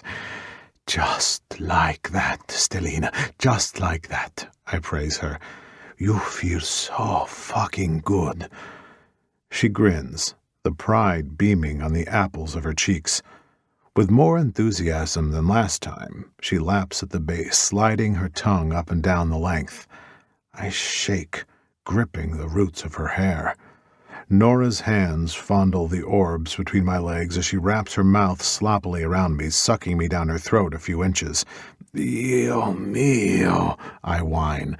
I fucking whine, as if I'm some weak man as she hums, pulling me deeper into her succulent mouth. That's it, Stellina. Use your teeth. I like that. Graze them over me. Bite a little. No, is it normal? I say, before she can ask. Not many men like teeth on their cock. I'm not most men. She doesn't question me, but does what I say with eagerness and the desire to please me. Gently, she adds hardly any pressure as she grazes her teeth along the sensitive flesh, then bites down on the tip. Fuck! I scream. She yanks off, covering a hand over her mouth. I'm sorry, I never... Before she can say another word, I grab her by the back of the head and shove her to my cock again, nearly shoving it between her lips for more. You have no idea how good that fucking felt. Suck me, I growl. I can't help but to thrust my hips, needing to feel my tip hit the back of her throat. She gags and coughs, spitting all over me. Nora is sloppy and inexperienced, but I fucking love it. Holding myself back from coming down her throat has been a test of my will. She moans, enjoying herself like she's eating her favorite dessert. She bites down again, and I nearly lose it. I pull out of her mouth, push her down on the bed, lift her legs to my shoulder, and latch my mouth to her sopping wet cunt. My eyes roll to the back of my head as her sweet nectar slides down my throat, feeding the monster inside me. Yes, oh my God, Mateo, she shouts, rocking her hips up and down so her clit gets friction too. I'm going to come, please. Don't stop. Make me come, baby, she pleads, shocking me with her verbal want and endearment. Someone would have to kill me to stop me right now. I shove my tongue into her virgin hole, the tightness clasping my appendage. I search for the barrier I'm going to own one day, but my tongue can't reach. My hands move to her ass, gripping her as hard as I can to leave bruises I can see tomorrow. My body, my ass, my pussy, my fucking woman. God, I can't bury my face deep enough no matter how hard I try. My nose is hidden in her bush, and I slide my tongue out of her cunt, then lick up her sheath and bite her clit, sucking it between my teeth and rolling it. Yes, oh, Mateo, I'm gonna come. I'm, she stutters, and her back arches again as if she's being exercised. If she bends any further, she might break. I let go of her ass so she drops to the bed as she cries out. She's a loud lover, sensitive to touch, and it's like experiencing my first time again, too. Mateo! She drawls my name out as her orgasm goes on. It's enough to bring my orgasm to the base of my cock. I can't wait any longer. I wrap my hand around myself, guide it to her pussy, and keep my word. No sex. But I do aim my tip right at her hole and stroke. I press myself at her entrance, but do not inch in. 𝐂𝐧𝐣𝐨𝐤𝐿, Nora, 𝐂𝐧𝐣𝐴. I groan as the first stream of hot cream jets from my sack. I paint her insides without being inside her. 1, 2, 3, 4 times, and my cream is leaking out of her. Claimed. Owned. Mine. The one fucked up thought running through my mind is, how can I have this woman tied to me? I'm obsessed. What if I get her pregnant?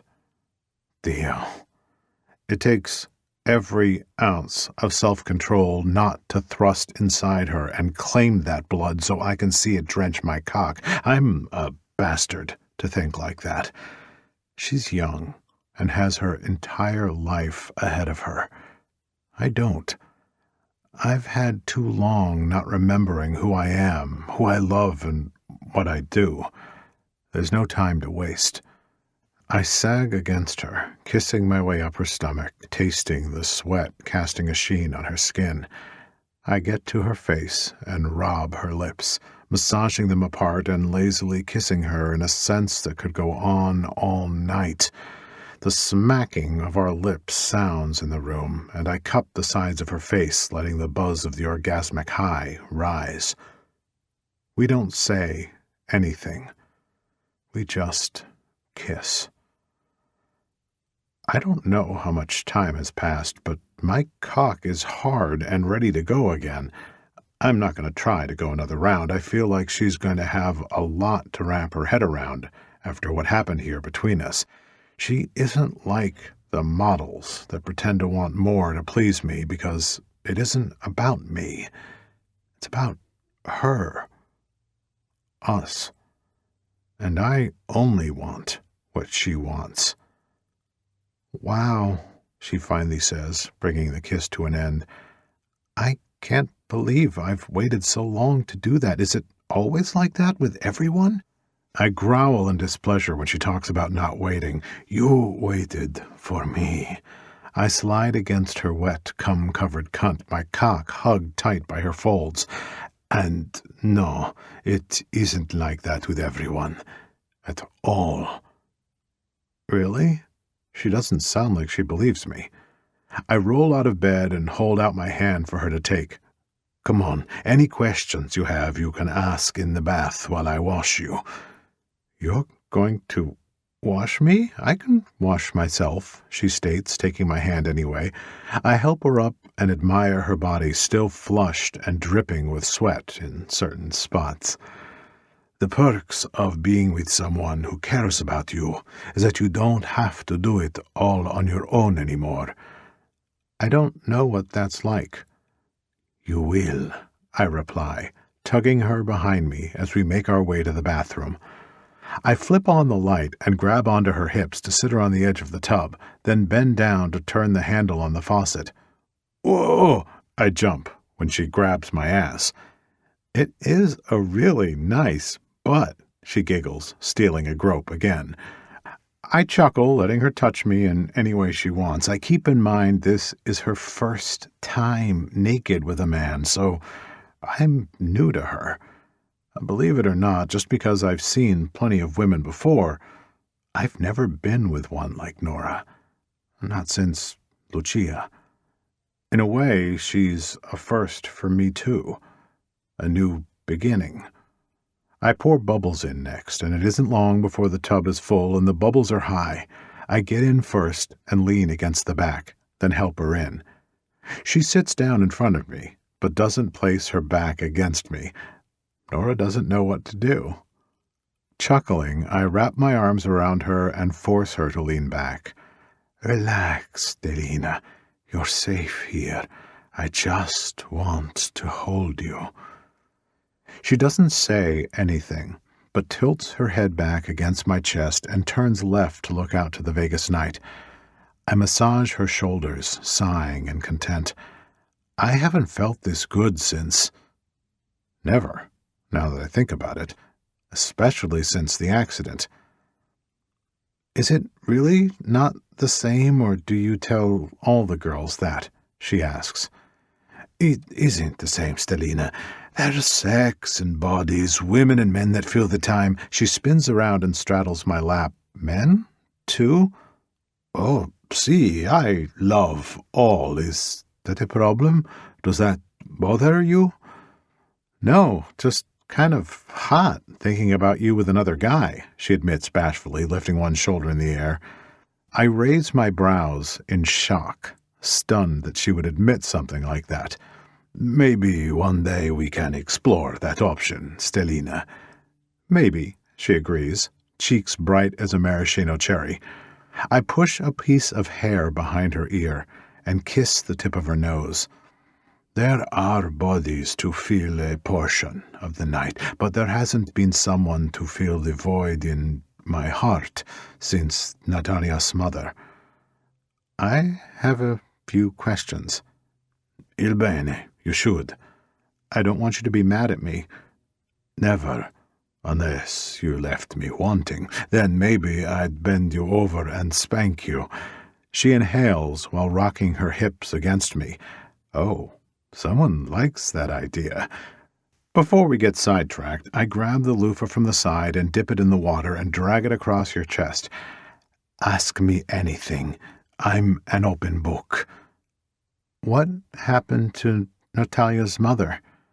A pang in my heart nearly breaks me.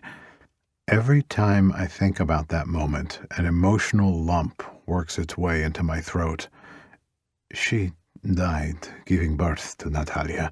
She was 2 months early. Something went wrong. I take a deep breath to steady myself. Even now, with Nora, the memory still hurts. They could not stop the bleeding. Oh, I'm so sorry.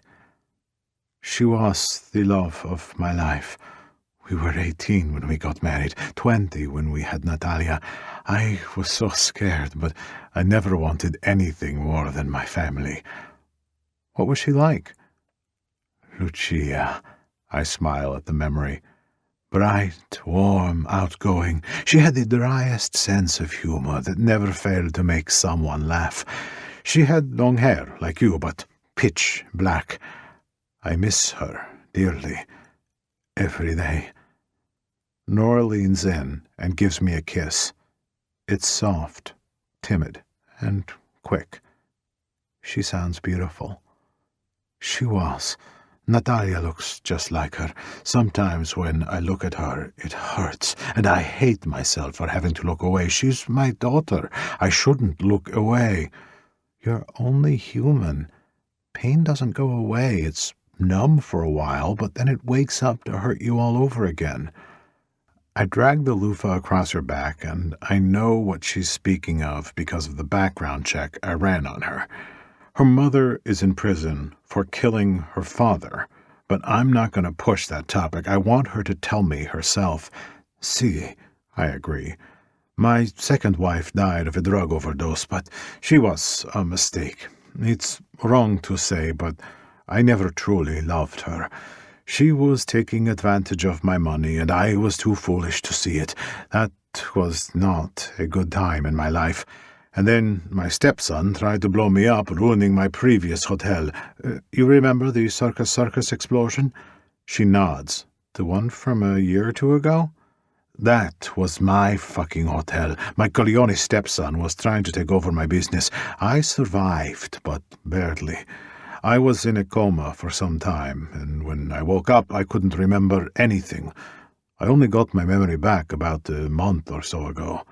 Oh my God, Mateo. I am so sorry. Is that what the scars are from? She asks, dragging her hand over the burn on my upper shoulder. See, I'm so glad you're okay, and your second wife. Gosh, no one should have to live through that again. She wraps her arms around my neck and hugs me, holds me, and it has emotion welling up in me. It's been so long since I've been embraced like this. I return the hold and squeeze her tight. Nora is the sun, the moon, and the stars, a galaxy for me to get lost in while discovering new emotions. My second wife was a mistake. I was lonely and desperate, but I didn't wish for her death. My stepson is dead too. The ruthless kings took him out since he kidnapped one of their own. Ruthless kings? The club Joanna is in? She leans back but keeps her arms on my shoulders. She's with a guy named Doc, right? You know Joanna? Briefly. We had a few classes together and she talked about them some. They are good people. I've had some business dealings with them over the years, and yes, Doc is the man who brought me back to health. It's funny. They are a hardcore, badass biker gang, but in a way, they are family, much like Mia Familia. They are kind, welcoming, and protective. Good friends to have, and enemies you'd never want. I owe them my life. Can't be worse than a woman who shoots her husband in cold blood, then tries to shoot me too, right? What? I yell, holding her so tight she can't move. She tried to shoot you? I will kill her. Don't bother. Her execution date is coming up soon. No one will have to worry about her anymore, and the taxpayers' dollars won't have to go to waste keeping her alive. Such a cold statement from a woman like Nora. I hope to never see her again, she says a second later. I don't want to talk about that anymore. She shakes out the dread and steals the loofah from me, bathing me next. So, how old are you? She fishes. I toss my head back and laugh, the loud boom resonating off the walls. 43. 43? Wow, you look what? I look what? I prod, kissing the edge of her jaw. Perfect. We get lost in kissing one another until the water is cold and the bubbles are gone. They say the third time is the charm. Maybe Nora is my ever after, the love I thought I had lost so long ago. She's my chance. Somehow hope has found me again. All I can hope is that it doesn't lose me in the process. Chapter 13. Nora. 5 days ago, I did a thing that I have regretted since doing it. The morning after messing around with Mateo all night, I fled.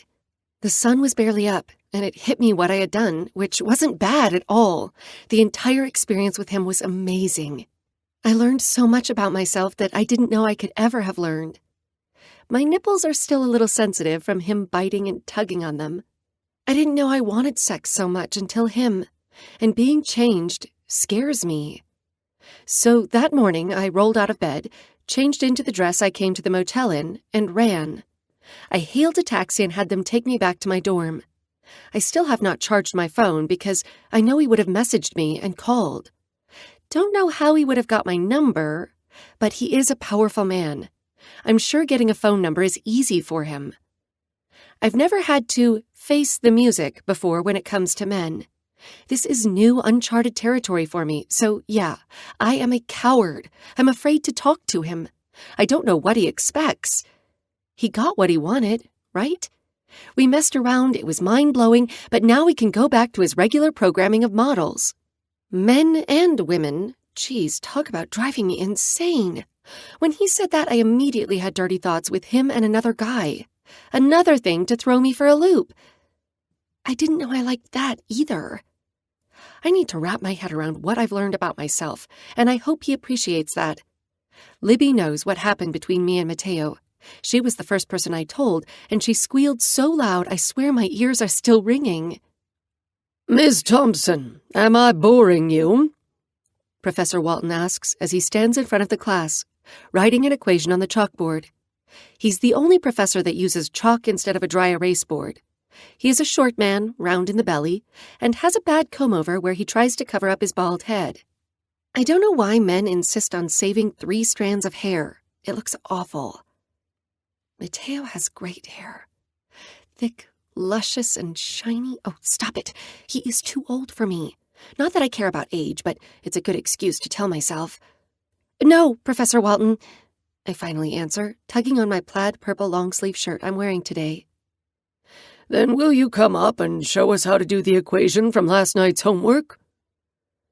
The damn smug smirk on his face rubs me the wrong way. Yeah, about that homework from last night. I didn't do it. Because Mateo has my books, and in my escape, I forgot he had brought them to me, so I left without them. So the last 5 days in school have been fun without all my books. Luckily, I have intelligence on my side. I get up from the chair and make my way down the stairs, feeling every student's eyes bore into my back. I hate it when I have to get in front of a group of people. I feel naked, exposed. It's like everyone is waiting for me to fail. Well, even with my eyes shut, I'd be able to ace this class and be number 1 in it, so they can shove it right where... Here you are, Miss Thompson. You have 5 minutes. I can do it in 3. I take the chalk from his fat fingers and give him a small, unconfident smile. I want to make him think I can't do it. The chalk scrapes against the board as I write. Everyone behind me fades into the distance, and my worry about Mateo disappears into the back of my mind as I do what I do best. I do not appreciate when someone tries to make a fool of me when it comes to academics, and Professor Walton has been trying since day 1. Trying and failing, yet it doesn't seem to stop him. I write quickly, bringing down the x and n in the equation, and circle the answer, then hand the chalk back to Professor Walton, blowing the dust off the top like a pool stick. Confidence, a state of mind. Self-reassurance arising from one's appreciation of their own abilities. I define, sounding cocky, which only makes Professor Walton red in the cheeks. He snatches the chalk from me and points back to my seat, telling me to go to my desk without actually telling me.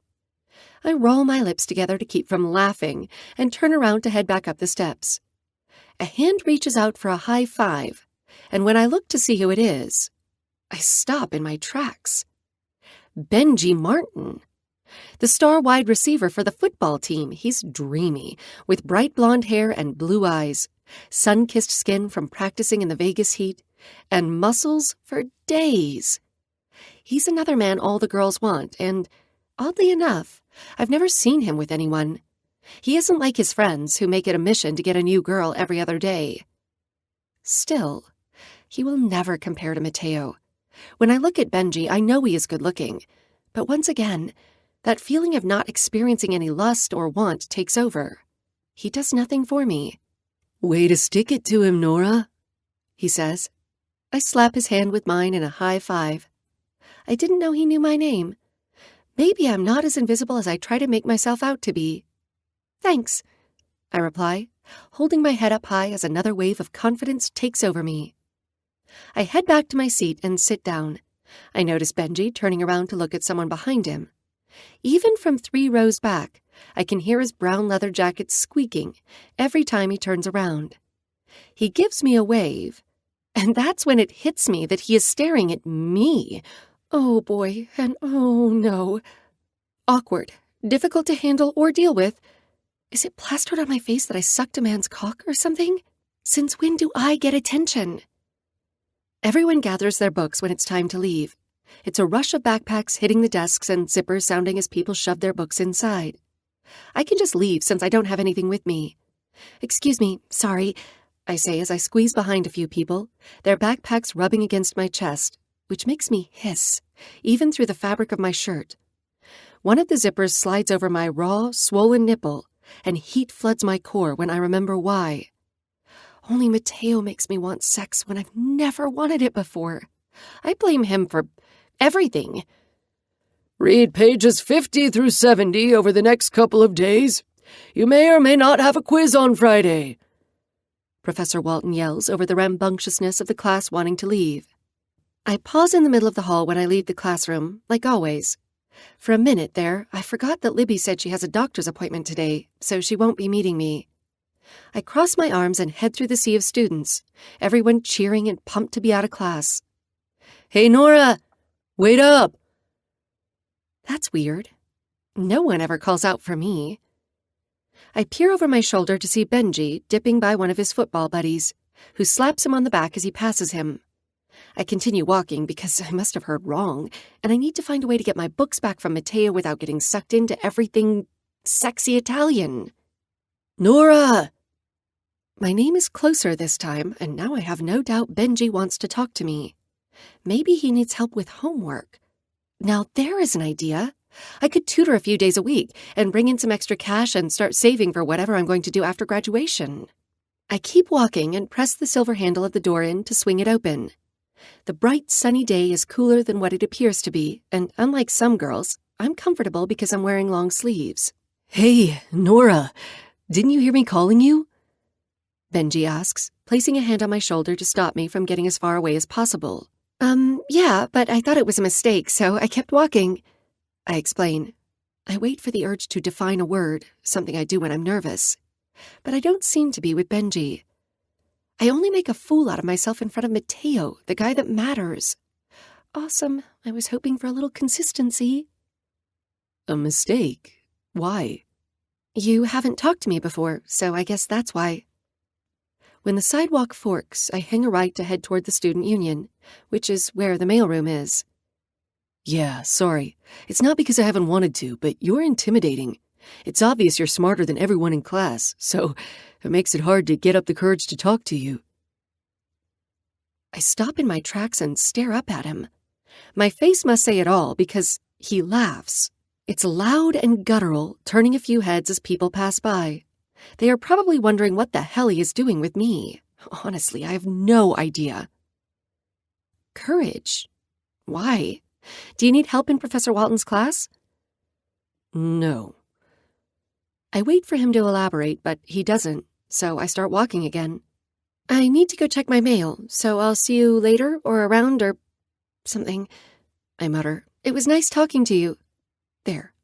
That was a nice thing to say. I could pat myself on the back. Look at me interacting with other people. Libby would be proud. Wait, let me, he says, opening the student union door for me. I scratch the inside of my wrist, more confused than when a squirrel isn't sure if it should cross the road when a car is coming. Thanks? The air conditioning breezes over me, and a slight chill makes me shiver. You need my jacket?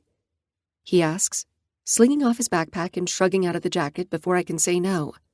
If I say no now, it's rude, because he has already gone through the trouble of taking it off. If I put it on, I open the possible issue of him thinking I'm interested, which I should be because he seems kind and handsome, but I'm not. At all, not even a little. I'm more than happy to be his friend. Internally, I laugh at myself. Benji is just being nice to me. He wouldn't be romantically interested in me. Thanks, I say as he throws his jacket over my shoulders. It's warm from his body heat and smells like pine. If I were different, I'd be swooning, and part of me wishes I were. He is wearing a plain moss-green t-shirt that stretches over his tan biceps, and the women around me are checking him out from head to toe, then curling their lip at me. How is this my fault? I don't even know what's happening. For a smart girl, I lack common sense in some areas. I've been told that 100 times from Libby. My keys jingle as I pull them out of my back pocket, and once again Benji opens the mailroom door for me, a crooked smile tilting his lips. A dimple appears, and while it's charming, all I can think about is Mateo's mouth. It isn't cute or charming, but deadly and sinful, gripping on to the sexual being that's been hibernating my entire life and yanking her to the surface. Oh, I hate him. But I know if given the time, I'd love him. And love usually leads to bloodshed. So I was wondering if I could have your number.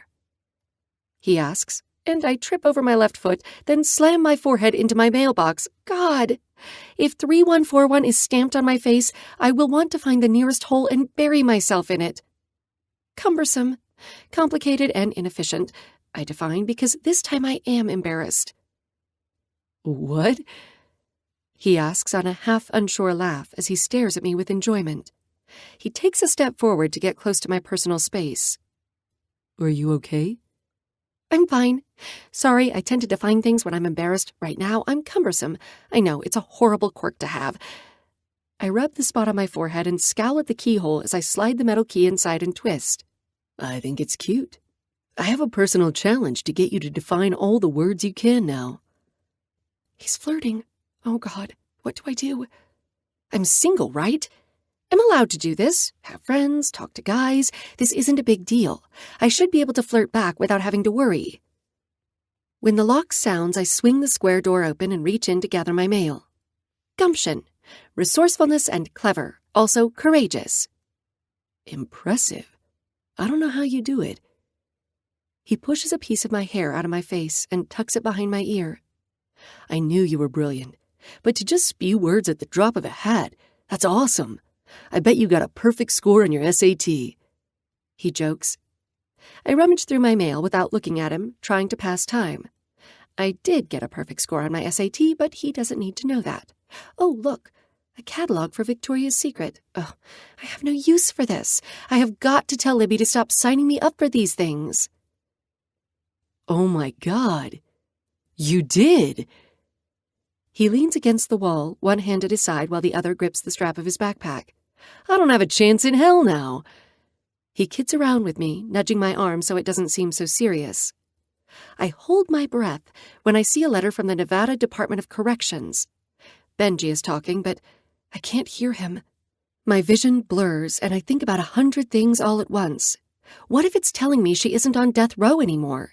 What if she's out? What if I have to see her? A field of cotton stuffs down my throat, causing my mouth to go dry as the freaking desert I live in.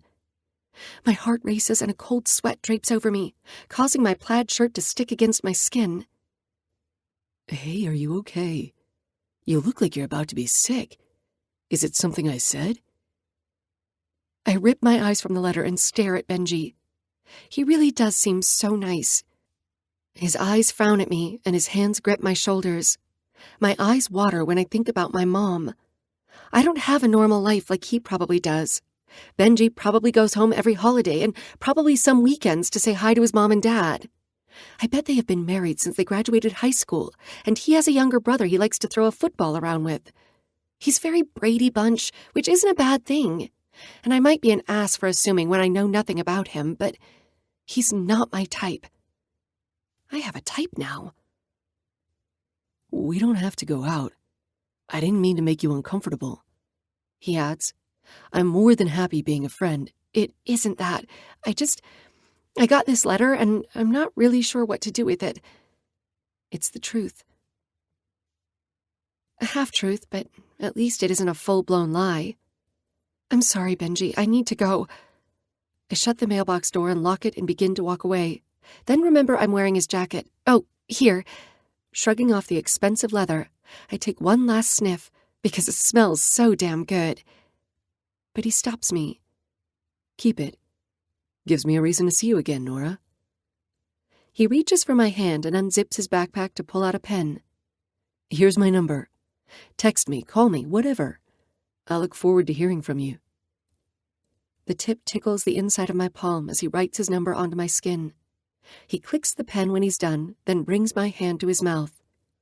You're something different, Nora Thompson, and I like it. He presses a kiss across my knuckles, and there's a small, fluttery sensation in my belly. It's faint, not nearly as strong as when I'm around Mateo, but it's there. I bite my bottom lip, then stop when I hear Mateo's voice in my head about chewing on it. Bye, Benji, and here. I shrug off his jacket anyway and hand it back. I'll forget, and you might not ever see it again. It fits you better than me. I try to keep the moment light as he takes it from me. I beg to differ, he protests, keeping his eyes on me as I walk out the door. I shake my head and give him a departing wave. When I'm not around him, I exhale and relax. I'm not sure why Benji talked to me today out of all days, and I'm not sure if talking to me was a joke or what, but I learned that I'm personable. After talking with him, I feel good about myself. Obviously, nothing is going to happen between us. It isn't fair for me to go out on a date with him when I'd only be thinking about Mateo anyway. My dorm is right across from the student union. It's taller than the other buildings, old and made out of brick. I cut across the yard, and the dust from the sand swirls around me and gets in my eye. Balls! I curse to myself, blinking the grains away. My eye begins to water, which makes it easier to give in to cry if I wanted to. This letter from the correctional facility has me all messed up. I open the door to the building, and Matthew is behind the desk. He lifts his head when he sees me and grins. "Hey, Nora." He waves. He has never said hi to me before. I blame the birthday dress. I give him a pressed smile and glance toward the couch to see sleepy Sam napping away. A nap sounds good. I might do that instead of reading the letter. Maybe I'll burn it or tear it up. I have no intention of knowing what is going on with my mother. Holding the mail close to my chest, I decide to crawl under the covers when I get to my room, pull them to my chin, turn on the TV, and watch old episodes of Friends while eating my weight in chocolate cupcakes that I'll order and have delivered. Yeah, that sounds nice. A man should take note that when a woman wants and needs chocolate, she's having a bad day. No one can make it better except the sweet escape of a rich, dark, molten lava chocolate cupcake offers. Molten lava chocolate looks a lot like Mateo's eyes.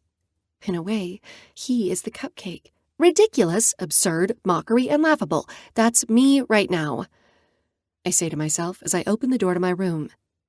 The note Libby left in purple marker about her going to the doctor is still there on the small dry erase board hanging below the peephole. I erase it with my hand before walking inside. The heavy door shuts, and the slam echoes down the hall. I blow a raspberry with my lips and pinch the bridge of my nose, exhausted, confused, lonely. Which is my own doing. I can't blame anyone else but myself for that. Kicking my shoes off, I unbutton my pants and get prepared to stay in for the night. My feet disappear into the lime green shag rug Libby insisted on having, and I reach to turn on the pink standing light on her side of the room. It casts a dim yellow glow, nothing too harsh for the night I want to have. I toss the mail on the space-themed desk I have. It's gorgeous. It has the night sky behind the planets, Saturn being in the center, which is perfect because it's my favorite planet. The desk has an array of different colors on it, but it's the sky that's the prettiest, with hues of blues, blacks, and purples with vivid constellations. I love all of it. Best part? It was on sale. I'm about to step away when I notice my books. The books Mateo had are sitting in the middle of my desk, neatly stacked. My heart does that funny, wild, unpredictable beat. You really need to be more aware of your surroundings, Stellina. You never know who you will run into. I gasp and spin around when I hear Mateo's voice. He's in the corner, staring at me through his lashes. He steps forward in a navy blue suit that hugs his body. His shirt is white and unbuttoned around his neck. The man is wrapped in sin and bad intentions. And the world he is so eager to show me drips with the same molten lava I'm hypnotized by when I stare into his eyes. He is the chocolate. And I'm a sinner for wanting another taste. Chapter 14. Mateo. She has no idea how badly I want to bend her over my knee and spank her for what she did. She left me in the early morning. No goodbye, no see you later, no one last kiss, nothing. I'd planned on having breakfast with her, consisting of my mouth between her legs, feasting on her sweet tangerine, and when I woke up alone with nothing but her scent embedded in my sheets, I was fucking furious. No one walks out on me. No one leaves me wanting. Everyone who tries never gets away with it. Nora is no different. Has she really been thinking she snuck out of my hands? I've been watching her since day one, and if I couldn't watch her, one of my men did. I have known her every move, every breath, and every time she nibbled on her bottom lip. How did you get in my room? she asks, keeping her distance from me. I glance around the dorm, small, old, with furniture that needs to be replaced, and grin. Money talks, Stellina. I can do whatever the fuck I want, when I want. Your little university needed funds for a new science building, so I made it happen. And so now, as of 3 days ago, I am an esteemed member of the university board. I own a 5-star resort, Stellina. Getting into a dorm room is easy as snapping my fingers. I snap my thumb and middle finger to add flair. You cannot run from me, Stellina. I don't like that you think you had to. I got nervous, she says in a small, shaken voice that stirs my cock. I didn't know you wanted me there. Bearing my soul to you the night before you left, I would think that would be enough for you to know how badly I want you. I take a step forward, and the hint of strawberries hit my nose. Her scent. I've missed it. It's only been 5 days, but 5 days is too long when I want to submerge myself in her life, in my life. I'm sorry. She laces her fingers together and twists her hands out. My eyes fall to her palms, and that's when I see the phone number written in blue ink. With a savage growl, I take 3 steps and grip her wrist, lifting it into the air. My men didn't tell me about this today. What the fuck is this? I hiss, squinting my eyes at the name below the numbers. Benji. A dead man. A friend, she exclaims on a light breath. She doesn't try to pull away from me. If anything, her body goes lax, nearly limp. A friend? The word is poison, numbing my tongue as I speak it. Friend. No man in their right mind would want to be just friends with Nora. I'm not interested in him. I know, I say, on a slight edge of cockiness. I yank her to me, her body warm and right against mine as we fit together, like a puzzle. I might kill him anyway, depending on how much of a threat he is. I could be, for all you know. She dares to sass me when I'm on the edge of fucking her in her dorm room. I'm really not happy she left how she did. And you'd be lying, I snarl, inching my way closer to her mouth. There's no way you feel what you feel right now. I skim my nose down her cheek and press it against her throat. There's no way your pulse beats as fast with someone else like it does for me. I kiss the side of her neck, feeling the jump of her heart right under the skin. There's no way your body yearns for someone else like it does for me. I rub my thumb over the hard nipple tenting her shirt, then pinch it, causing her to gasp and moan. I slide my leg between hers and press my knee against her center. There's no way you get as wet for someone else like you do for me. I skim my hand down her body, unbutton her jeans, and push my hand under her panties. The trimmed hairs scratch against my palm as my fingers circle her clit. She writhes against my leg, tossing her head back as I pinch that sweet bundle of nerves. I called, I texted, I had my men watching you. I watched you, just so I could get a glimpse of what I wanted most. I tangle the strands of her hair around my wrist, then sink my fingers into her scalp. Tell me right now, I say, slipping my fingers through her wet sheath and parting her delectable folds, then sinking my finger into her cunt. She grips onto my biceps, face flushed, lips parted, with an uncertain look on her face that I can't quite place. It's like she can't believe something inside her could feel so good. I slide it out, then back in and out, slow and torturous. My cock is straining under my pants, dying to be freed and to slip inside her. Tell you what? Her voice quivers, her nails sinking into the material of my suit. I can feel them denting my skin. Tell me you don't want me. This, us, and I'll still make you come, and then I'll walk out that door. I don't say that I'll always watch her and find a way to make her mine. I keep that to myself. There is no getting away from me. I don't believe in waiting. My philosophy is time waiting is wasted time. I want her now, for good. In the worst and most unhealthy ways, I'm consumed, tormented, haunted, and plagued. I'll die proving to her we have to be together. She might want me to dominate in the bedroom, but she dominates me out of it. I quicken my speed, my finger hammering into her sweet cunt like I want my cock to. I feel the thin barrier of her virginity. Thunder boils the back of my throat as I threaten to break the wall again. I want it as mine, but no matter how much I want to rip through it with my finger, I want it more with my cock. Tell me, or I'll take your silence as a yes. Her cheeks flush.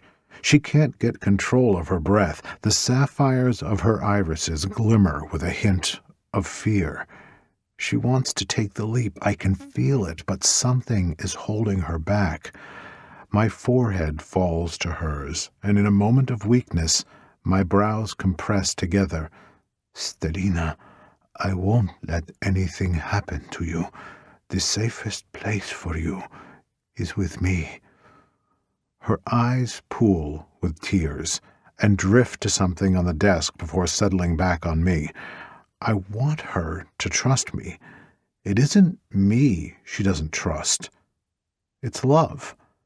If I were someone else, this would still be an issue, but I know she wouldn't allow anyone else to get this close. I'm not lucky. She was just made for me. I'll always protect you. I'll vow my life upon it. Te lo prometto, I state, whispering in her ear. Words are pointless. It's action that matters. Over time, she'll see just how hard and how intense my love can be. I promise. Okay, she nods with a lick of her lips. Her shoulders sag, and the apprehension leaves her body.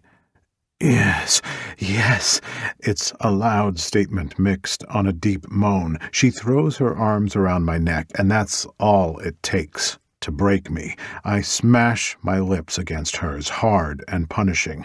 I'm fucking desperate. I bite her bottom lip and suck it between my mouth before letting it go with a plop. Our teeth clank together, but she doesn't fight me to be in charge. She submits, like the good girl she is. My tongue glides over hers. They tangle around one another in an erotic dance. I slide another finger into her hole, which is slightly stretched from one finger, and curl them together, making her whimper down my throat. Fuck, she's so damn wet. Mateo. I close my eyes when I hear my name coming from a lust-driven part of her. I pull my fingers out, and she sighs in pleasure and frustration that I've left her, but not for long. I suck my index and middle finger into my mouth, groaning as I lap at the honey. I take a step back and unbutton my blazer, fold it, and lay it across her roommate's bed. As my attention is focused on Nora, I notice how different she looks outside of a sexy dress. Her style is simple, affordable, and yet I couldn't imagine her wearing any other type of clothing. This style suits her. Her arms wrap around her waist. She must get the feeling that I'm judging her for what she's wearing, but I'm not. You're beautiful, I tell her as I unbutton my shirt. I shrug it off and lay it over the top of my blazer. Not as beautiful as you, she admits bashfully. She begins to take off her own clothes, but I stop her. I will undress you. I kick my shoes and pants off, and I stand in front of her in tight briefs that do nothing to hide my erection. My cock is peeking out from where my underwear ends on my thighs, and I imagine Nora falling to her knees and sucking the tip from the material, nude. I work the buttons of her shirt, then tug each sleeve down her arms. She stays perfectly still, letting me do whatever I want now that she's agreed to be mine. All fucking mine. My fingers rub against the skin under her tank top, then lift the plain light green material over her head. Her brown hair becomes messy and unkempt as it sticks out in certain places. I drop the shirt onto the floor in a useless puddle. Bellissima, I admire, wrapping my hands around her waist, then drifting them to her back. With my palms, I push up, traveling up the lean curve of her spine. Her bra gets in my way, so with one hand I release the clasps and the straps loosen around her shoulders. I slowly work my way around and slip the bra off her body, showing the perky breasts I have been dreaming about for 5 days. Do you know that I've woken up every morning for the last 5 days with cum on my stomach dreaming about these tits? I dip down and suck one of her breasts into my mouth. I try to fit it all in, hungry for her, but I can't, so I settle for sucking her rosebead. Her hands rub over my chest, and those lithe fingers tighten in my hair. Every night? Sometimes twice. It's the truth. I'd wake up in the middle of the night, coming on a shout as I wake from a dream of her and me. I'd be sliding into her for the first time, and when her heat engulfed me, I lost it. I'd clean myself off, then eventually fall back asleep, only to wake up from another dream about fucking her tits and coming all over her chest. But it was my chest that was a mess. I kiss my way down her stomach, flat and lean, so petite and small. I dip my tongue in her belly button before sliding it down to the waistband of her jeans. I unbutton her pants and slide her zipper down, revealing black lace panties. I can see the faint hint of her light brown bush underneath, and a primal growl battles in my chest. I tug the jeans down from her hips, then tug them off, tossing them with her shirt on the floor, burying my face between her legs. I inhale the sweet sugar soaking her flimsy underwear. I bite the lace and make sure I have a good grip, then yank my head back, ripping the damn things off her body. They fall in tatters around her feet. I'm at eye level with her pussy. Her pink clit shines, poking out from the folds, slightly erect and swollen, needy for me. Lifting one leg off the floor, I place it on my shoulder and pull her to my mouth. My tongue lashes out, and I moan as I feel her velvet lips part for me. Yes, she gasps, tossing her head back as she ruts against my tongue. I don't want to stay down here too long. I want us in bed. I'm still going to say no sex until she's ready, but I want to tiptoe up to the territory. I suck one fold into my mouth, then the other. I dip my tongue into her, then slide it toward the front and latch onto her clit. Her thighs shake around my head. The whimpers and pleas that leave her have a dribble of pre-cum dripping from my cock onto the floor. The way I want her is dangerous, sick, and mental. 5 days I've been without her. 7 days since I've met her. And she's changed my life. Oh, God! Her body jolts when I bite down on her like she does to me. I can feel when she's about to come, so I pull back, letting her clit go with a pop. What? No! Why did you stop? She looks down, struggling to breathe.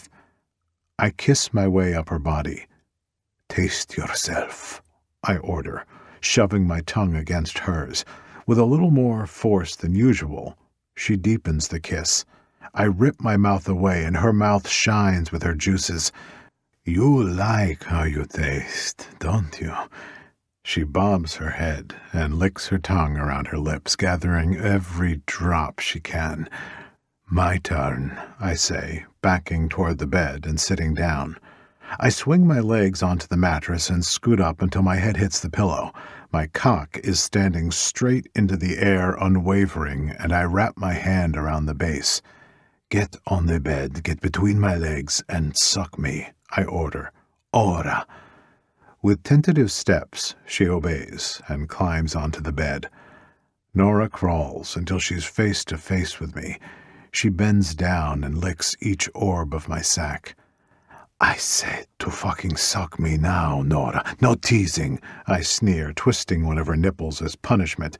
She cries out, and I take the opportunity of her lips being parted and shove my cock into wet heat. She gags, but recovers just as fast. She wraps one hand around the base and strokes me in rhythm while she bobs her head. She bites down, and I jackknife off the bed, holding onto her hair tight as she pulls off and traces the head like a lollipop. Seeing my wide head against her tongue, pink on pink, is another kind of intimacy that no other man has been able to experience with her. My orgasm is too fast to stop. A spurt leaves me, marinating her tongue in a thick white stream. I growl, tensing my body and pressing my head against the pillow as I hold back the rest of my orgasm. It fucking hurts, but I refuse to come more. I can't. Not yet. My sack burns. My body is on fire. My teeth are pressing so hard against one another, I'm afraid they're about to crack. Deep breaths through my nose and out of my mouth. I finally calm myself. Why did you stop? She asks, the edge of innocence glowing from her face as she stares at me. Because you always come first, Stellina, always. What if there are days where I want to make you come first?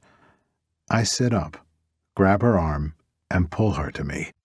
Her pussy is right above my cock, and the heat radiating from her has my hips automatically thrusting to slide within her depths.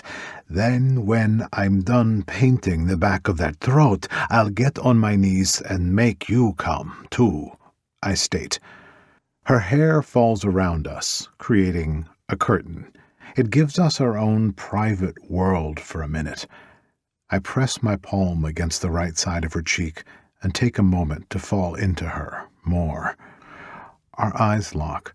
Her blue eyes sparkle with hesitancy and mischief, but the thing that hits me the hardest is trust. She took a leap and decided to trust me.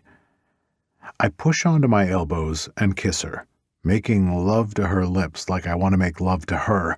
My kiss is firm, yet slow, my tongue demanding and dominating over hers. When I pull away and open my eyes, she has a bit of red scruff burn along her chin, but she doesn't complain. What do you want me to do, Mateo? She asks. I'm dominant, sure, but I'm not into women calling me sir or master. I want control without the rules. Plus, I think telling her to call me that will only make her afraid of what is next. My Stellina is skittish if not handled properly. No sex, just us enjoying each other like last time, I say. She's relieved, but when she looks away from me to stare at the wall, I know she's disappointed, too. There's no rush here, Stellina. It's me and you. When you're ready, I'm not going anywhere, but there's no pressure. I have to remember how much younger and inexperienced she is than me, not just with sex, but with emotions, too. I have to respect that. If I can't, then I don't deserve to be with a younger woman like Nora, or any woman, for that matter. I watched porn one time. She chews on that damn bottom lip, driving me fucking crazy. My hands are wrapped around her back, yet I can still feel the fever taking over her body as she starts the story. They tried one thing, and I know you've probably done it 100 times, but I'd like to try it with you. I push against her chest and have her sit up, her hair tumbling over her breasts to hide them. She looks like a goddess right now. Show me. I said to show me. I deepen my tone, expecting her to obey me. This is the push she needs when she wants something. That's when I need to be dominant. I'm not forcing her. She knows she can stop every time, but I think it helps her to know how much I want her. There she fucking goes, chewing that lip again. 𝐾𝐧𝐲. I don't know why it drives me so fucking crazy. I think it's because she isn't trying to get me in the mood or trying to look sexy. She just does it because it's a habit, and she's so damn innocent. And it shows. She sits up, tossing her hair over her shoulder, and her right breast comes to view. I hum appreciatively, wanting to hide my face between them. She grabs my cock and presses it against my stomach. The head passes my belly button and slips along my skin. I lift a brow, curious to what she has planned, and she straddles my waist, then ever so slowly lowers herself against me. Not many experiences steal my breath, but this moment does. Her slick folds hug my cock, the heat nearly scorching, causing my toes to curl. It's a devious, scandalous position, one that teenagers try when things get heated but are too afraid to have sex, so they do the next best thing. And Dio fucking mio, let me say, I want to do this every day for the rest of my life. She feels so good. My fingers dig into her hips, and our eyes lock as she rocks against me for the first time. When the crown brushes over her clit, we moan in unison. I shut my eyes and embrace the feel of her. The desire building inside me getting higher and higher. With every stroke, I feel like if we don't have sex, I'll die. But at the same time, I never want this to stop. A sexual cruelty I can't get enough of. You feel so good, Stelina, I say breathlessly as she rolls her hips. Mateo, you're hitting me in the right spot. Oh my God, she chants, cupping her tits as she throws her head back, twisting her nipples. Her cunt is fucking soaked as she glides herself across me. I can't help but watch her hips curl and her lips part, but at the same time my eyes fall to where we are connected, my cock glistening from her wetness. Her clit is rubbing against me, up and down as she moves. My hands grip her hips tighter to stop myself from increasing her pace. I want her to take me how she wants. Fuck, Nora, fuck. I growl when she slams her hands on my chest, digs her nails into my pecs, and fucks me quicker. She must be able to read minds, because this is exactly what I was wanting. She swirls her tongue around my nipple and bites it, a zing of pain spreading through my chest. My vision blurs from how good this feels. Sweat drips down my temple. Nothing has ever felt so good. It's this building pressure of foreplay, this blaze of need nearly exploding inside my cock that wants sex so fucking bad, but I can't have it. Not yet. In the 25 years I've been having sex, I've never felt like this before. Nora starts to ride me harder, applying more pressure against my cock, and whimpers. She's close. Oh, God, don't stop. Don't fucking stop, Mateo. I'm not even doing anything. She's the one doing all the work. I grip each round ass cheek in my hands, shaking the thick pieces of meat. I grunt when her clit rubs over the tip of my cock. She's becoming more aggressive, more wanton, more needy. She's panting in hot breaths, licking the shell of my ear, gaining confidence. I fucking love it when she's confident. I get lost in the sensations she's giving to me, thrusting my hip slightly to give her extra punch across her clit. I don't know where she ends and I begin. The room fills with luxuria, lust. The air is hot, sticky from our sweat. Our breaths mix and our moans collide, and nothing else exists except how she makes me feel. She won't be able to feel the deep roots of the emotions, but I can do my best to show them. She runs her fingers through my hair. It's wet from sweat, and then with her other hand she rakes it down my chest, leaving red lines and marking me as hers. I'm not a man that whines. I don't fucking whine. But I am right now. She's bringing me to the fucking edge and keeping me there. I slap her ass, growling from the frustration and needing to take it out on her. I want her so fucking much, and no matter how close we get, it isn't enough. Yes, she tosses her head back, the moan coming deep from her chest. You like that, Stelina? I bring my hand down again, and the loud clap reverberates off the walls, singing my new favorite song. She nods. I do. I really do. I want more. I roll us so she's on her back. I know she's trusting me not to thrust inside her, so I don't. But I do flip her onto her stomach. Get on your hands and knees, I growl, running a finger down the sleek line of her spine. Nora listens, and her ass sways in the air, tempting me. There's a faded pink handprint on her ass, and I rub it, the skin hot under my touch. My knees give into the mattress as I settle in behind her, pressing my cock along her folds. So fucking wet, Stelina. Dio mio, I'm ruined. It's all for you, she says, laying her cheek against the light pink pillowcase. Solo mio, Stelina, only mine.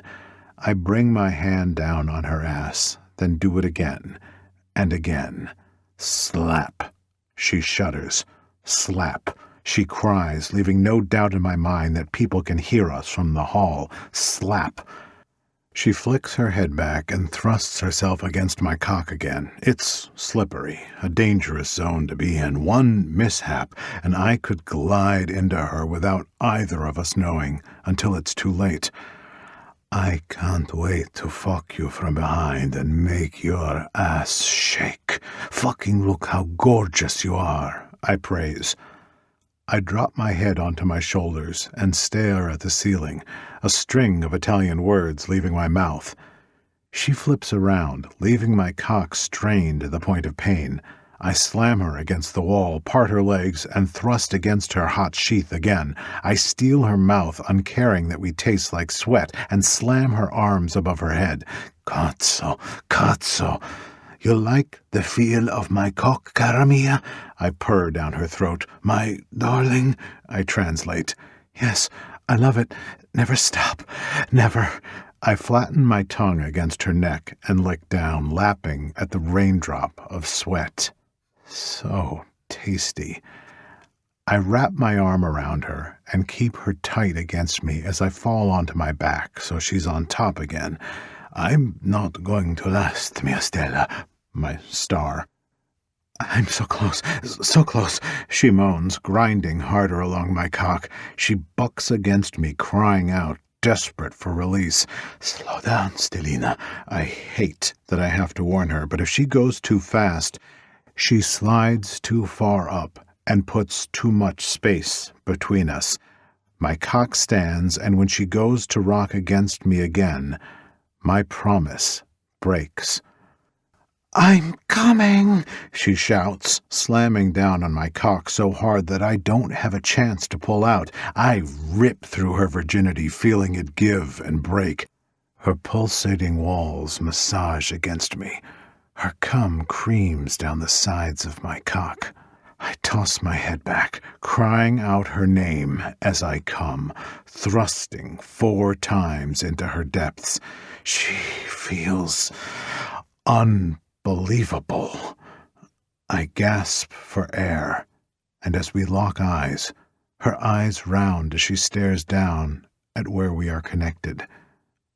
This time, I let her take the reins, because this wasn't supposed to happen. She doesn't get off me, and I don't pull out as she thinks about what to do. I remain patient, no matter what she decides. I'll be here. Chapter 15. Nora. The only word going through my mind right now is oops. Informal expression, used to show recognition of a minor accident or mistake, usually as part of an apology. I was on the cusp of my orgasm when I slipped up and thrust down on his cock to the hilt.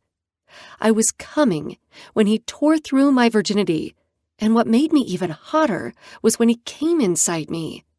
Right now, I feel him dripping from me, coating the inside of my thighs as we lay there and figure out what to do. He licks his lips and groans, eyes fluttering shut when I flex my muscles. He likes that. We don't have to do this, he rasps. I can tell how hard he is gripping my hips. He is on the verge of losing control. He's been nothing but kind to me during our foreplay. We weren't supposed to have sex, but I think a part of me really wanted to. I'm not upset at all this happened, just nervous. I rock back, then forward, and his mouth falls open on a silent moan. Dio mio, ti senti così bella, così stretto. I love it when he speaks Italian. His Italian is getting the best of him. I have no idea what he is saying. Usually he will translate, but he isn't thinking about that right now. Aren't we already doing it? I say on a quiet, husky groan. I rock again, feeling the thick spear stretch me open, owning me. He's so big. Having him inside me is making it hard to breathe. With a savage snarl, he flips us again. I'm on my back, staring up at a manic, wild expression. The pupil is expanded, nearly taking over his entire eye. I can't see his iris. A droplet of sweat is hanging on a piece of hair. His breaths are unstable, shaking, and his heart is hitting against his chest so hard I can see the pulse jumping in his neck. There is no going back. We do this. You're fucking mine, Nora. Mine. No one else's. I am not letting you go. I'm claiming you. He slides out and grumbles happily. See that blood? See yourself along my flesh. This pussy is mine. He thrusts back in hard, and my mouth opens while my brows pinch themselves together. Wow, that feels so good. I will not be a regret. He slides out and punches forward. You will not push me away. He punctuates the words with every long, slow thrust. Tu sei mio, e io sono tuo. Mateo brings his lips down on mine, kissing me slowly. You are mine, and I am yours. I don't want to push you away. I want this. I want you. You're my safe place, and I didn't realize how safe until this moment. I say to him, which causes him to groan. Do you hurt? He asks, continuing with the slow movement of sliding in and out, careful not to take it too fast. He stares at us where we are connected. A constant growl rumbles his chest, like the beast within him is satisfied to see us joined, seeing my virginity coat his cock.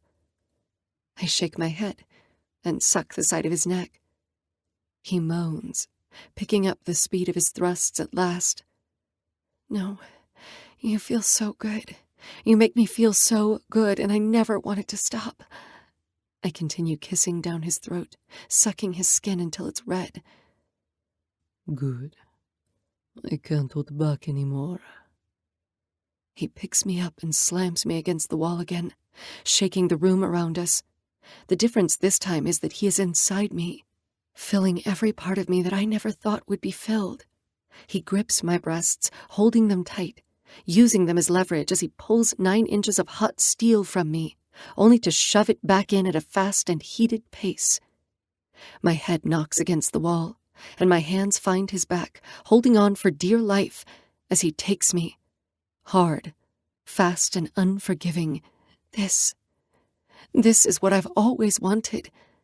I don't want slow and gentle. I want primal and real. I want inhibition shattered, lust driving us, and the desire so far out of this world that with every time our bodies rub against one another to create friction, the flame sparks anew. Mateo's fingers force themselves into my mouth, and he yanks my head to the side, biting the flesh of my shoulder, groaning into my ear. I choke when his fingers reach too far back, but I don't want him to stop. It makes me wetter. He jerks my head to the center, keeping 3 fingers in my mouth. His other hand wraps around my throat, and he lifts his lip, growling at me as he fucks me. Mateo is a passionate, intense lover. He moans and bites, stares at me like he hates me, and thrusts his cock into me like he hates my pussy more, but I know that's far from the case. He loves how I feel so much he can't take it. Fucking damn it, he shouts, throwing me against the bed, pressing my head against the pillow, and sliding into me from the back. What did I say about fucking you from behind? He yanks my head out by my throat. What the fuck did I say? You wanted, I swallow and grip the sheets, to see my butt shake. His hot breaths puff against my cheek, and he bites my ear. Si, Stelina. I gasp, his long girth robbing the air from my lungs as he begins a brutal pace. Our skin slaps and my butt does shake, just like he said it would. His sack swings between my legs, hitting my clit with every stroke. And it's fast. I don't get a break. Between internal stimulation from his shaft and his sack hitting against me, an orgasm is brewing again. He bites the back of my neck, then wraps his arms around me, bringing me into a sitting position. I'm balanced on his thighs, his hairs adding to the array of sensations I'm feeling. My back is against his front, and he holds on to me tight, his arms crossed over my breasts and his cock driving into the hilt. He tries to get deeper with every thrust, squeezing in every inch to touch my womb. Even though he can't get any further, it doesn't stop him from trying. Mateo's so good. I mumble, dropping the back of my head to his shoulder. Say my name louder, he orders. When his voice takes on that deep tone, the submissive inside me listens. Mateo! I cry out like he wants. He manhandles me quick, moving me onto my back, parting my legs, then slaps his cock against my swollen clit before pressing into me again. He flexes his hips. Louder, he states, fucking me harder and faster. He brings one leg up to his shoulder, and that lets him bring his pelvis closer to mine, and 2 more of his glorious inches sink into me. I scratch my nails down his chest and scream, Mateo! That's it, Stelina. Scream for me. Tell the world you're fucking mine. This body, this mouth, this heart, tell them! He roars, pounding ruthlessly. He grips the baseboard of the bed's frame and holds onto it to fuck me as hard as he can. I said to tell them! My orgasm blinds me, hits me out of nowhere, crashing against me so hard I see bright lights. My voice aches and my throat is raw as I yell at the top of my lungs, my entire body detonating around him. Mateo! I scream, sob, and wail. Tears brim my eyes from the intensity of the wave of euphoria. Yes, Stelina, yes. Fuck, you're going to make me come. The headboard bangs against the wall, and he drops his sweaty lips against mine, savoring one last kiss before he tosses his head back. His neck muscles strain, and in an echoing song, he screams my name, letting the world know who he belongs to as well.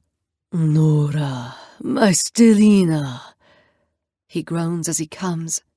With each jet, he presses into me as hard as he can. It's like he is trying to make sure he gets into every crevice. He collapses on top of me, balancing his weight on his left side so he doesn't crush me. We are a mess. Our bodies are slick with sweat, but I can't stop rubbing my hands up and down his back. We are struggling to breathe. Our air mingles, and we have no choice but to breathe one another in. It's erotic in its own way. He kisses my shoulder, my neck, my cheek, and then collides our tired lips together. Mateo holds my head still with his hands, kissing me like someone who loves me would. My legs are shaking around him. Heck, my entire body is. He doesn't pull out of me. He stays locked inside me by flipping us to our sides. We both moan. The move is simple, but it still feels good since we are connected. Euphoria, a state or feeling of intense excitement or happiness, I say between struggled breaths. I live in that state with you, He admits, skimming his hand up and down my sides. I know that wasn't expected. I really was adamant about not having sex to respect what you wanted. I don't regret this. I don't regret you. I could never feel anything but happiness knowing I'm with you like this. I'm happy it's you. I stare across the room, eyeing the pink lamp that is still on. I hope this happens more. I giggle, biting my lip in secret. You'll be lucky to ever leave the bedroom, he says, and stop biting your lip. I always know, Stellina. I sigh, but for once it's full of content and happiness. I scoot back against him and he nips at my shoulder. You better stop. I'll go another round and you need to rest. You'll be sore. You can go again? I ask, astounded. When he comes to you? Always. We will take a nap, and then head to the Lusuria for a bath. I've made changes since you've been gone. You like them. What does Lusuria mean? Lost. I don't miss that his voice deepens. And I had no idea what to name my resort until I met you. You're my muse, Stellina. You say things like that and I'll fall in love with you, I whisper, as my eyes hood with the need to sleep. If love isn't the goal, then what are we doing? He answers, adding another kiss to the middle of my back. My heart warms from his statement, but I don't reply because I don't want to ruin the moment. I snuggle against him and close my eyes, letting exhaustion take hold. My body floats into the bed, worn, hot, and tired. He has me locked against his chest, and the possibility of being loved gives me the comfort to fall asleep. I'm not sure how long we lie there. Minutes, hours, days? Who knows? Oh, my flamingo! I snap my eyes open, startled from my sleep, and see Libby standing in the middle of the room. Her mouth is open so far her jaw is nearly hitting the floor. Her eyes are wide as she looks from me to a sleepy Mateo, then me again, remaining speechless. I grab the throw that's hanging on the bedpost and cover us. Hi, Libby. Mateo's voice is rough from sleep, and I fall a little more in love. I'm a cliché, falling in love with the first person I've had sex with. Wow. Hi, Mr. Moretti. She finally glances away. Call me Mateo. We will be seeing a lot more of each other. I hope so. I mean, not more of you, but more like friends see friends. I'm going to go. Libby points over her shoulder to the door. Just going. Oh. She runs into the wall. There's a wall there, just going to go. She gives me 2 thumbs up and mouths, "Oh, my flamingo," like she always does when she is really shocked. "Bye, Mateo," she says as she opens the door. When it closes, I fall against the bed and groan, covering my face with my hands. Mateo laughs and the sound causes a chain reaction, which makes me chuckle too. She's going to want every dirty detail. Libby loves details. Mateo throws the blanket off me and pulls me back against him, his cock sliding inside me again. Then we better work on those details, Stellina. Well, in between those details is the devil, Mateo Moretti, wrapped in sin and bad intentions. Chapter 16. Mateo. It's the next morning, and Nora is in my bed, naked. The sheets have fallen to her hips, and I'm left staring at her back. I take a minute to marvel the beautiful creature in my bed. Her spine curves down her back, leading to 2 dimples settled above her ass. I have the wildest urge to kiss a path down the elegant line, but I can't. I have a few things to do, and I know Nora has class soon, which my driver will take her to. I might not use my driver, but that does not mean I do not have one for purposes such as these. I won't have my lady going to school in a taxi. That's despicable. I tug the sheets up her body and kiss the top of her head, which causes her to rouse. She turns to her side and lifts those curly brown lashes and slays me with the piercing blue of her eyes. My pocket buzzes, telling me 𝐂𝐨𝐲𝐿 is waiting for me down in the new club, Club Lusuria. I can't fucking wait for it to open. All the inspiration came from my Stellina. The entire resort is changing. She didn't get to see it last night when we got here because she was asleep, so I carried her to our home. The vibe has changed in my business. The outside of the building is painted black, and a blue neon sign says Lusuria in cursive. It's beautiful. Already the foot traffic has increased and profits are up. The inside got made over too. I added long curtains of purple silk to hang down the walls, and the lights in the chandeliers have been changed to blues, violets, and whites. The environment has changed. The theme, of course, is seduction. Now I feel like this place is mine. "Good morning," she says sleepily. She stretches her arms above her head and stretches, which causes the sheet to fall below her breasts. A rumble of pleasure sounds in my chest, vibrating my throat, and my hands fondle the mound. My cock stirs, which is surprising, considering how much I've come in the last 12 hours. "Good morning, Stellina," I greet her, watching as she becomes breathless from my touch. Frustrated, I yank my hands away and readjust my cock. "You don't have to stop." She reaches for my belt, biting that damn lip, and rubs my shaft with her palm. "Amore mio, I wish I could stay, but I can't. I have so many things to do today, and I have a meeting with my second—" I let slip, then press my lips together to stop me from saying anything else. I've been nothing but open and honest with her, but she does not know that I am the head of the Mafia here in Las Vegas, that it is a family business, and I do not want to give her reasons to be afraid of me. "Your second?" she asks, pushing herself up. She leans against the headboard. "Cazzo!" I exhale and take a step away, shove my hands in my pockets, and debate if I want to tell her the truth. I'm starting over. Building the Mafia from the ground floor again after everything that has happened. I can't promise her there will not be danger. And if she chooses to leave me, well, that can't happen. She'll learn to love me over time. "Does this have to do with you being in the Mafia?" she asks. "It's weird to call someone your second."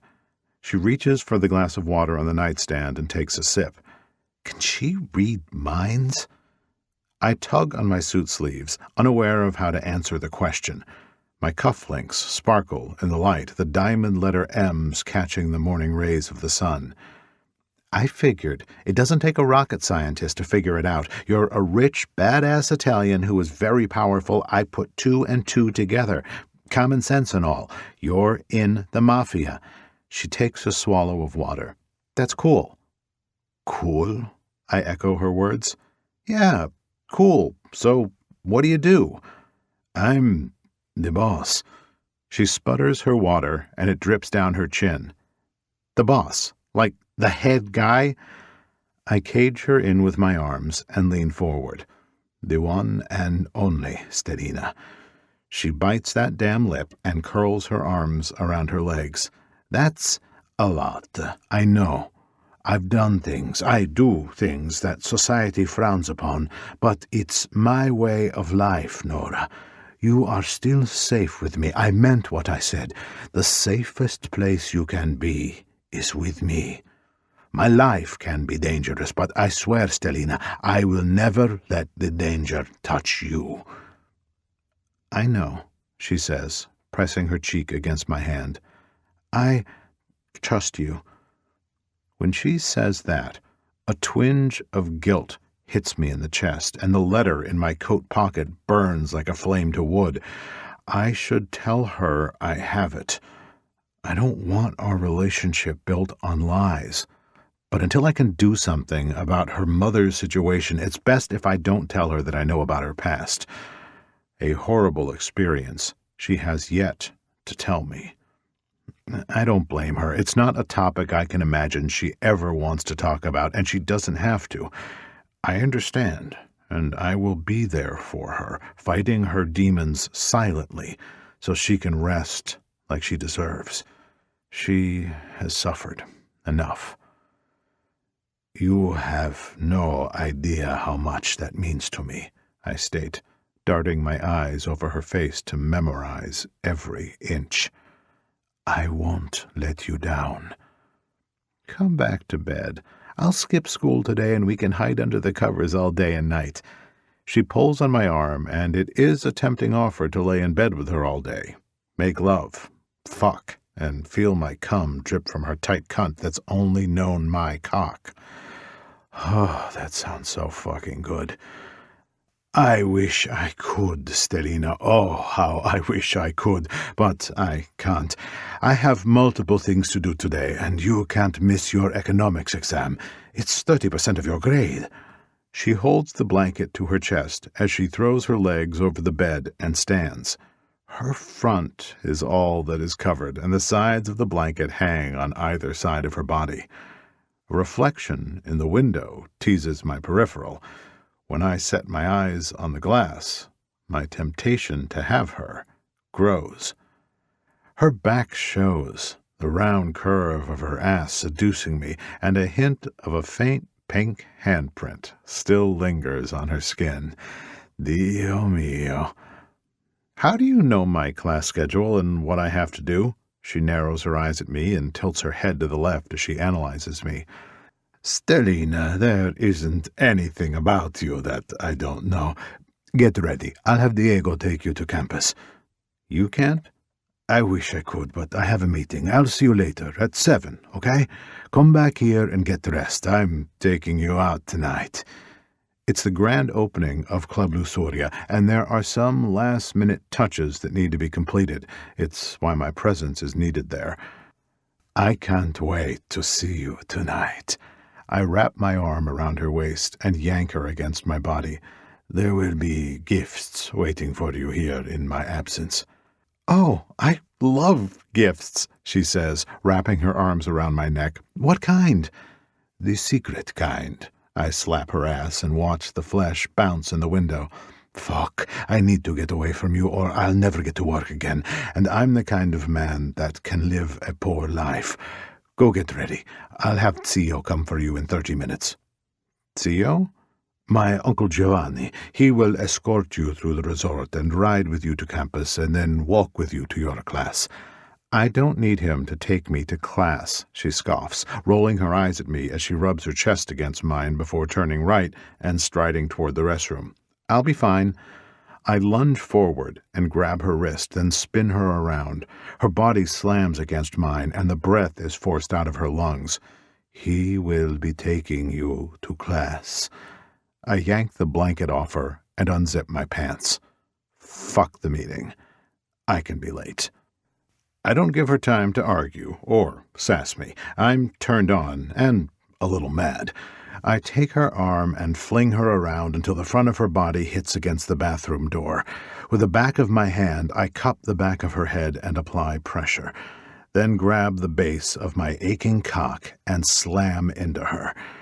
She's still wet from all of our lovemaking last night into the early morning hours. She moans, and I begin a brutal, fast pace, slamming into her tight cunt without regret. And don't you dare fucking roll your eyes at me again. My right hand grips her hip to keep her still as I thrust. I stare between us at the connection, watching my cock saw in and out, becoming coated in her juices. This is going to be quick. Usually I love hours and hours of foreplay, but I don't have time for that today. I bury myself as far as I can, my eyes glued to us. Her ass shakes, and her whimpers drive me to pound into her harder. Fucking roll your eyes at me like I don't know what is good for you, I sneer, slamming into her over and over again. I know what is best for you, and you will listen to me. Do you understand? She doesn't say anything, but remains silent, her pleasure taking over. Are you listening to me? I bring my hand down on her ass. The tingle at the base of my cock warns me that I'm about to lose it. I hook my hands onto her shoulder, slamming her body down as I punch forward, flexing my hips as hard as I can. Every time you roll your eyes, I'm going to fuck this cunt without apology, without care, and I'm going to make you fucking feel me between your legs every time you walk. I grunt when my orgasm barrels through me, planting myself as deep as I can inside her. Feeling the hot spurts of my cum bathing her walls, she tosses her head back and milks my cock. She pulls my cum into her womb, drinking every drop as if she's dying of thirst. She sags against me, and I press a kiss to the side of her neck, humming when I feel how warm she is from her orgasm. You drive me insane, Stelina, I say, groaning when I pull out of her heat to tuck myself back in my pants. If not listening to you means you fucking me like that, I might make a habit of it. I squeeze a hand around her throat and lift her head until her lips are just a breeze away from mine. Next time, I might not let you come. She gasps, cheeks flushing, and when I look down, I notice my seed dripping down her thighs. I'll have to invest in a plug to make sure I'm always inside her with no escape. I think you might like that. I notice, and with every ounce of willpower I have, I step back and double-check to make sure I don't have fluids on my pants. I'm in the clear. Maybe, she says, honestly. I want to explore everything you desire, and I wish that could happen right now, but it can't. It's okay. For the longest time, I didn't think I was capable of being attracted to someone like I am attracted to you. You've made me want. Dio mio, when you say things like that, it makes me possessive. You don't know how much it turns me on that I'm your first everything, and you've only wanted me. I crash my lips against hers, shoving my tongue into her mouth when I feel my cock stir again. I know I need to find the strength to walk out this door. I'll be in here all damn day if I don't. You get in the bathroom, get to class, and 𝐶𝐲 will be there to protect you. Don't roll your eyes. She's struggling to listen, but she does, and eventually nods her head. And you better hope Benji doesn't speak to you again. Things won't end well if he doesn't leave you alone. You can't tell me who to be friends with. She raises her voice, but it's hard to fight with her when she's standing naked in front of me. The look I give her must place a hint of fear in her heart, because she takes a step away from me, He wants to fuck you. No one else fucks you but me. He's just a friend. Does he know that? If not, I'll be sure to tell him myself, I snarl. Oh, don't you dare be a controlling bastard about who I can and cannot be friends with. If you intimidate him or harm him in any way with your Mafia men, she waves her hand over my body, I will not talk to you and we will not be together. Do not threaten me, I sneer. You are mine, and nothing you do or say will change that, and you know it. Nora stomps into the bathroom and slams the door. It shakes the entire room, and my hands fall to either side of the wall, and I hang my head. I don't like fighting with her. This fucking sucks. Stellina. I sigh her name, a heavy ache clenching my heart. I don't like fighting with you. I hear her sniffling behind the door, crying, and I lay my hand against the door. Please, open the door. I don't want to go on about my day knowing you're mad at me. I wait a moment, and every second that passes by without her opening the door has me debating to knock the damn thing down. Finally, the click of the lock sounds, and the door swings open. Her blue eyes are blinding, shot from crying, and the tip of her nose is red. Perdóname, amore mia. I apologize first, knowing it was me that was being unfair. It's been too long since I've been in a relationship. I'm a jealous, possessive asshole, Stellina. I only want you for myself. You have to trust me, she says, clutching the towel to her chest to hide her body. I'll tell him I'm in a relationship, but don't threaten him. He said if he wasn't interested, he was glad to be my friend, and I want friends, Mateo. I've never been the type to just have them, so please let me do this my way. I cup her face with my hands and kiss away the tears crashing against the apples of her cheeks. See, Stellina, you have my word. Zio is going to go with you to make sure you're safe, okay? Being with me might bring my enemies forward, and I need to know you're safe. Please? I can work with compromises, she says, agreeing with my terms. Grazie, Stellina. Thank you. I pepper one last kiss against her lips, then yank the towel off her to get one last look at her gorgeous body before I leave. Mateo, she squeaks, reaching for the towel in my hand. I lift the towel in the air so she can't reach, then throw it above her head until it hits the floor of the bathroom. I had to get one last peek to get me through the day. I back away from her, and this time bite my own lip. Seductress, I call her. Stop it, she says, suddenly coy. Never, Stellina. I'll never stop telling you how beautiful and tempting you are. I blow her a kiss and open the bedroom door. Good luck on your test today. I almost say, I love you for the first time, which silences me. I haven't said those words since Lucia died, not even to my second wife. I'll miss you, I say instead, knowing it's too soon to tell her that I'm in love with her. She'd run, scared. Love is the only feeling that can explain this need inside me, this passion, the overwhelming urge to protect her at all costs. If that isn't love, what is? I'll miss you too. She leans her head against the wall and watches me walk out the door. I'm happy I got to leave on better terms with her, but leaving her, regardless, sucks. I'd rather just have make-up sex all day, but adult life doesn't allow for that option all the time. She has school, I have work, and money is what makes the world go round. Without money, where would we be as individuals? Nowhere good. I pat my pockets and double-check to make sure I have everything I need for the day before heading out the front door.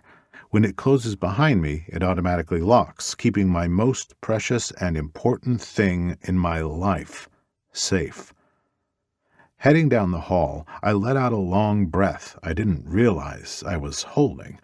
The day suddenly feels heavy, and I can't wait for it to be over.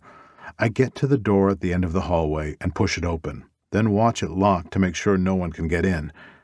Only people who are approved in the system can get past the scanner against the wall to allow them down the hall to my front door. My phone buzzes, and I fish it out of my pocket, then press the button to the elevator. "I'm coming," I snap at Mateo, stepping in the elevator. I'll let the cleaning crew know to clean this elevator again. The gold is filthy. "I'm just curious if you're coming to the meeting, now that you have a reason not to come to work. Rampe coglioni, zio. Always the joker," I crack as the doors slide shut. I hit the lobby button and the elevator descends. "When the meeting is over, you need to be with Nora today at school." "I'm not a fucking babysitter." "You fucking are today. It's an order. You will make sure she's safe. Do you understand? I don't have patience for intolerance today." A dial tone greets my ear just as the ding sounds telling me I've made it to the lobby floor. He fucking hung up on me. Curling my lip, I tuck my phone in my pocket, and the rustling of paper reminds me of the letter I stole from her dorm room. When the doors part, the mood changes when the purple silk drapes greet me. The room darkens, and the soft lights change from blue to violet. People seem to be having a good time, drinking more and spending more. Catherine sees me as she walks by and hands me my drink. Perfect timing. Whiskey neat. Top shelf. Only the best. "Grazie, Catherine." "Prego," she answers, with a wink at me. Learning quick, I notice. Have no choice when my boss speaks Italian, right? I lift my drink to her in silent appreciation and walk toward Club Lusuria. It's in the middle of the hotel, curtains blocked off with purple ropes. It takes less than 5 minutes to reach the entrance. The doorway is lined with black glass, and Club Lusuria is illuminated in light blue to match the sign outside the resort. "Piero, it's good to see you again."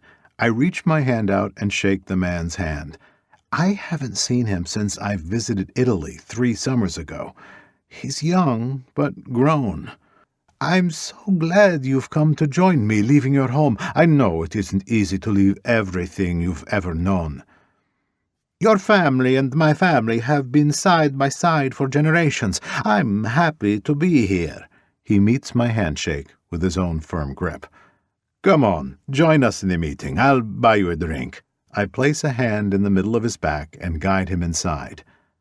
The club has come together quickly. The walls are black velvet, and the ceiling is covered in purple silk, the same as the drapes in the casino. There's a dance floor, and a large black chandelier hangs in the middle of the room, illuminated in red lights. The bar stretches across the back wall, the counter sleek with twinkling LED lights to mimic stars. Inspired by my Stellina. The glass shelves holding the liquor bottles have different colored lights shining under them to make the liquid in the bottles glow. Red, blue, green, yellows, kind of like the planets on Nora's desk in her dorm room. A group of 15 men is sitting on the couches to the right side of the room, also purple and blue velvet. Soft materials are sexy. Leather is nice, expensive looking. But velvet, it's sexy. When people sit on it, they always find a way to stroke it, to feel it against their fingertips. There's a special section of the club, too, a section that's only for members, a peep show section. Men and women can pay a certain amount and choose what they want to see. I think it's a section of the club that will do very well. Lust always sells. Sex always pays. There are metal cages positioned around the room for dancers, and 2 that hang from the ceiling. It's a dream I never knew I wanted until this moment. The club will also be a front. "Salve, signori," I begin. Their conversation dies down, and all eyes are on me. I take a seat in my throne, a chair that I've had delivered from Italy. It's black from top to bottom with red leather cushions. I snap my fingers, and Lorenzo, the bartender, straightens from being bent over and places a case of tequila on the bar. "A round for everyone, per favore," I tell him.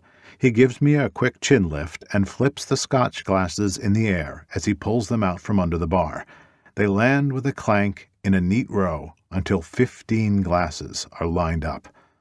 Tio stands next to me, and I check my watch to see he has about 15 minutes before he has to leave to get Nora.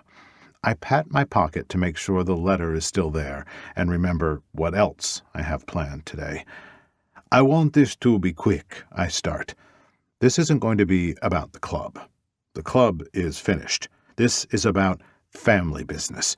This is about making the Mafia rule Vegas again.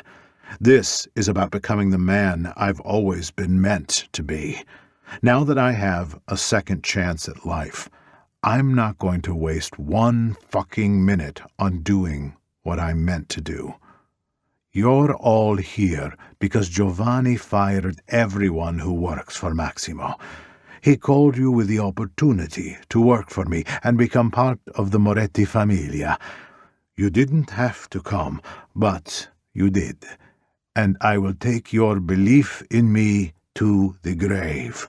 I will not run the business my brother ran. If that is what you are looking for, then there is the door. He ruined what I built, and I won't allow it to happen again. I wait for the men to ask any questions, but they don't. Tonight is the night everything changes. I have a supplier for weapons. We will move them and ship them across the country or world for all I care. I know we are all well versed in the weapons department, so on to the next issue. Drugs. There will not be anyone doing drugs in this hotel. The club will house the drugs that we sell, but we will not do drugs. It's about money. Do I make myself clear? If you want to do drugs, do it in your home. "Si, Mateo," the wave of my members says in unison. I lean back in my chair and stare at all of them. So young, so eager. I've known most of them since they were little boys, and now they are doing the best they can to be grown men.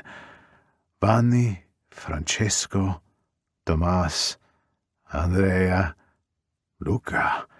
I knew them in diapers. Here they are, ready to prove themselves, and there is nothing better than seeing hungry men ready to climb the ranks. There is one aspect we will keep, the fighting.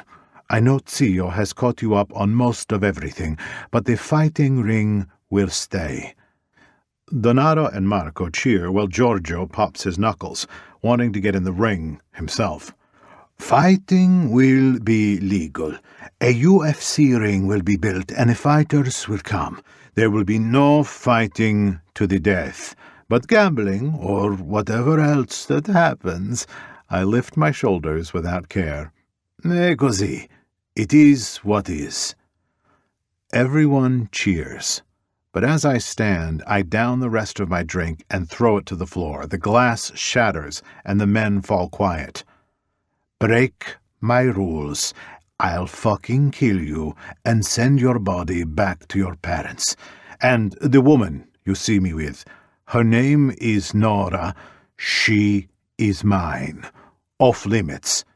You've heard what I've done to the man that drugged her. I'll do the same to you. Vanni, clean this up. I have somewhere else to be. I button my blazer as I walk out the door, and Zio is right behind me. You're going to scare them to death. They barely can grow beards. I've noticed. You couldn't get anyone more experienced, I tease him. All next generation? Everyone our age has died already. You know it's just us for the most part. What about Zio Giuseppe? That old bastardo, me got out of the game. He's a damn fool. There isn't any other game I'd play than this one. I pull my keys out of my pocket and head for the garage. I'll let you know when your package arrives safely. Theo veers off to the elevator to go get Nora. Vaffanculo, I curse him and lift my middle finger, keeping a smile on my lips so he knows I'm kidding. But really, keep me updated. See, he says, stepping into the elevator when it dings. I head toward the parking garage, wondering what I'm going to say to the woman I'm about to see. Chapter 17. Mateo. I'm sitting in the car, staring at the entrance of the prison, knowing that doing this behind Nora's back is going to cause problems. I want to take care of this for her so she doesn't have to, and while it's nice of me, she's going to be fucking pissed. I pull the letter out of my pocket and open it. The paper tears, and I hold my breath as I unfold the letter. Nora doesn't need to see this or experience this. I'm doing the right thing. My eyes speed over the paper, and what I see makes me regret opening the damn thing. 𝐂𝐧𝐼𝐴, I curse, slamming my hand against the steering wheel. I press my elbow on the door, the rich black of my blazer stark against the red leather. I stare at the letter again and reread it. Nora Thompson. We are sending this letter as a reminder that Danielle Marie Thompson is set to be executed on April 15th, 2021 at 3 in the afternoon. During the last 4 years of her sentence, she has had good behavior, and with your testimony, there is a chance of the sentence being stayed for appeal and possibility of parole after 10 years. To testify, please contact us at blah fucking blah. Are you kidding me? I'm fuming. What kind of fucking place sends a letter to inform someone of this kind of thing? Do I need to buy this prison too and have it reformed? I ball up the letter and toss it in my back seat, then twist my neck left and right to pop it. No, Nora did not need to read that letter. She wouldn't know what to do. The pressure that puts on someone, that isn't fair. Her mother killed her father in cold blood and then tried to kill her, and they dare ask her to testify in her favor? Fuck no, I won't put that on Nora. I slip my sunglasses on and step out of the car, slamming the door to let out some of my frustration. The day is warm, the winter slowly fading into spring.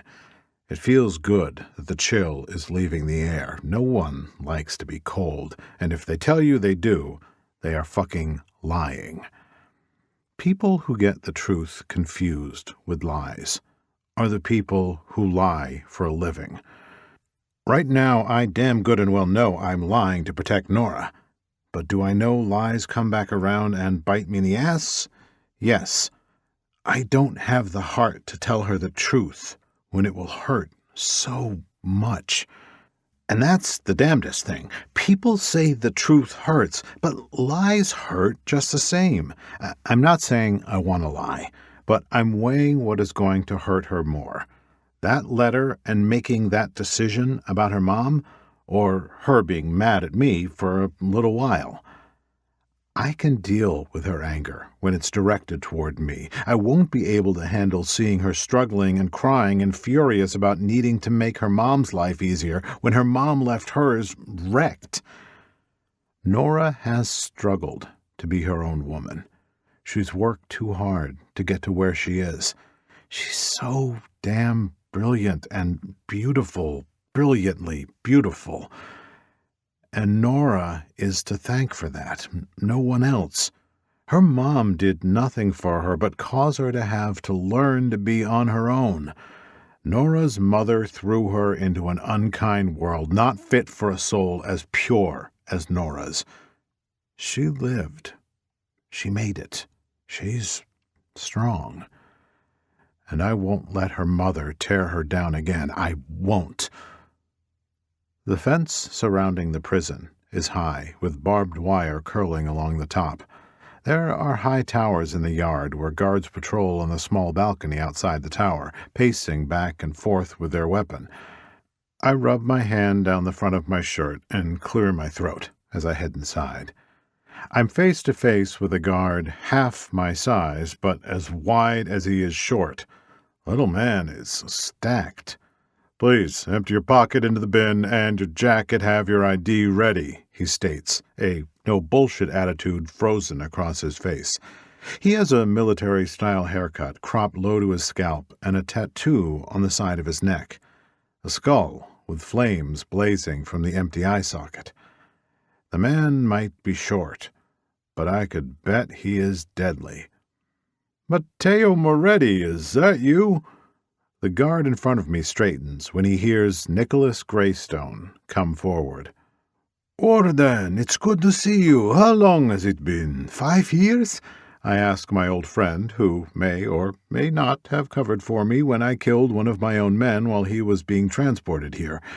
Warden Greystone is a good man to have on your side. He has a lot of connections, and he can make something go away with a snap of a finger. He has kept me out of prison a few times. And, of course, the payment is hefty, but worth every penny. The guard stops me from shaking Nicholas's hand, protecting his boss. I quirk a brow, impressed at the loyalty. In a way, Warden Greystone has his own mafia in here. "Levi, stand down. Mateo is a friend. He's allowed in. No need to check him," he informs his guard. "Yes, sir," Levi glowers, sounding like a soldier. His name tag says Gold, and his brown eyes follow me as I walk around the metal detector. I pause and hand him my card. "If you ever want to be part of something else, you can find me there." He stares down at the card, again his expression unreadable, and then his eyes slide to his boss. "No thanks, Mr. Moretti," he states. He turns me down. No explanation. Not that he needs one. People usually give a reason. I like that he has the confidence not to have one. "Understood," I say to him. Warden Greystone lays a hand on my shoulder and guides me away from the entrance. "Walk with me. Tell me how you've been." "Well, for nearly a year I had no memory. Remember when my hotel exploded?" "Wow, a year. Are you okay now?" he asks. "Got my memory back a month ago, so far so good." "Fuck. I'm sorry, Mateo. I didn't know. My world is this prison. I barely know what's going on the outside." "It's okay. I didn't tell you, and honestly I thought you would have retired and flown to the Bahamas by now." "No, this is my life. I love it here," he says, just as the inmates try to get my attention. They bang their hands against the bars that lock them into their block. Some men grab their dicks, others throw up gang signs, and some are looking at me through the small window in their door as they stand in their cell. "Yes, it's got a flair." I turn my nose up in disgust. I'd hate it here. "Liar. It's a shithole, but it pays the bills." He leads me into his office, which is just as plain as the rest of the prison, and almost looks like a cell itself. The walls are painted gray, and there are bars on his windows. There are 2 chairs in front of his desk. Not even leather, just the cheap metal ones. "Dio mio, Nicholas, does the budget not allow for decent furniture?" "Budget? You're funny, Mateo. The money we get barely keeps this place in regulation, and each prisoner costs $31,000 every year. I don't have the luxury. I doubt you came here to judge me on my decorating abilities or the state of my prison. What are you doing here?" I exhale a breath and cross an ankle over my knee. "You have a prisoner here on death row, Danielle Marie Thompson. She's due to be executed soon." He nods his head and folds his hands together on the top of his desk. "Yeah, I know her. She's something, that's for sure. Why are you asking about inmate Thompson?" "The girl I'm dating, it's her daughter." Nicholas lets out a low whistle. "Damn, you know how to pick 'em. If I remember that case correctly, she shot her husband, blew his head right off, then tried to kill the daughter. Your girlfriend's testimony put her mother behind bars. And according to the fucked-up letter you sent, you want her to testify again so her mother can have an appeal and then get out on parole? I need to make sure that doesn't happen. The woman has a month left before she officially stops haunting Nora. You want me to repeal the testimony asked? That isn't just up to me. No, but we all know your word is God in these parts, Warden. I want to see her, too. Nicholas sighs, stress sinking into the lines in his tired face. I'm asking him to break a lot of rules that he can get fired by breaking.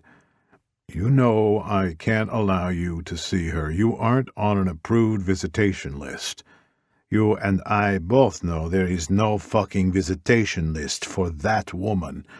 Mateo, I can bend the rules, but don't ask me to break them.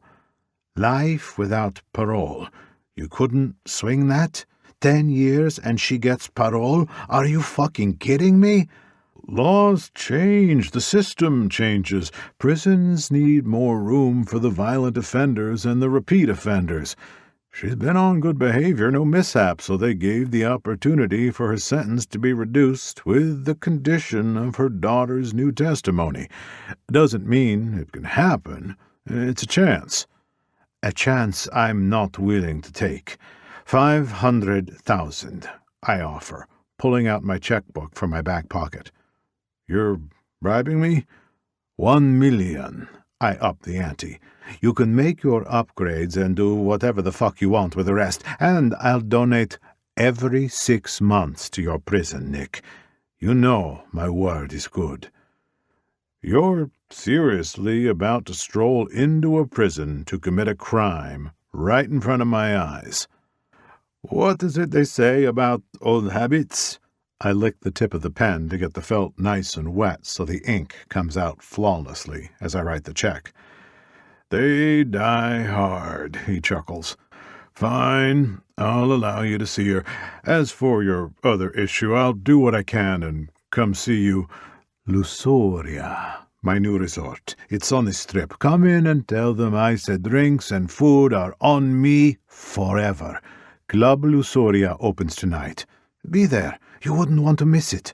I place the check on his desk, place 2 fingers on the thin paper, and slide the hefty check until it is directly in front of him. I'll think about it. He folds the check in half and tucks it in his pocket. Okay, follow me. Nick pushes off the arms of the chair to help him get up. His cheap leather chair squeaks, and he rubs a hand over his mouth as he walks around the desk. Nick stretches his arm out and leads me out the door. Death row inmates are not allowed to have contact. Best I can do is put you in the room where you can talk to her through the glass. I'll take it, I say. Thank you. Does your girl know you're doing this? He asks, the buzz of the cell door sliding open as the guard allows us through. Our shoes click along the cement floors. They are cracked, painted over with the same paint that coats the walls in his office. An inmate throws his body against the bars trying to scare me, but it doesn't work. I snort at his attempt of a fear tactic. He has tattoos over his skull and a scar running down the top of his head, over his eye, and stopping right at his jaw. It looks fresh, possibly from a prison fight. The guard grabs his baton and hits it across the bars that are covering the man's face. "Back up, inmate!" he yells, slamming his baton against the bars again. This time he gets too close, and the baton hits the man's nose, sending blood splattering against the wall. "So, does she?" he asks, yanking my attention away from the blood dripping onto the floor. No. We get to another block, and the guard presses a button that sounds another buzz. The doors slide open to allow us in, and the further we get into the prison, the quieter it gets. That's dumb. She's going to be furious. She'll be furious either way. The scuffs of our shoes echo off the narrow walls. The temperature is cooler, and the lights flicker above us. What a shithole. Nick stops in the middle of the hall and unlocks a door to his left. This room hasn't been used in a while. No one should bother you here. He flips on the light and reveals a row of small cubicles separated by glass and thin plaster. It gives no privacy, just an illusion of it. I know there is no way other people can't hear what is being said next to them. Everything is in working order, but we needed to upgrade, so this room has been a waste of space. Thank you, I tell him, flicking a cobweb off my shoulder when I walk through it. It's disgusting. He grins. Prison isn't clean, Mateo. A man like you wouldn't make it here. I'd run this prison. I'd own it, and you damn well know it. You're too damn pretty, Mateo. You wouldn't last a day before Big Joe in cell block B wanted a piece of your ass. Well, if you know me so well, then maybe you'd know I wouldn't mind that. I throw back at him, watching him open and close his mouth when he has no idea what to say. Anyway, I'm a taken man now. My ass isn't up for grabs. I remove a handkerchief from my pocket and dust off the seat. I sit down and begin to clean off everything else in front of me. The black phone, the countertop, then the glass. He's frozen on the spot, unmoving and staring at me with an open mouth. Oh, come now, flies will get into your mouth. It's not like you've never seen two men have sex. You're a warden, for fuck's sake. I don't have a problem with it, just didn't know, he admits. Wouldn't care if you did. Now, can we get back to the matter at hand? I need to pick up my lady at school. School? College, I clarify. Jesus, Nick. Sorry, okay? Give me a minute and I'll have the guard bring in Thompson. Thank you. If you want to talk about me, come by the club tonight. I hand him the membership card. It's black with Club Lusuria written across it in ink that only reacts to black light. It's plain, but it won't always be. Under the right light, it will glow purple. He stuffs the card in his pocket and closes the door. I curl my lip as I look around the room. Dio mio, he is right. I would die in a place like this simply because I hate filth. The door opens again a few minutes later, and Nicholas closes it behind him, leans against the wall, and crosses his arms. She'll be here in a minute. I appreciate this, I say earnestly. I only want to protect Nora, and I'll be honest, if this woman went free, I'd kill her just so she didn't threaten her. I'm going to pretend I didn't hear that. My attention is cut short when the door on the other side opens. The conversation between me and Nicholas comes to a halt. I straighten and scoot my seat up. The chains jingle with every step she takes. She has shackles around her feet and wrists, a way to keep her contained. She has on an orange jumpsuit with an inmate number stamped over the right breast. She's small and petite, like Nora. But whereas Nora walks with her head held high, this woman drags her feet and hunches her back. When she sits down and the shackles rub together again, she finally lifts her head, her long silver-brown hair parting so I can see her face. The air is sucked out of the room. I feel like I'm in a time warp. Danielle is a beautiful woman, and even while being in prison, she has aged very well. She has the same blue eyes as Nora, same delicate features that make her face, and I assume the hair color is the same as well, only hers has gray in it from age. She reaches for the phone, and I do the same, placing it against my ear as we stare at one another. I don't know you. Her voice sounds like shredded nails stuck at the back of her throat from not talking over the years. You don't, I reply, but we have something in common, Miss Thompson. She's confused. Her thin eyebrows lift, and she sucks her cheek in as she ponders what I said. She taps her nails against the counter and cocks her head, looking like something wild and dangerous as she stares at me. She has no warmth behind her eyes, no light. Her hair is long, tangled, and in need of a good brushing. When it hits her to why I could be here, her eyes widen and she taps her nails quicker. "Nora?" she asks. "Si," I agree. "You two are dating?" "Si." "How is she?" She dares to ask me. She picks at her nails, the skin around them peeled and bleeding. I can't read her. She doesn't seem happy to talk about Nora, but she doesn't seem sad. She's indifferent. "She's wonderful," I answer honestly. "She's a double major and in her last year of school. She graduates in December. She's making something out of herself, which I would think you would be proud of, but I don't think you care. She has everything I never did. Good for her. Is that why you wanted to kill her? You were jealous?" "Yes. I still am. I hated her father. I hated how we grew up. No one knows this, but we had an arranged marriage. My life was about my husband. Over time, I convinced myself I'd grow to love him, but I only hated him more. Then I found out I was pregnant, and I hated her too. I tried to love them. I did. I tried. Until you couldn't anymore. Until I couldn't anymore," she repeats, pushing her hair out of her face and tucking it behind her ears. It's awkward because she has to lift both hands, since they are bound together. I wonder how she's doing from time to time. I care in my own way, but I don't care enough. I slam my fist on the table and point my finger at her. "I'm going to make sure you never see her again, ever. I'm going to make sure you rot here, and the day of your execution, you better believe I'm going to be front and center. You missed out on a beautiful, smart, kind, funny, and generous soul. That has nothing to do with you. She did that. She became the woman you always wanted to be, and I hope like hell that pisses you the fuck off. I came to tell you there will be no way in hell you're getting out of this. She isn't going to testify for you. You're going to die here. And let me say this, I will always protect her in the ways you failed.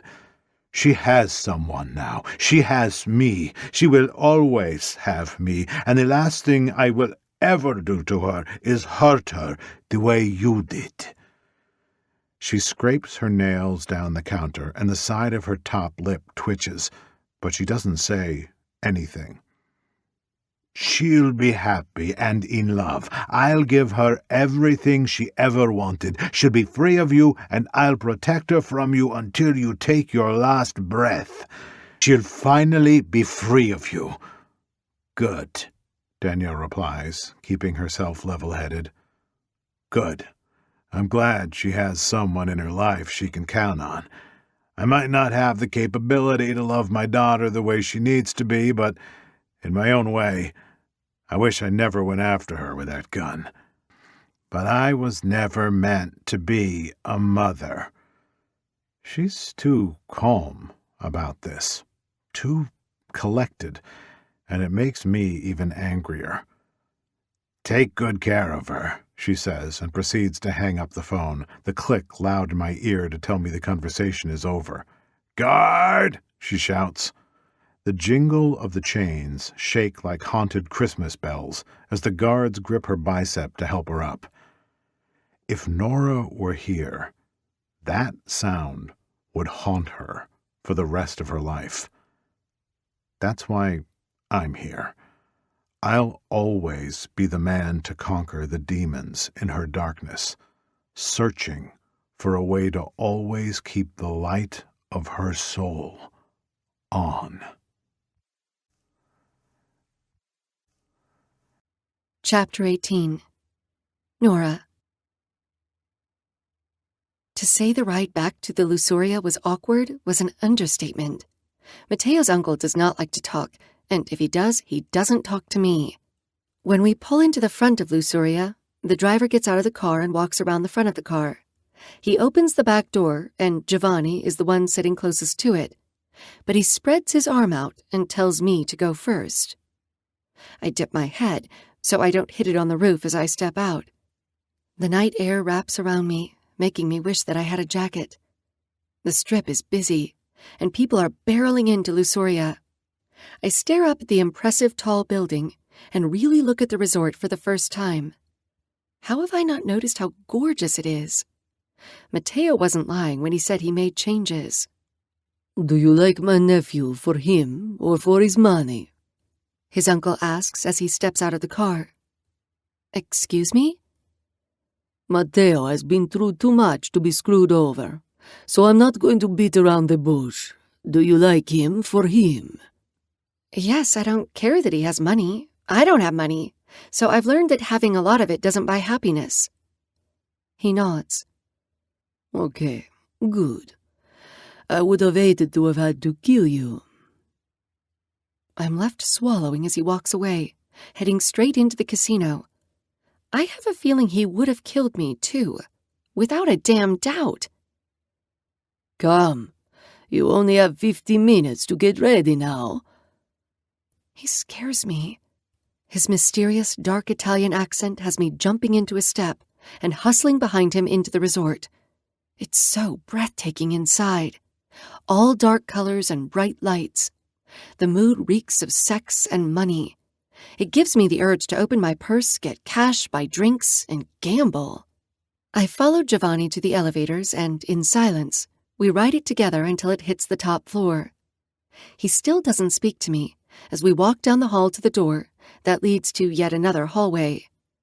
He scans his palm on the black box attached to the wall, and the door springs open. I have a feeling he doesn't like me very much. When we get to Mateo's penthouse, Giovanni scans his hand again, and when the lock clicks, he pushes the door open for me. You have 45 minutes. I go to tell him thank you, but he closes the door before I can. Cranky, I mumble, and remember what Mateo and Giovanni said about there being a gift on the bed. I clap my hands together and do a little dance, twisting my hips with happiness. I never get gifts, ever. As I make my way to the bedroom, I go over all the events that happened today. Giovanni stayed by my side, which got weird looks, and Benji wasn't around for me to say anything about me being in a relationship, but I do plan on fixing it. All in all, the day was smooth. I aced my test, I know I did, and now I get to go on an amazing date with an amazing man that seems to want me more with every second that passes. I can hardly believe it. I bite my bottom lip when I see a beautiful snow-white box sitting on the bed with a wide black bow on top of it. My backpack slips off my shoulder and hits the floor with a thud. I tiptoe toward the box, wondering if something will pop out of it to scare me or something. Standing at the edge of the bed, I pluck the ribbon and tug it until it unravels. My hand shakes as I lift the lid. There, laying on neatly folded black tissue paper, is a card with a handwritten note. Stellina, I can't wait to show you the wonders of my world. You're going to look just as divine in this dress as you do out of it. See you soon, Mateo. I hold the note to my chest and close my eyes, embracing the moment of this drowning emotion I'm feeling. It's like I can float or do anything in this world. My heart is full. He's turned out to be more than I ever imagined. I'm more complete than I have been in my entire life, and I know that has nothing to do with me and everything to do with him. If I wanted to define it, I would say that what I feel for him is love, an intense feeling of deep affection and fondness. It warms me from head to toe, and it's absolutely ridiculous because I convinced myself for years that love didn't exist, that it was a lie, something forced between two people. That isn't the case at all. I'd never say the words so fast, but I think I might love him. I need time to figure it out and make sure it isn't the cliché version of a woman who falls in love with and becomes clingy with the first man she has sex with. Knowing the clock is ticking, I can't get into my head too much or I'll be thinking all night instead of getting dressed. When he comes to get me, I'll look homely in my plaid shirt. I wonder if he finds it embarrassing to be seen with me because of my clothes. No, don't think like that. Don't get in your head, I say, then peel back the tissue paper. Immediately, tears fill my eyes when I see a velvet box. It's a large square, something a necklace could fit in, and the box itself is sapphire blue velvet. He loves to color coordinate.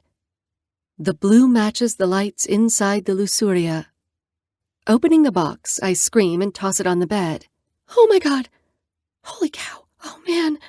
I mumble to myself, then peer over to see the shining ruby and diamond necklace sitting with sophistication. I can't wear that! What if it falls off my neck? I lay a hand to my throat, suddenly afraid to even touch the exquisite piece of jewelry. I grab the necklace and lift it out of its home, holding it up to the light. A large ruby hangs in the middle, and the rest of the necklace is all diamonds. I lay it gently on the bed and dig into the box again. I pull out a gorgeous pair of stilettos and admire the red bottoms. Christian Louboutin. What if I scuff the bottoms? I can't wear these either. What is he thinking? This is stuff that stays in the closet forever without being touched. I'm going to have to talk to him, I say to myself, pulling out the dress next. I'm mesmerized as the satin material slips through my hand. I hurry to the mirror and hold it against my body, blushing when I see how form-fitting it is going to be.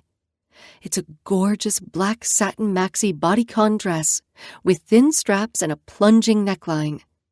Since my boobs are so small, even then, there won't be much cleavage.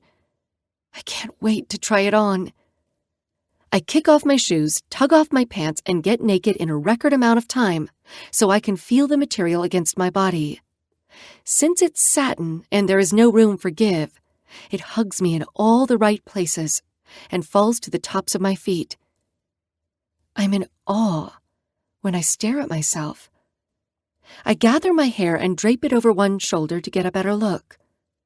I look beautiful. And what's even better is that I feel it too. I twist and turn, admiring myself in the mirror and adjusting my hair, grabbing a few strands to frame my face so it looks effortless and sexy. When I take a step, that's when I notice the slit that runs all the way up my leg to my hip. My hip! That's more leg than a damn giraffe. I stare at my legs, watching the contrast of my pale skin and the black material. It's sexy. How did he know I'd like this? How did he know my size? Mateo seems to know better than anyone else, better than I know myself. I take slow, tentative steps toward my backpack so I don't ruin the dress, and unzip the front pocket to grab my makeup bag. I only have mascara, blush, and lip gloss. I hope that is enough for whatever he has planned. I add a bit more blush than normal and dab it onto my cheeks, then blend it out with my one and only makeup brush. I put 2 coats of mascara on, then the tinted pink gloss, and slip on the high heels. Only one part of the outfit remains, and I don't know if I have the courage to put it on. He got it for me. I have to. I carry the necklace like a bomb, slow and steady, as I take 3 steps in front of the mirror. I lift it over my neck, the weight heavier than I ever thought a necklace could be, and clasp the hook into the loop at the back of my nape. The ruby catches the last of the sun. The red reflects like flames. Wow. I never want to take it off now. Cazzo, you look good enough to eat, Stellina. I spin around to see him standing in the doorway, in black shirt, black blazer, black pants, and with a red rose pinned to the left lapel. We match. So do you. I try not to notice that my voice deepened. When he takes the first steps toward me, my eyes roam over the tailored suit hugging his fit body. His long legs eat up the distance between us, and the scent of the ocean hits me like one of its waves as he stands in front of me. He takes my hand and presses it against his cock. Do you feel what you do to me? Mateo, I chide him, yet love that I make him crazy like that. You are beautiful, he tells me, twisting one of the loose hairs around his finger. We better go, or I'm going to hike that dress to your hips and ruin it. You better not. I feel pretty. I never want to take it off. And this necklace, what were you thinking, Mateo? It's so... Money isn't an object when it comes to you. I'll buy you all the necklaces, all the shoes, all the dresses, if that's what you want. At the end of the day, I just want you. He's careful as he kisses me, so he doesn't mess up my lip gloss. He holds out his elbow for me to grab onto. I'm ready to show you off. I can't wait another second. I bite my lip and he growls. What did I say about that? He gives me a soft spank on the butt, drawing a giggle from me. I love that sound, he says. I love you. I keep this statement to myself and have him lead us out the doors and hallways toward the elevator. What's the plan for the night? Grand opening of Club Lusuria. But first, I'm treating you to a gourmet meal. And then you're going to tell me who taught you to count cards, amore. I almost lose my footing when we enter the elevator and nearly smack my head against the wall. You knew? I question, a nervous grip tightening around my throat. Of course I knew. I shouldn't be surprised with how smart you are. I just want to hear the story of how you learned. After that, I'll feed you dessert by hand, and then we will go to the club where another surprise awaits. I can't wait to see your reaction. If he is trying to seduce me, it's working. I'm a woman, after all, and he is Mateo Moretti. My heart never stood a chance. Chapter 19. Mateo. Dio mio. She looks fucking incredible. That dress slinks along every inch of her body tight as a glove, showing just how petite she is. Her breasts are pushed against her chest, creating small mounds curving between the plunging neckline of the dress.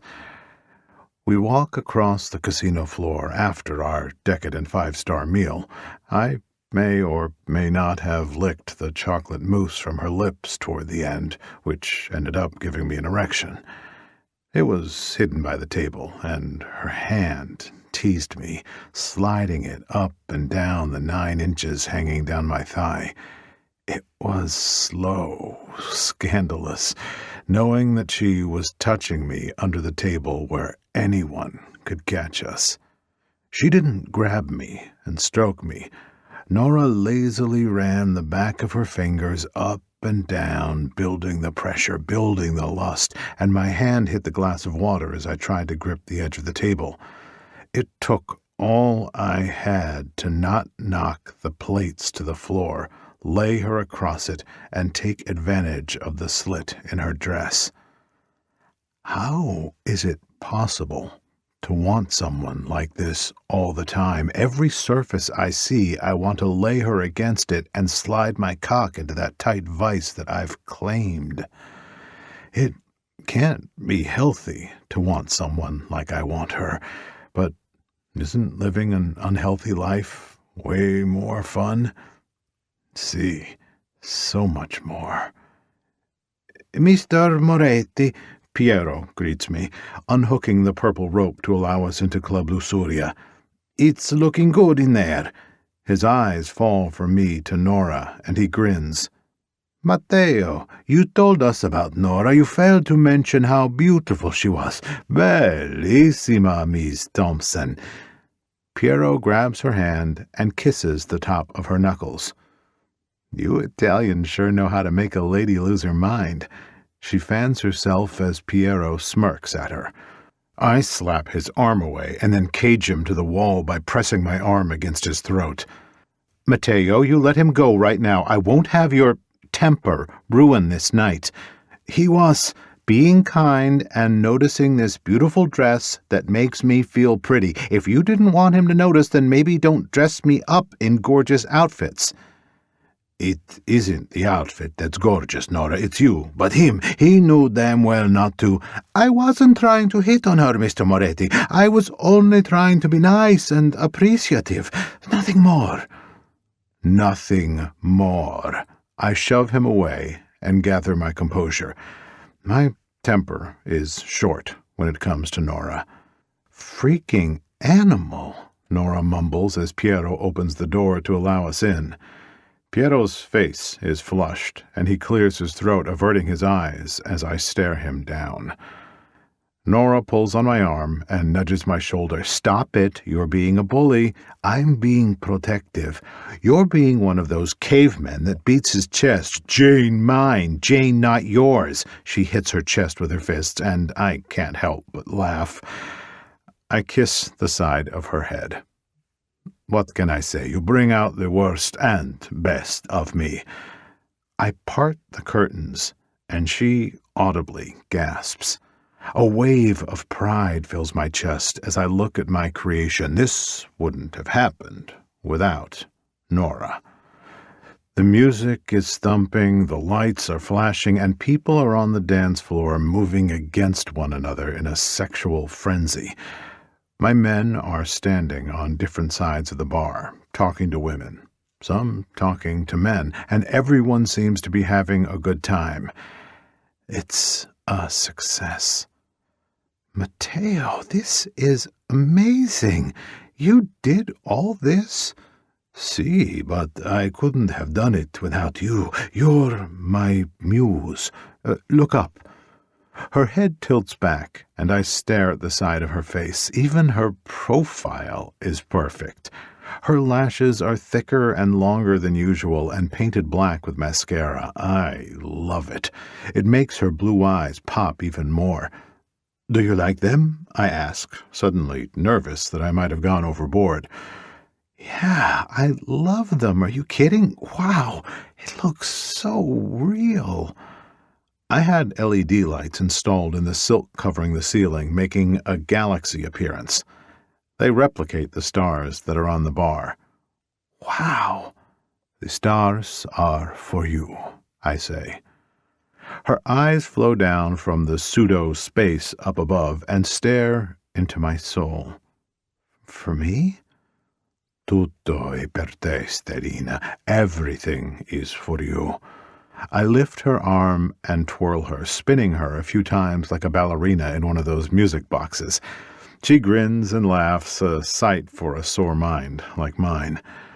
When she spins again, she runs smack into Zio's chest, and she stumbles back. When she glances up, she snags my hand and begins to tremble.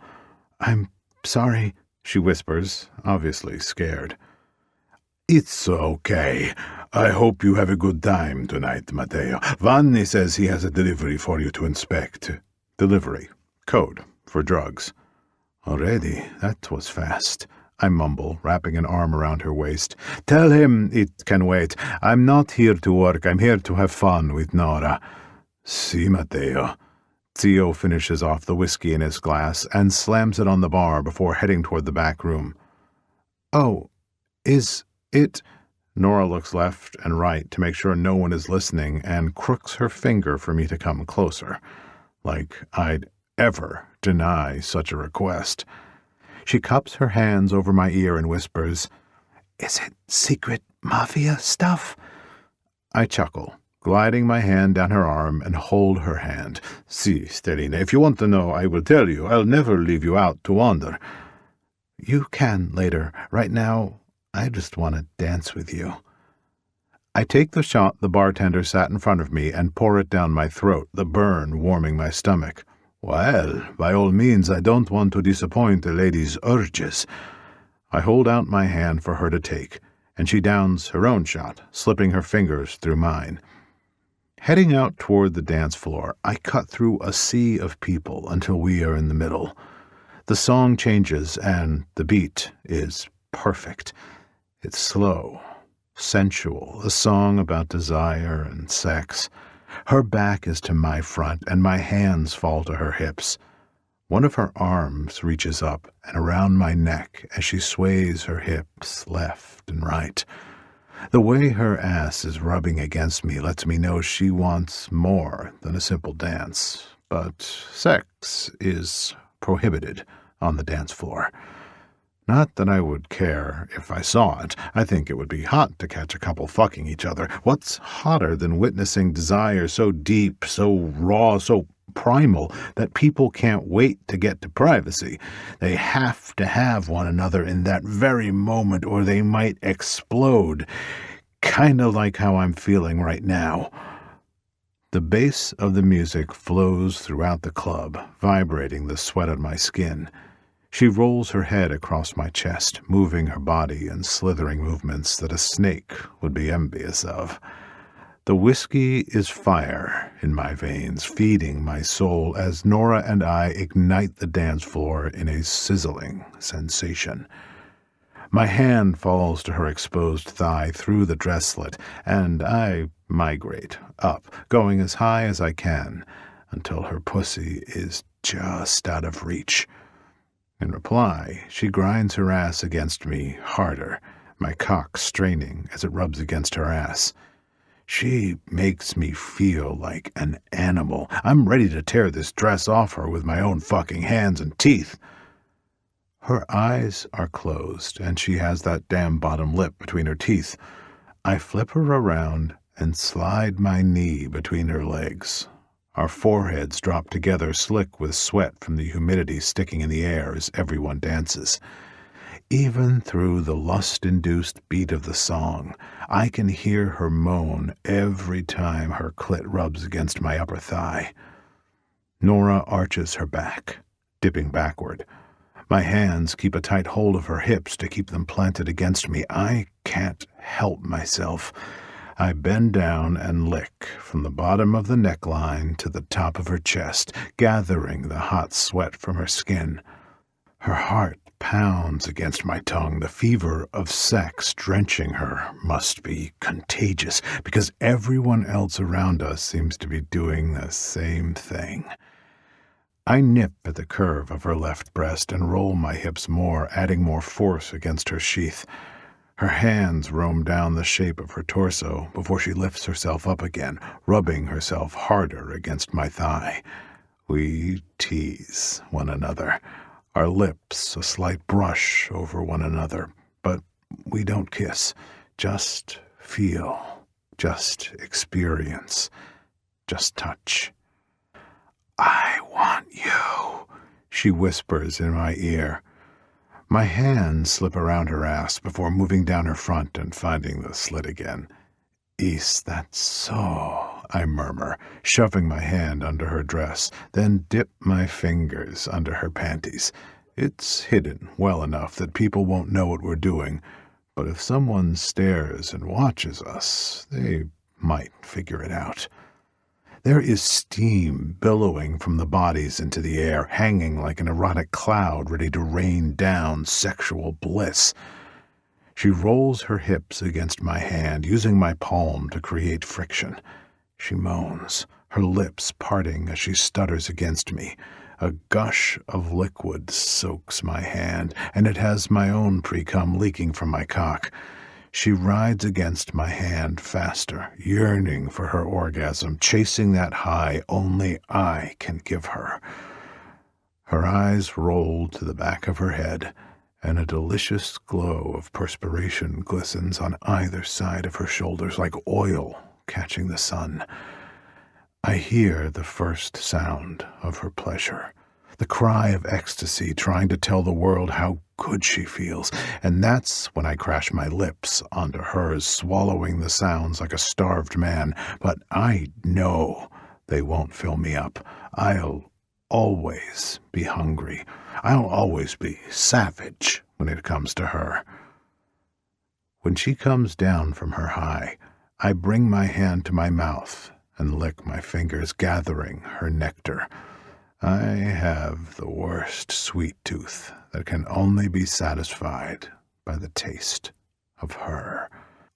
"I'm not done with you just yet," I whisper into her ear, then take her hand in mine as I pull her behind me to go to the door in the back right corner.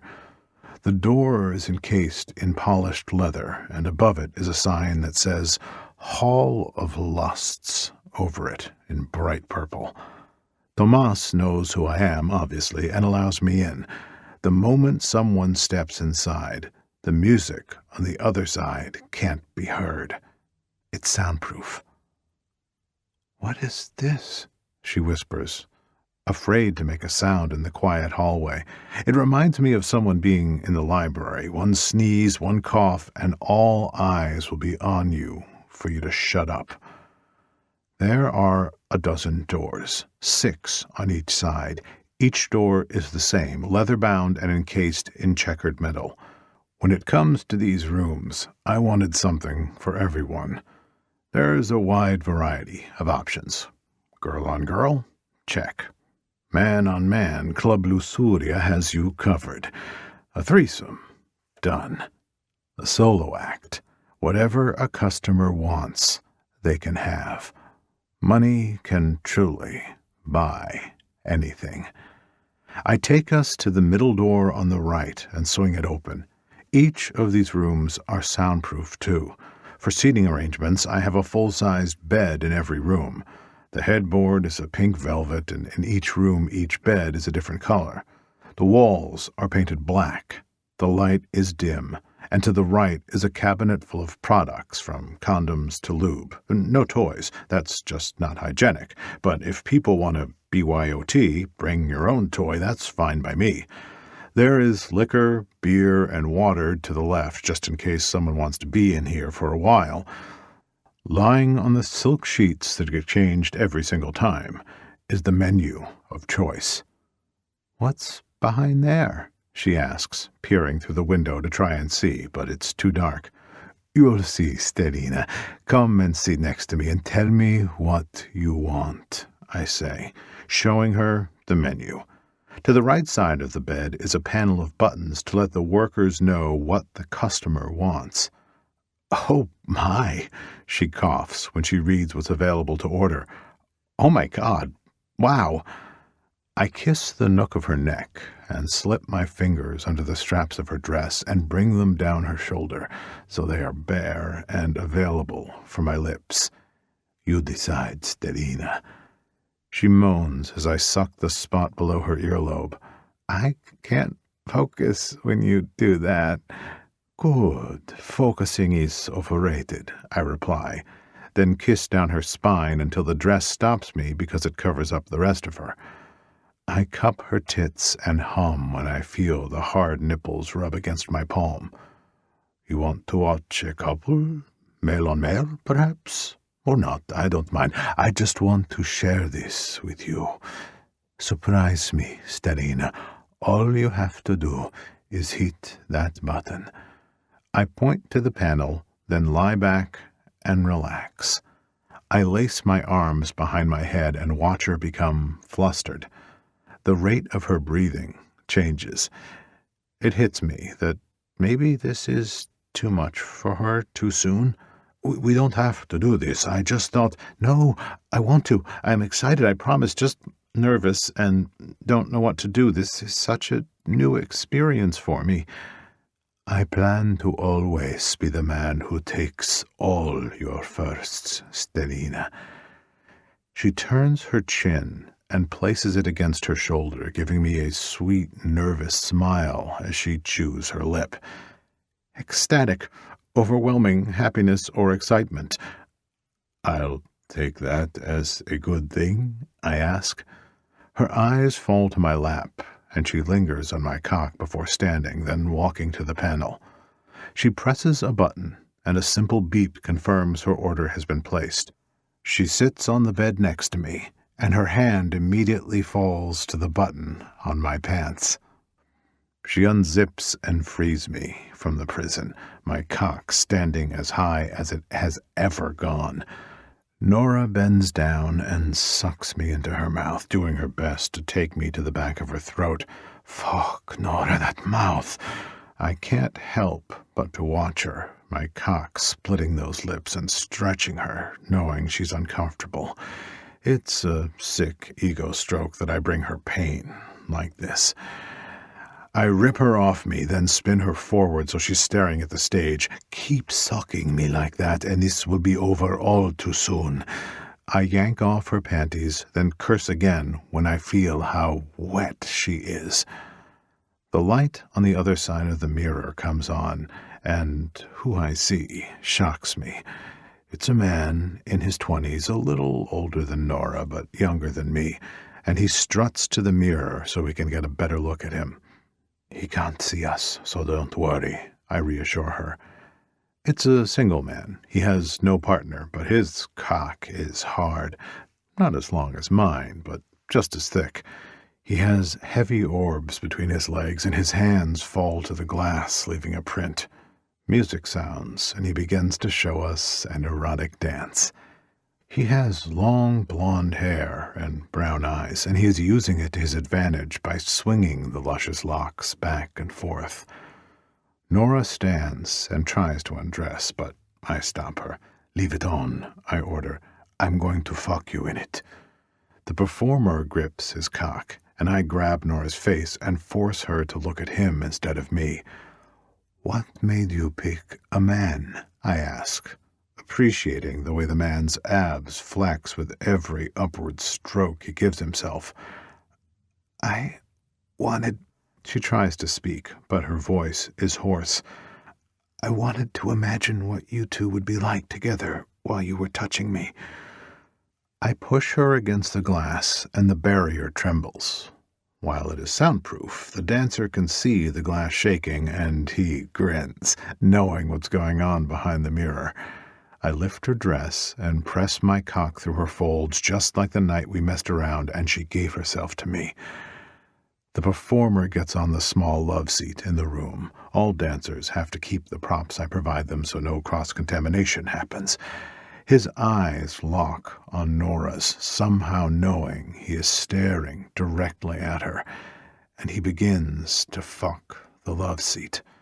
I smash the button that allows us to hear his moans, and the masculine guttural sounds has my balls pulling tight. It's been so long since I've been with a man, but I don't need to be with one. Nora is all I want, but it's fucking sexy that we are watching him right now. His ass is plump like a bubble, and while I watch him, I guide my cock to her entrance and push inside. Mateo! Tell me what you are thinking about. Our eyes are locked on him, and he changes position, grabs a flesh pocket toy from his bin, and begins to fuck it. Oh, fuck, he shouts, keening off the love seat as he uses the toy just like I'm using Nora's pussy. She gasps, her breath coming in and out like the choppy waves of a storm at sea. My thrusts are shallow and slow, waiting to hear what she has to say. Her hands land on the mirror, the same spot our performer put his, and she says, I imagine the two of you together, but it's you in charge. You're sitting on the love seat, shirt opened, so I can see your abs, and he's between your legs sucking your cock. Her pussy becomes wetter, and I moan when I feel it warm me. My chin falls to her shoulder, and I bite the curve of her neck. What else? You tell him to do the same to me. I part my legs, and his face dives between them. His tongue flicks over my clit, and then you shove your cock into my mouth. He's stroking himself. Her voice breaks when it becomes higher, and then he slides his cock into me. Since it is a fantasy, I don't mind. It's fucking hot thinking about it, but real life, no one comes near her besides me. I quicken my pace, unable to hold back anymore. What am I doing? You're fucking him, she admits, crying out when I hit that special spot inside her. He loves it. He wants you to fuck him harder, and every time you do, it causes him to fuck me just as hard. You're fucking filthy. A rumble possesses my tone. "Feels so good. Don't stop," she begs, thrusting her hips against me as our tempo quickens. The performer comes to the mirror and tosses the toy to the side. He wraps his hand around his length again, cursing as his balls slap against his hand, and he jacks himself off. He is a good-looking bastard. No wonder he got the job. He's pretty. He has elven-like features, a delicate jaw and cheekbones and blonde hair that is platinum. But it's his eyes that are the most intense.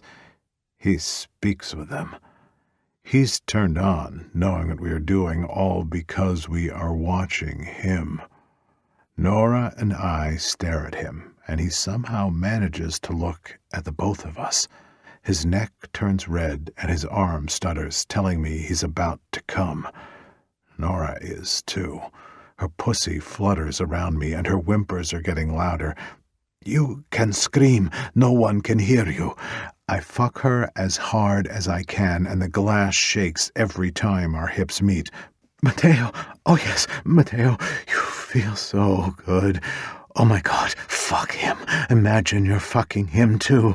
She surrenders to me at last, her scream an echo I'll hear in my head for the rest of my life.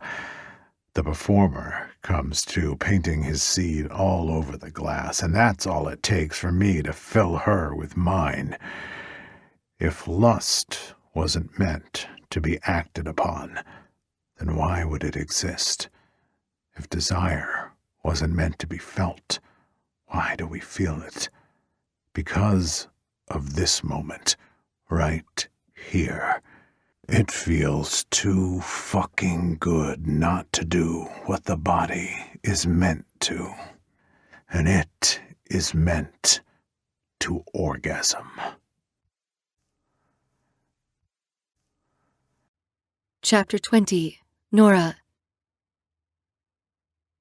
2 more weeks have gone by since he took me out for the first time, and we have been in the voyeur peep show hall 4 more times since that night.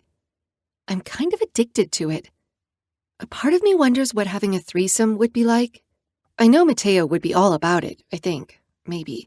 He's very possessive, but he is always open about his sexuality and has had time to discover it, while the only time I ever feel sexual is with him. I know if I wanted to experience anything, he would happily show me. I'm not ready to even breach the subject with him yet. I want us to be together for a while before that topic even comes up.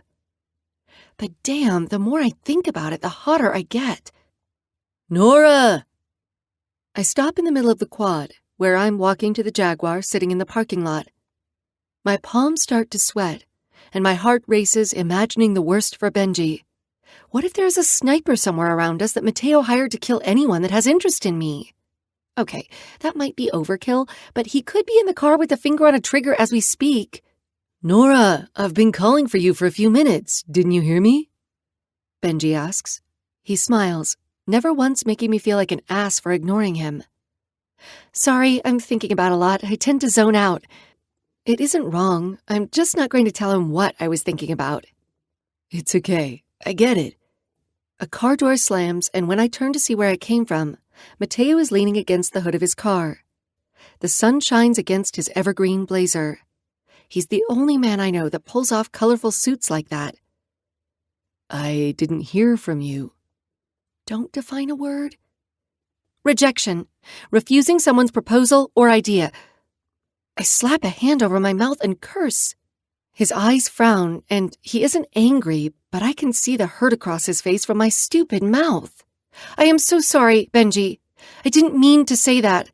I meant to say I'm actually dating someone.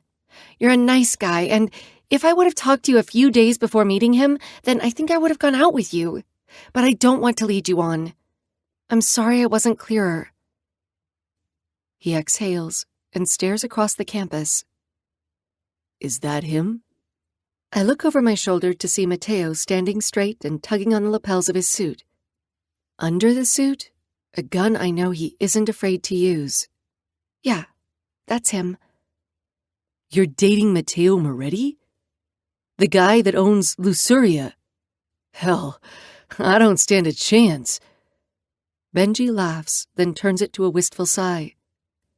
Well, I can't say I'm surprised a woman like you is with a guy like him. You're really great, Nora. I should have spoken up sooner, but you intimidated me. Friends? He holds out his hand. Friends. I give his hand a hard shake, then begin to walk away. Bye, Benji. See you around, Nora. He sounds defeated, but I'm glad he isn't one of those guys that like to guilt someone for not wanting to be with him. I wish him the best. He's too good of a guy to be alone. His kindness is something a woman will need one day. I turn back and walk over to Mateo. You can unclench your jaw. I took care of it. I don't know what you're talking about. He grumbles, opening the passenger side door for me, then closes it when he grabs me suddenly and smashes his lips against mine. I should be angry with the display of affection. I know it is more him showing the whole world I'm his than him actually wanting to kiss me. Yet I can't complain, because his lips always feel so damn good. When he breaks the kiss, he proceeds to open my door again. You done now? I tease, sliding into the passenger seat. He bends down and pulls the seatbelt over my chest to buckle me in. Never. If it were up to me, you'd be wearing a ring on your finger. A big one. Maybe then they will get the idea. He shuts the door, and I can't take my eyes off him as he holds a hand where the buttons of his blazer meet. Did he just say what I think he did? Do I bring it up? How do I talk to him about this? When he gets in the car, he stretches over the middle console and gives me another earth-shattering kiss. He has to stop kissing me like this, or I might do something outrageous and let him put a ring on my finger. When he pulls away, he takes another piece of my heart with him. I need to go see a few friends today, before we head back to the penthouse. Is that okay? Yeah, of course. As long as I'm back by 8, I really need to study for my test. It's so fucking hot how smart you are. The movement of his hand has me looking down and seeing him readjust his hardening cock. Is there anything that doesn't turn you on? Plenty. Everything and everyone else besides you. Oh, good answer. Sly dog? I tease, tossing my backpack in the back seat. My pencils fly everywhere because I forgot to close the outside pocket. Damn it. Everything okay? The engine purrs as he pulls out of the parking lot. Yeah, just dropped a few things. I reach down and pick up my pencils, especially my lucky pen that I put on my desk for every test, and stuff them back in the pocket. When I see a balled-up piece of paper, I think it's mine, too. I unravel it to make sure I didn't forget to do something or make the mistake of balling up homework. I have to reread the letter 3 times for it to click inside my head that Mateo stole this letter off my desk. I had been looking for it but figured I lost it. I sit back down in my seat and a tear drips from my eye onto the paper. I don't say anything. I just hold out the paper so he can see it. And that's when he pulls the car over on the side of the road. Let me explain, please. He starts, trying to get a word in before I freak out on him. But I'm not close to yelling at him or being unreasonably angry. I'm crying because I'm hurt. Why would he take this? What did he do behind my back? How does he know about this? There is one thing I have not told him about, and that is my mother. I never talk about her to anyone. I never planned on it either. I planned on her dying, and then I'd never have to worry about it again. And this letter tells me there is a chance for that not to happen. The last thing I want to do is give that woman a single ounce of kindness so she can get out of prison and possibly kill someone else. I'm doing the world a favor by not giving a new testimony. Well, I'm waiting. I sniffle and don't bother hiding the impatience I'm feeling. He runs his hand over the steering wheel and presses his head against the seat. I'm sorry I didn't tell you. Please keep in mind, I thought I was doing what was best for you. I only ever want to protect you, and if I had to do it over again, I would. Okay, that doesn't answer anything. I turn in my seat to angle my body toward him. When you and Natalia came to the resort for your birthday, I ran a background check on you. That doesn't surprise me. I'm sure he runs backgrounds on a lot of people. I read about your mother, and the more I got to know you, I knew you wouldn't tell me about her. When I saw the letter, I took it and read it to make sure you didn't have to get involved. I went to the prison and I talked. You did what? I hiss. You visited my mother in prison? You did that without telling me? This is where the edge of the knife called betrayal starts to sink in. I'm glad I did. She is the same person she was back then. She doesn't deserve for you to say anything for her. And I wasn't going to. I never had any kind of false hope or expectations. I know who my mother is, and if she were to get out of prison, not only do I have my life to worry about, but I have other people to worry about. She can't be trusted. I'm smart enough to know that. I've always been without her love, and I don't want it now. You should have talked to me about this. I wipe my cheeks with my shirt sleeve and press my head against the window. I'm sorry, Stelina. I didn't do it with ill intentions. Let's just go, I say, letting the tears fall and the emotion take over. It hits me that in 2 weeks her execution date is set. I won't have a mother anymore. Not that I had much of one to begin with, but the realization still shakes me.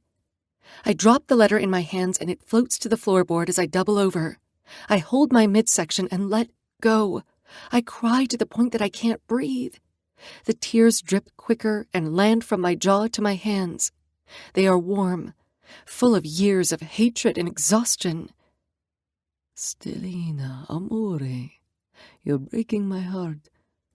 Seeing you cry drowns my heart. I am so sorry. This is what I didn't want to happen. He pulls me to his chest and holds me as I weep. He kisses the top of my head. I swear, I'll always be here for you. I'll never hurt you like she did. It's me and you, Nora. I'm sailing into your heart like it's the Canale Grande in Venice. I clutch onto the material of his blazer and cry for my dad, for me, and the love I had to miss out on. Not from her, but from my father. I got you, amore. I got you. Let it break. Let it come and let it heal. He drags his fingers through my hair, gently petting me, and it helps me relax. I cry until I can't anymore. I've never allowed myself. I've had to depend on myself my whole life. Being weak wasn't going to help me in life, so I bottled it up and locked it deep in my chest. I'm still mad at you, I say, wiping my nose on his expensive suit, hoping it irks him. I can live with you being mad at me, as long as you are with me. I settle back in my seat before Mateo turns the wheel left and pulls onto the road. The ride is silent. I don't have anything to say. My mind is racing with the reality that I'm the person that is going to allow her mother to die. Not even the sight of the tall, gorgeous mountains in the distance is helping me relax. The desert is a gorgeous, underrated place. It's vast and almost never-ending, dangerous and a murderer, all in its own way. The loneliest road is a long stretch of asphalt that lasts for hundreds of miles. Luckily, we aren't traveling the entire way. His blinker clicks, signaling he's about to take a left. When he does, the driveway is terrible and full of potholes. The underneath of the car rattles from the pebbles and rocks hitting the metal. The gate is open. Odd, Mateo notes, and the engine roars as he presses the gas to enter. Whatever happens, stay near me, okay? This is the Ruthless King's clubhouse? Si. The president, Reaper, called me. He's back from New Orleans and he wants to see me. Sounds horrible. Why does he want to see you? That can't be good. I remember Joanna telling me about the bikers here. Reaper is the president, kind of like how Mateo is the Mafia boss. I kidnapped my brother from here after what he did to Natalia, nearly selling her at an auction. He also took another old lady, and they wanted retribution. But I felt like it was a family matter. I took advantage of Braveheart, the man usually at the gate. He's kind, gullible, a bit naive. and it's how I got out. And your brother? His brown eyes swollen with obsidian pools of a tormentor. He's in a place where he can't hurt anyone again, just like the man who drugged you. I'm not a good man, remember? They are alive, for now. You torture them, don't you? To say the least. He parks the car and gets out, then opens my door. Does that scare you? No. It should, but no. Good. You take news like this well. I don't know if I'm relieved or worried. I guess I think they are getting what they deserve. Like my mom. He steals a kiss and takes my hand. Let's make this quick, so we can leave. If danger wasn't promised inside, I'd appreciate the land more. It's beautiful, and the houses they have built on it remind me of a compound. The row of expensive bikes is intimidating. I keep my distance from them. Last thing I want to do is accidentally hit one and then have my feet cut off or something. I don't know what bikers do. Well, well, look what we have here. A man stands in the doorway with his arms crossed, tattoos from head to toe. He has a screwdriver on top of his ear, like a pencil. What? A guy with wavy shampoo commercial-like hair peeks his head out the door, and when he sees Mateo, his smile fades. I don't think they like you, I whisper, double-thinking the entire biker thing. We should go. Tool, poodle. Mateo walks up the steps and the chimes hanging above us cling together as the breeze blows by. This is Nora. She's mine. He introduces me, just like a caveman. Nice to meet you, Nora. Sorry for what you're about to witness. The man with the screwdriver states. No one fucking likes you right now, Mateo. Reaper wants you to see this, and then you can leave. That's fair, but remember, my doors are always open to you. Yeah, well, we aren't walking in them anytime soon. Another man with a Scottish accent and a kilt sneers.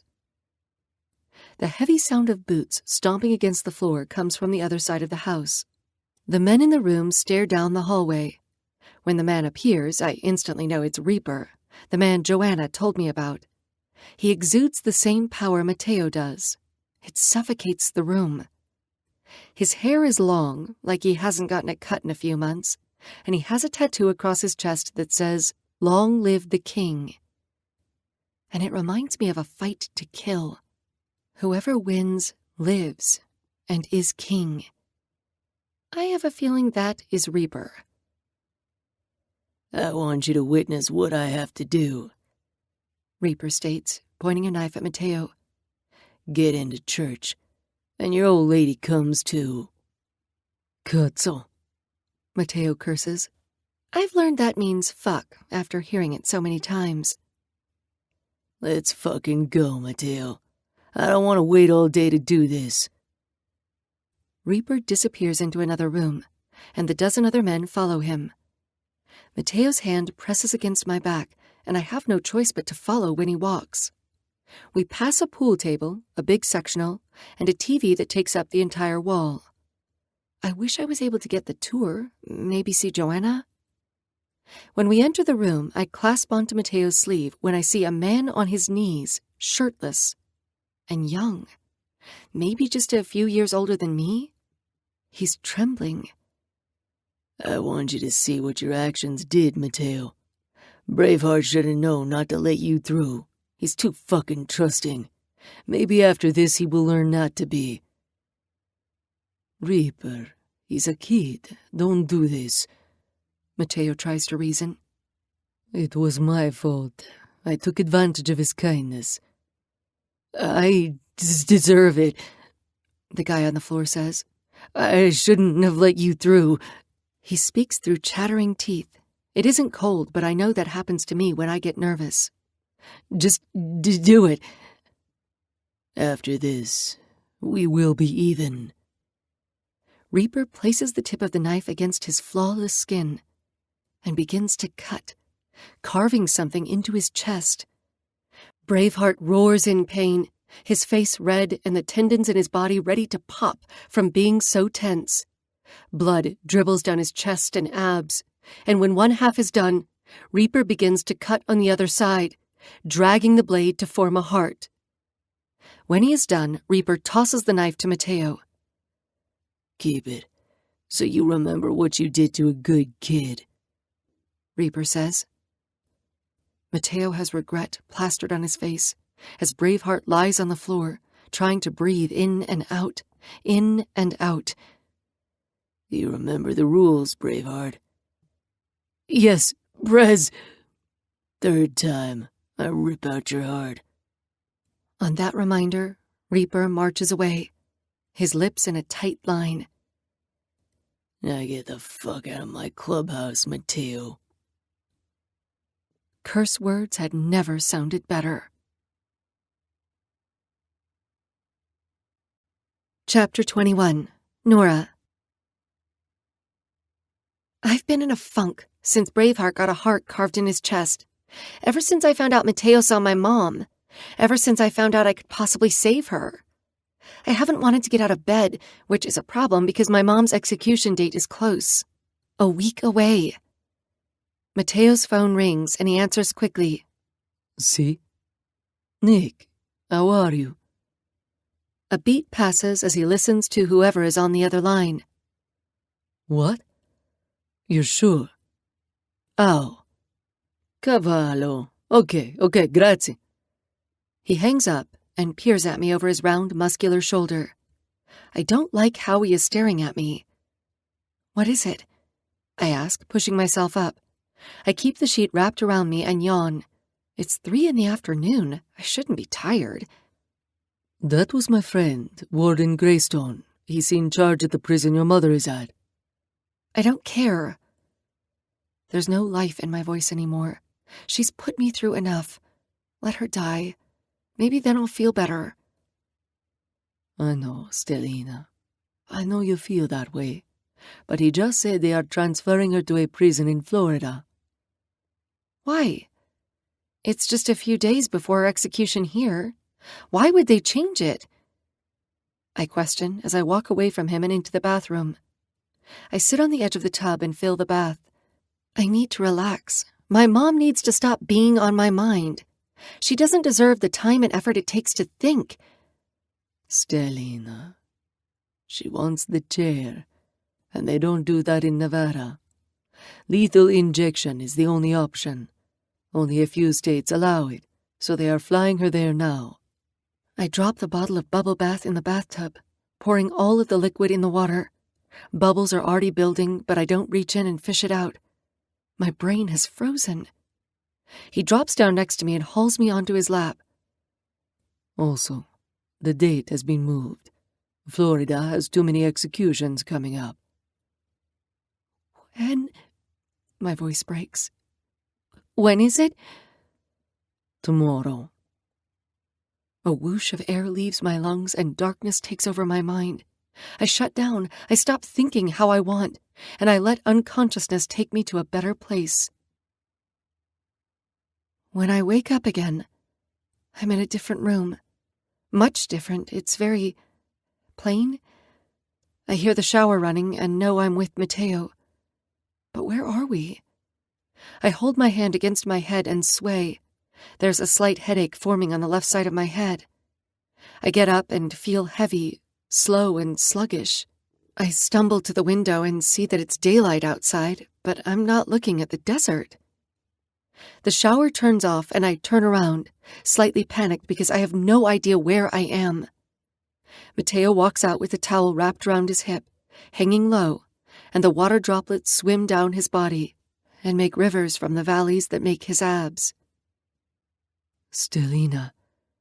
He rushes over to me and tosses the towel he was drying his hair with to the floor. You had me worried, sick. You were asleep all night. You fainted, but you woke up and then just went right back to sleep. Are you feeling okay? Where are we? I gulp to coat my dry throat because if he says we are where I think we are, I might faint again. We are in Stark, Florida. It's the only city in Florida that has an execution chamber for old Sparky. We are in Florida? The anxiety is kicking in. I want to throw up. We are in Florida? How did you get me from Vegas to Florida without me knowing? You were unconscious. You woke up once on the plane and I told you. You mumbled okay, and I thought it was fine. You thought... I pinch the bridge of my nose and try not to completely have a mental breakdown. Why would you take anything I say seriously after I passed out? I don't remember that. Mateo begins to get dressed, and the first thing that goes is the towel. It is too difficult to have a serious conversation when he is standing there naked. I stare at the ceiling instead. You don't think I know that? Tsk, tsk, he says. I knew this was the only way to get you to come. You want to come, I know you do. You're a step closer to being free. You wanted that, right? I nod. I'm scared. I know.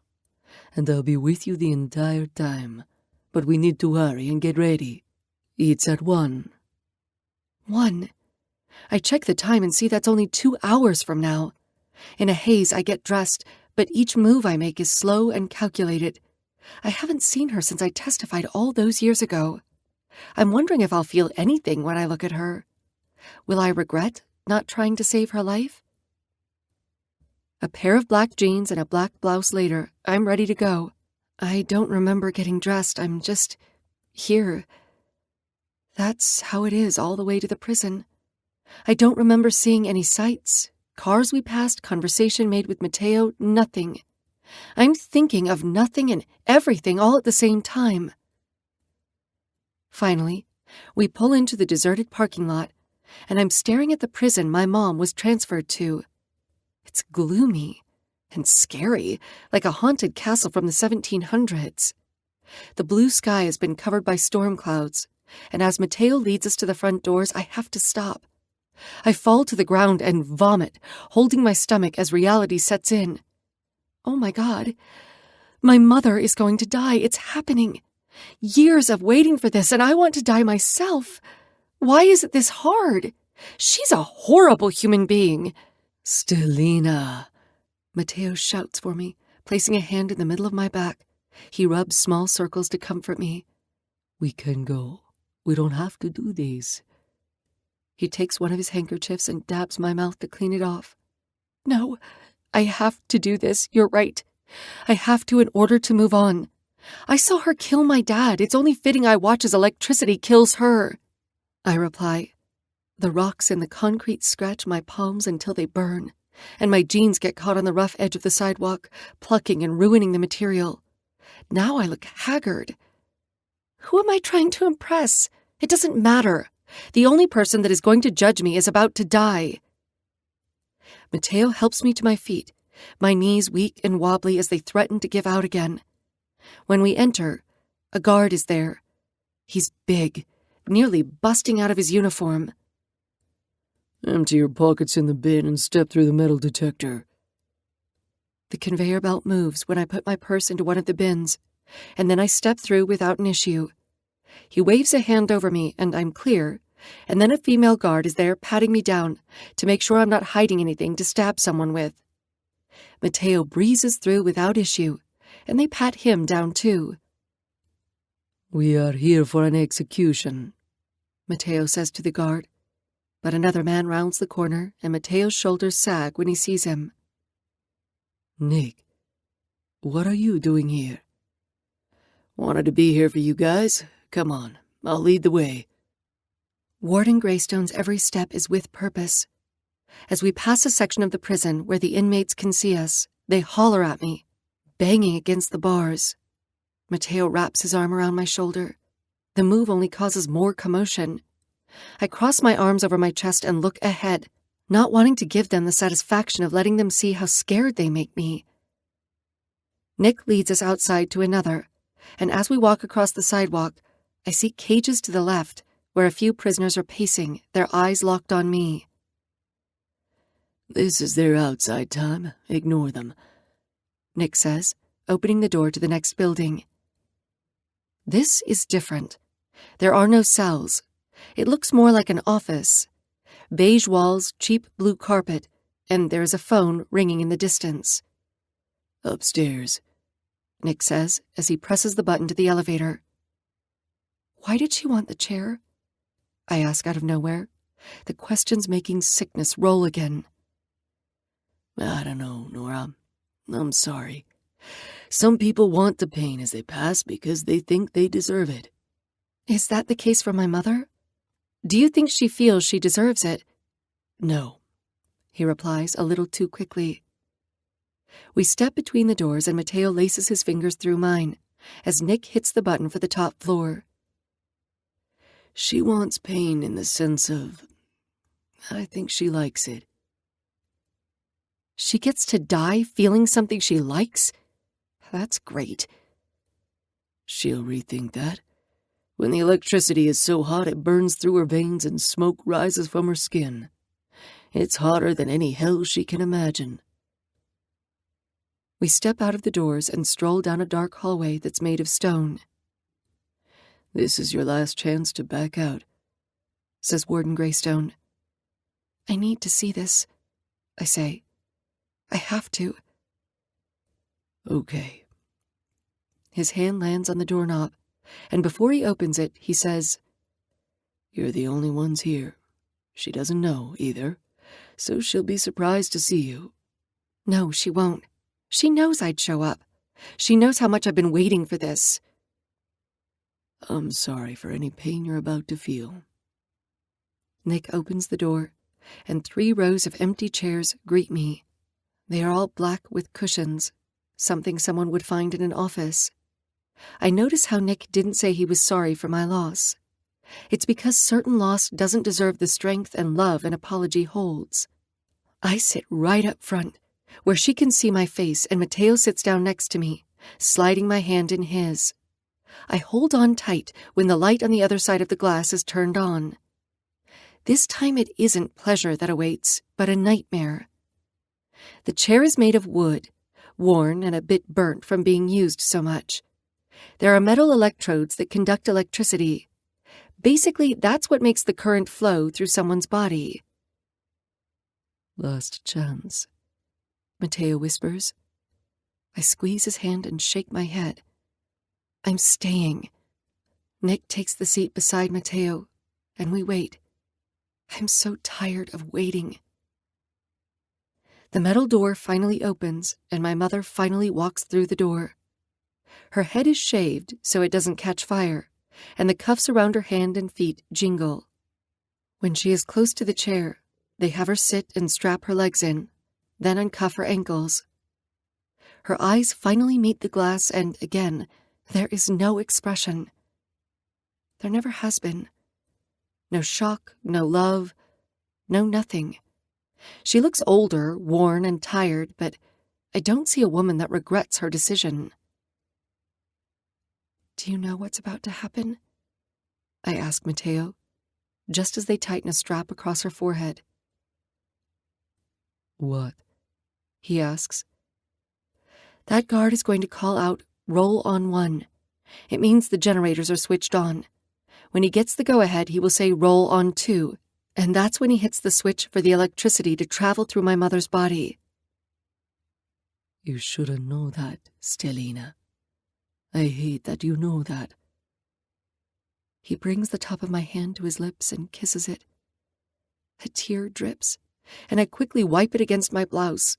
I refuse to let her see me cry for her. I won't do it. When she is strapped in, the guard stands by her feet and reads off a clipboard. Are you Danielle Marie Thompson? Yes, she replies. You have been sentenced to be executed for the murder of Logan Thompson and the attempted murder of Nora Thompson. Do you know this? Yes. I'm gripping the edge of the seat, biting my teeth together as I hear my father's name. Do you have any last words you want to say? The guard asks. Her eyes drift to me again.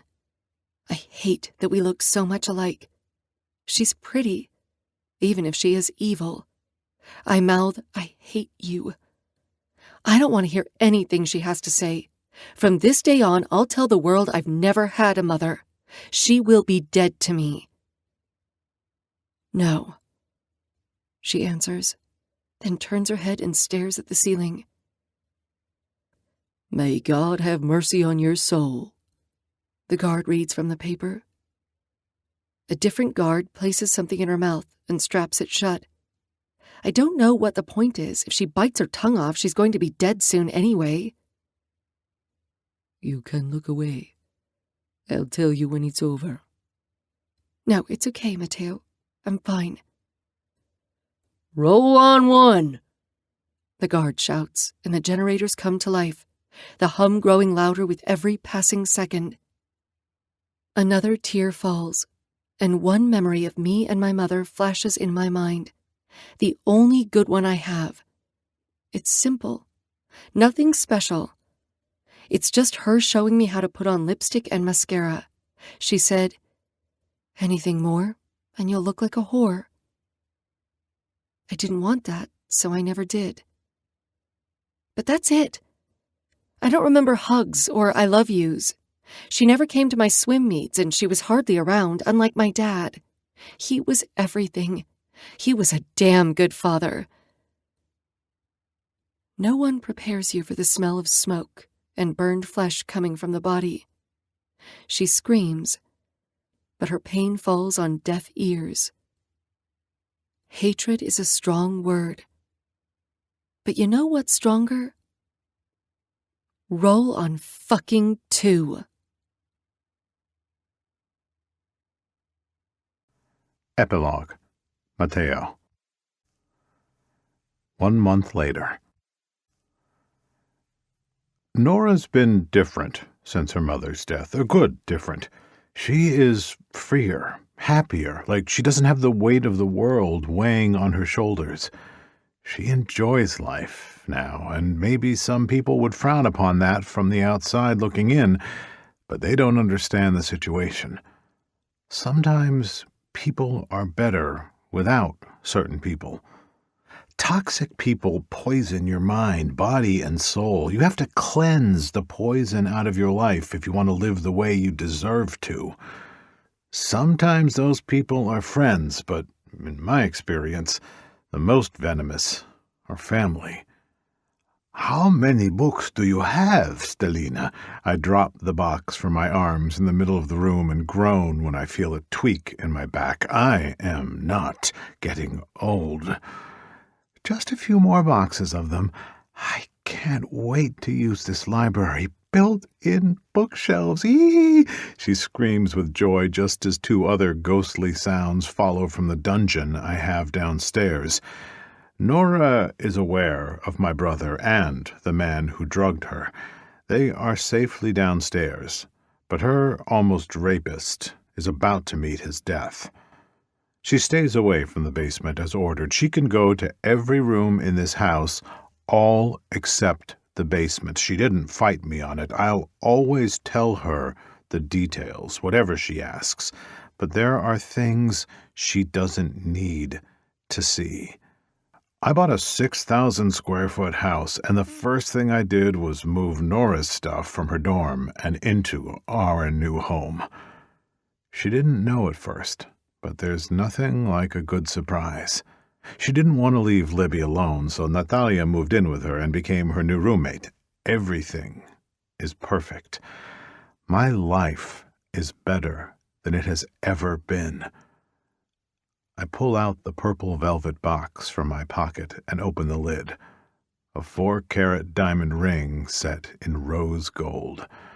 I know it's fast, but like I said, I don't like the idea of wasting time when the rest of my life is literally around the corner.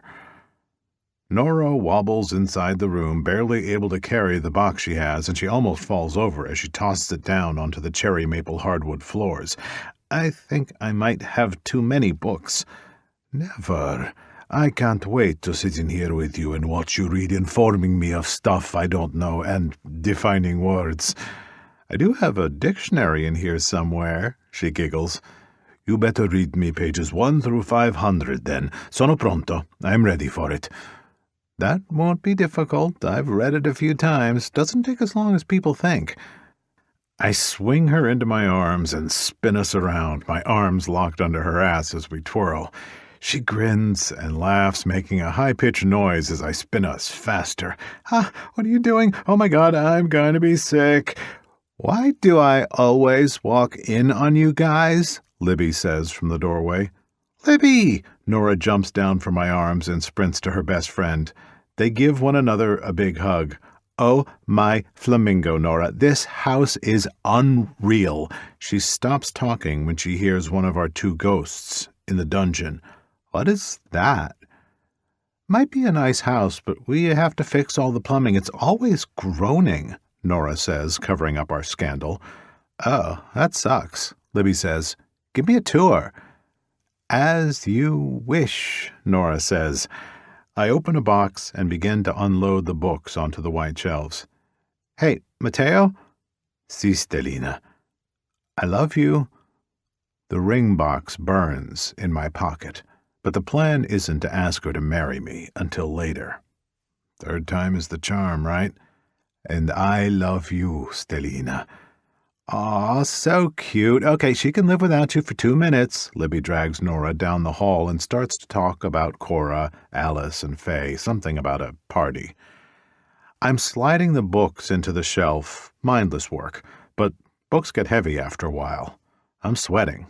I need a beer. My men are going to come by later to help with the furniture and stuff, but I don't know how I can make it until then. Mr. Moretti? Si, Antonio, I ask my guard. Another reason I bought such a big house is because a Mafia is a family, and they will be living here too. You have a guest at the door. Who is it? He won't say until he sees you. I slam the book shut and toss it on the reading nook. All right. I open another box and pull out my gun, a Desert Eagle 50 caliber. One bullet from this, and there is no way anyone is getting back up. Ready when you are, Antonio. We walk down the spiral staircase that leads to more hardwood. I've always been a marble floor kind of man, but Nora loves hardwood floors, so whatever she likes stays. Antonio opens the door, and I point the gun at the head of a man I haven't seen in 15 years. Salvatore, 𝐾𝐲𝐻𝐻, what the fuck are you doing out of prison, and what the fuck are you doing here? He raises his hands in protest, but says nothing.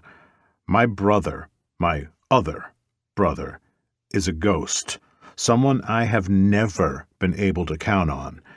If he's here, it can't be a good thing.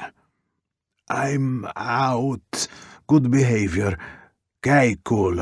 Are you going to invite me in so we can catch up?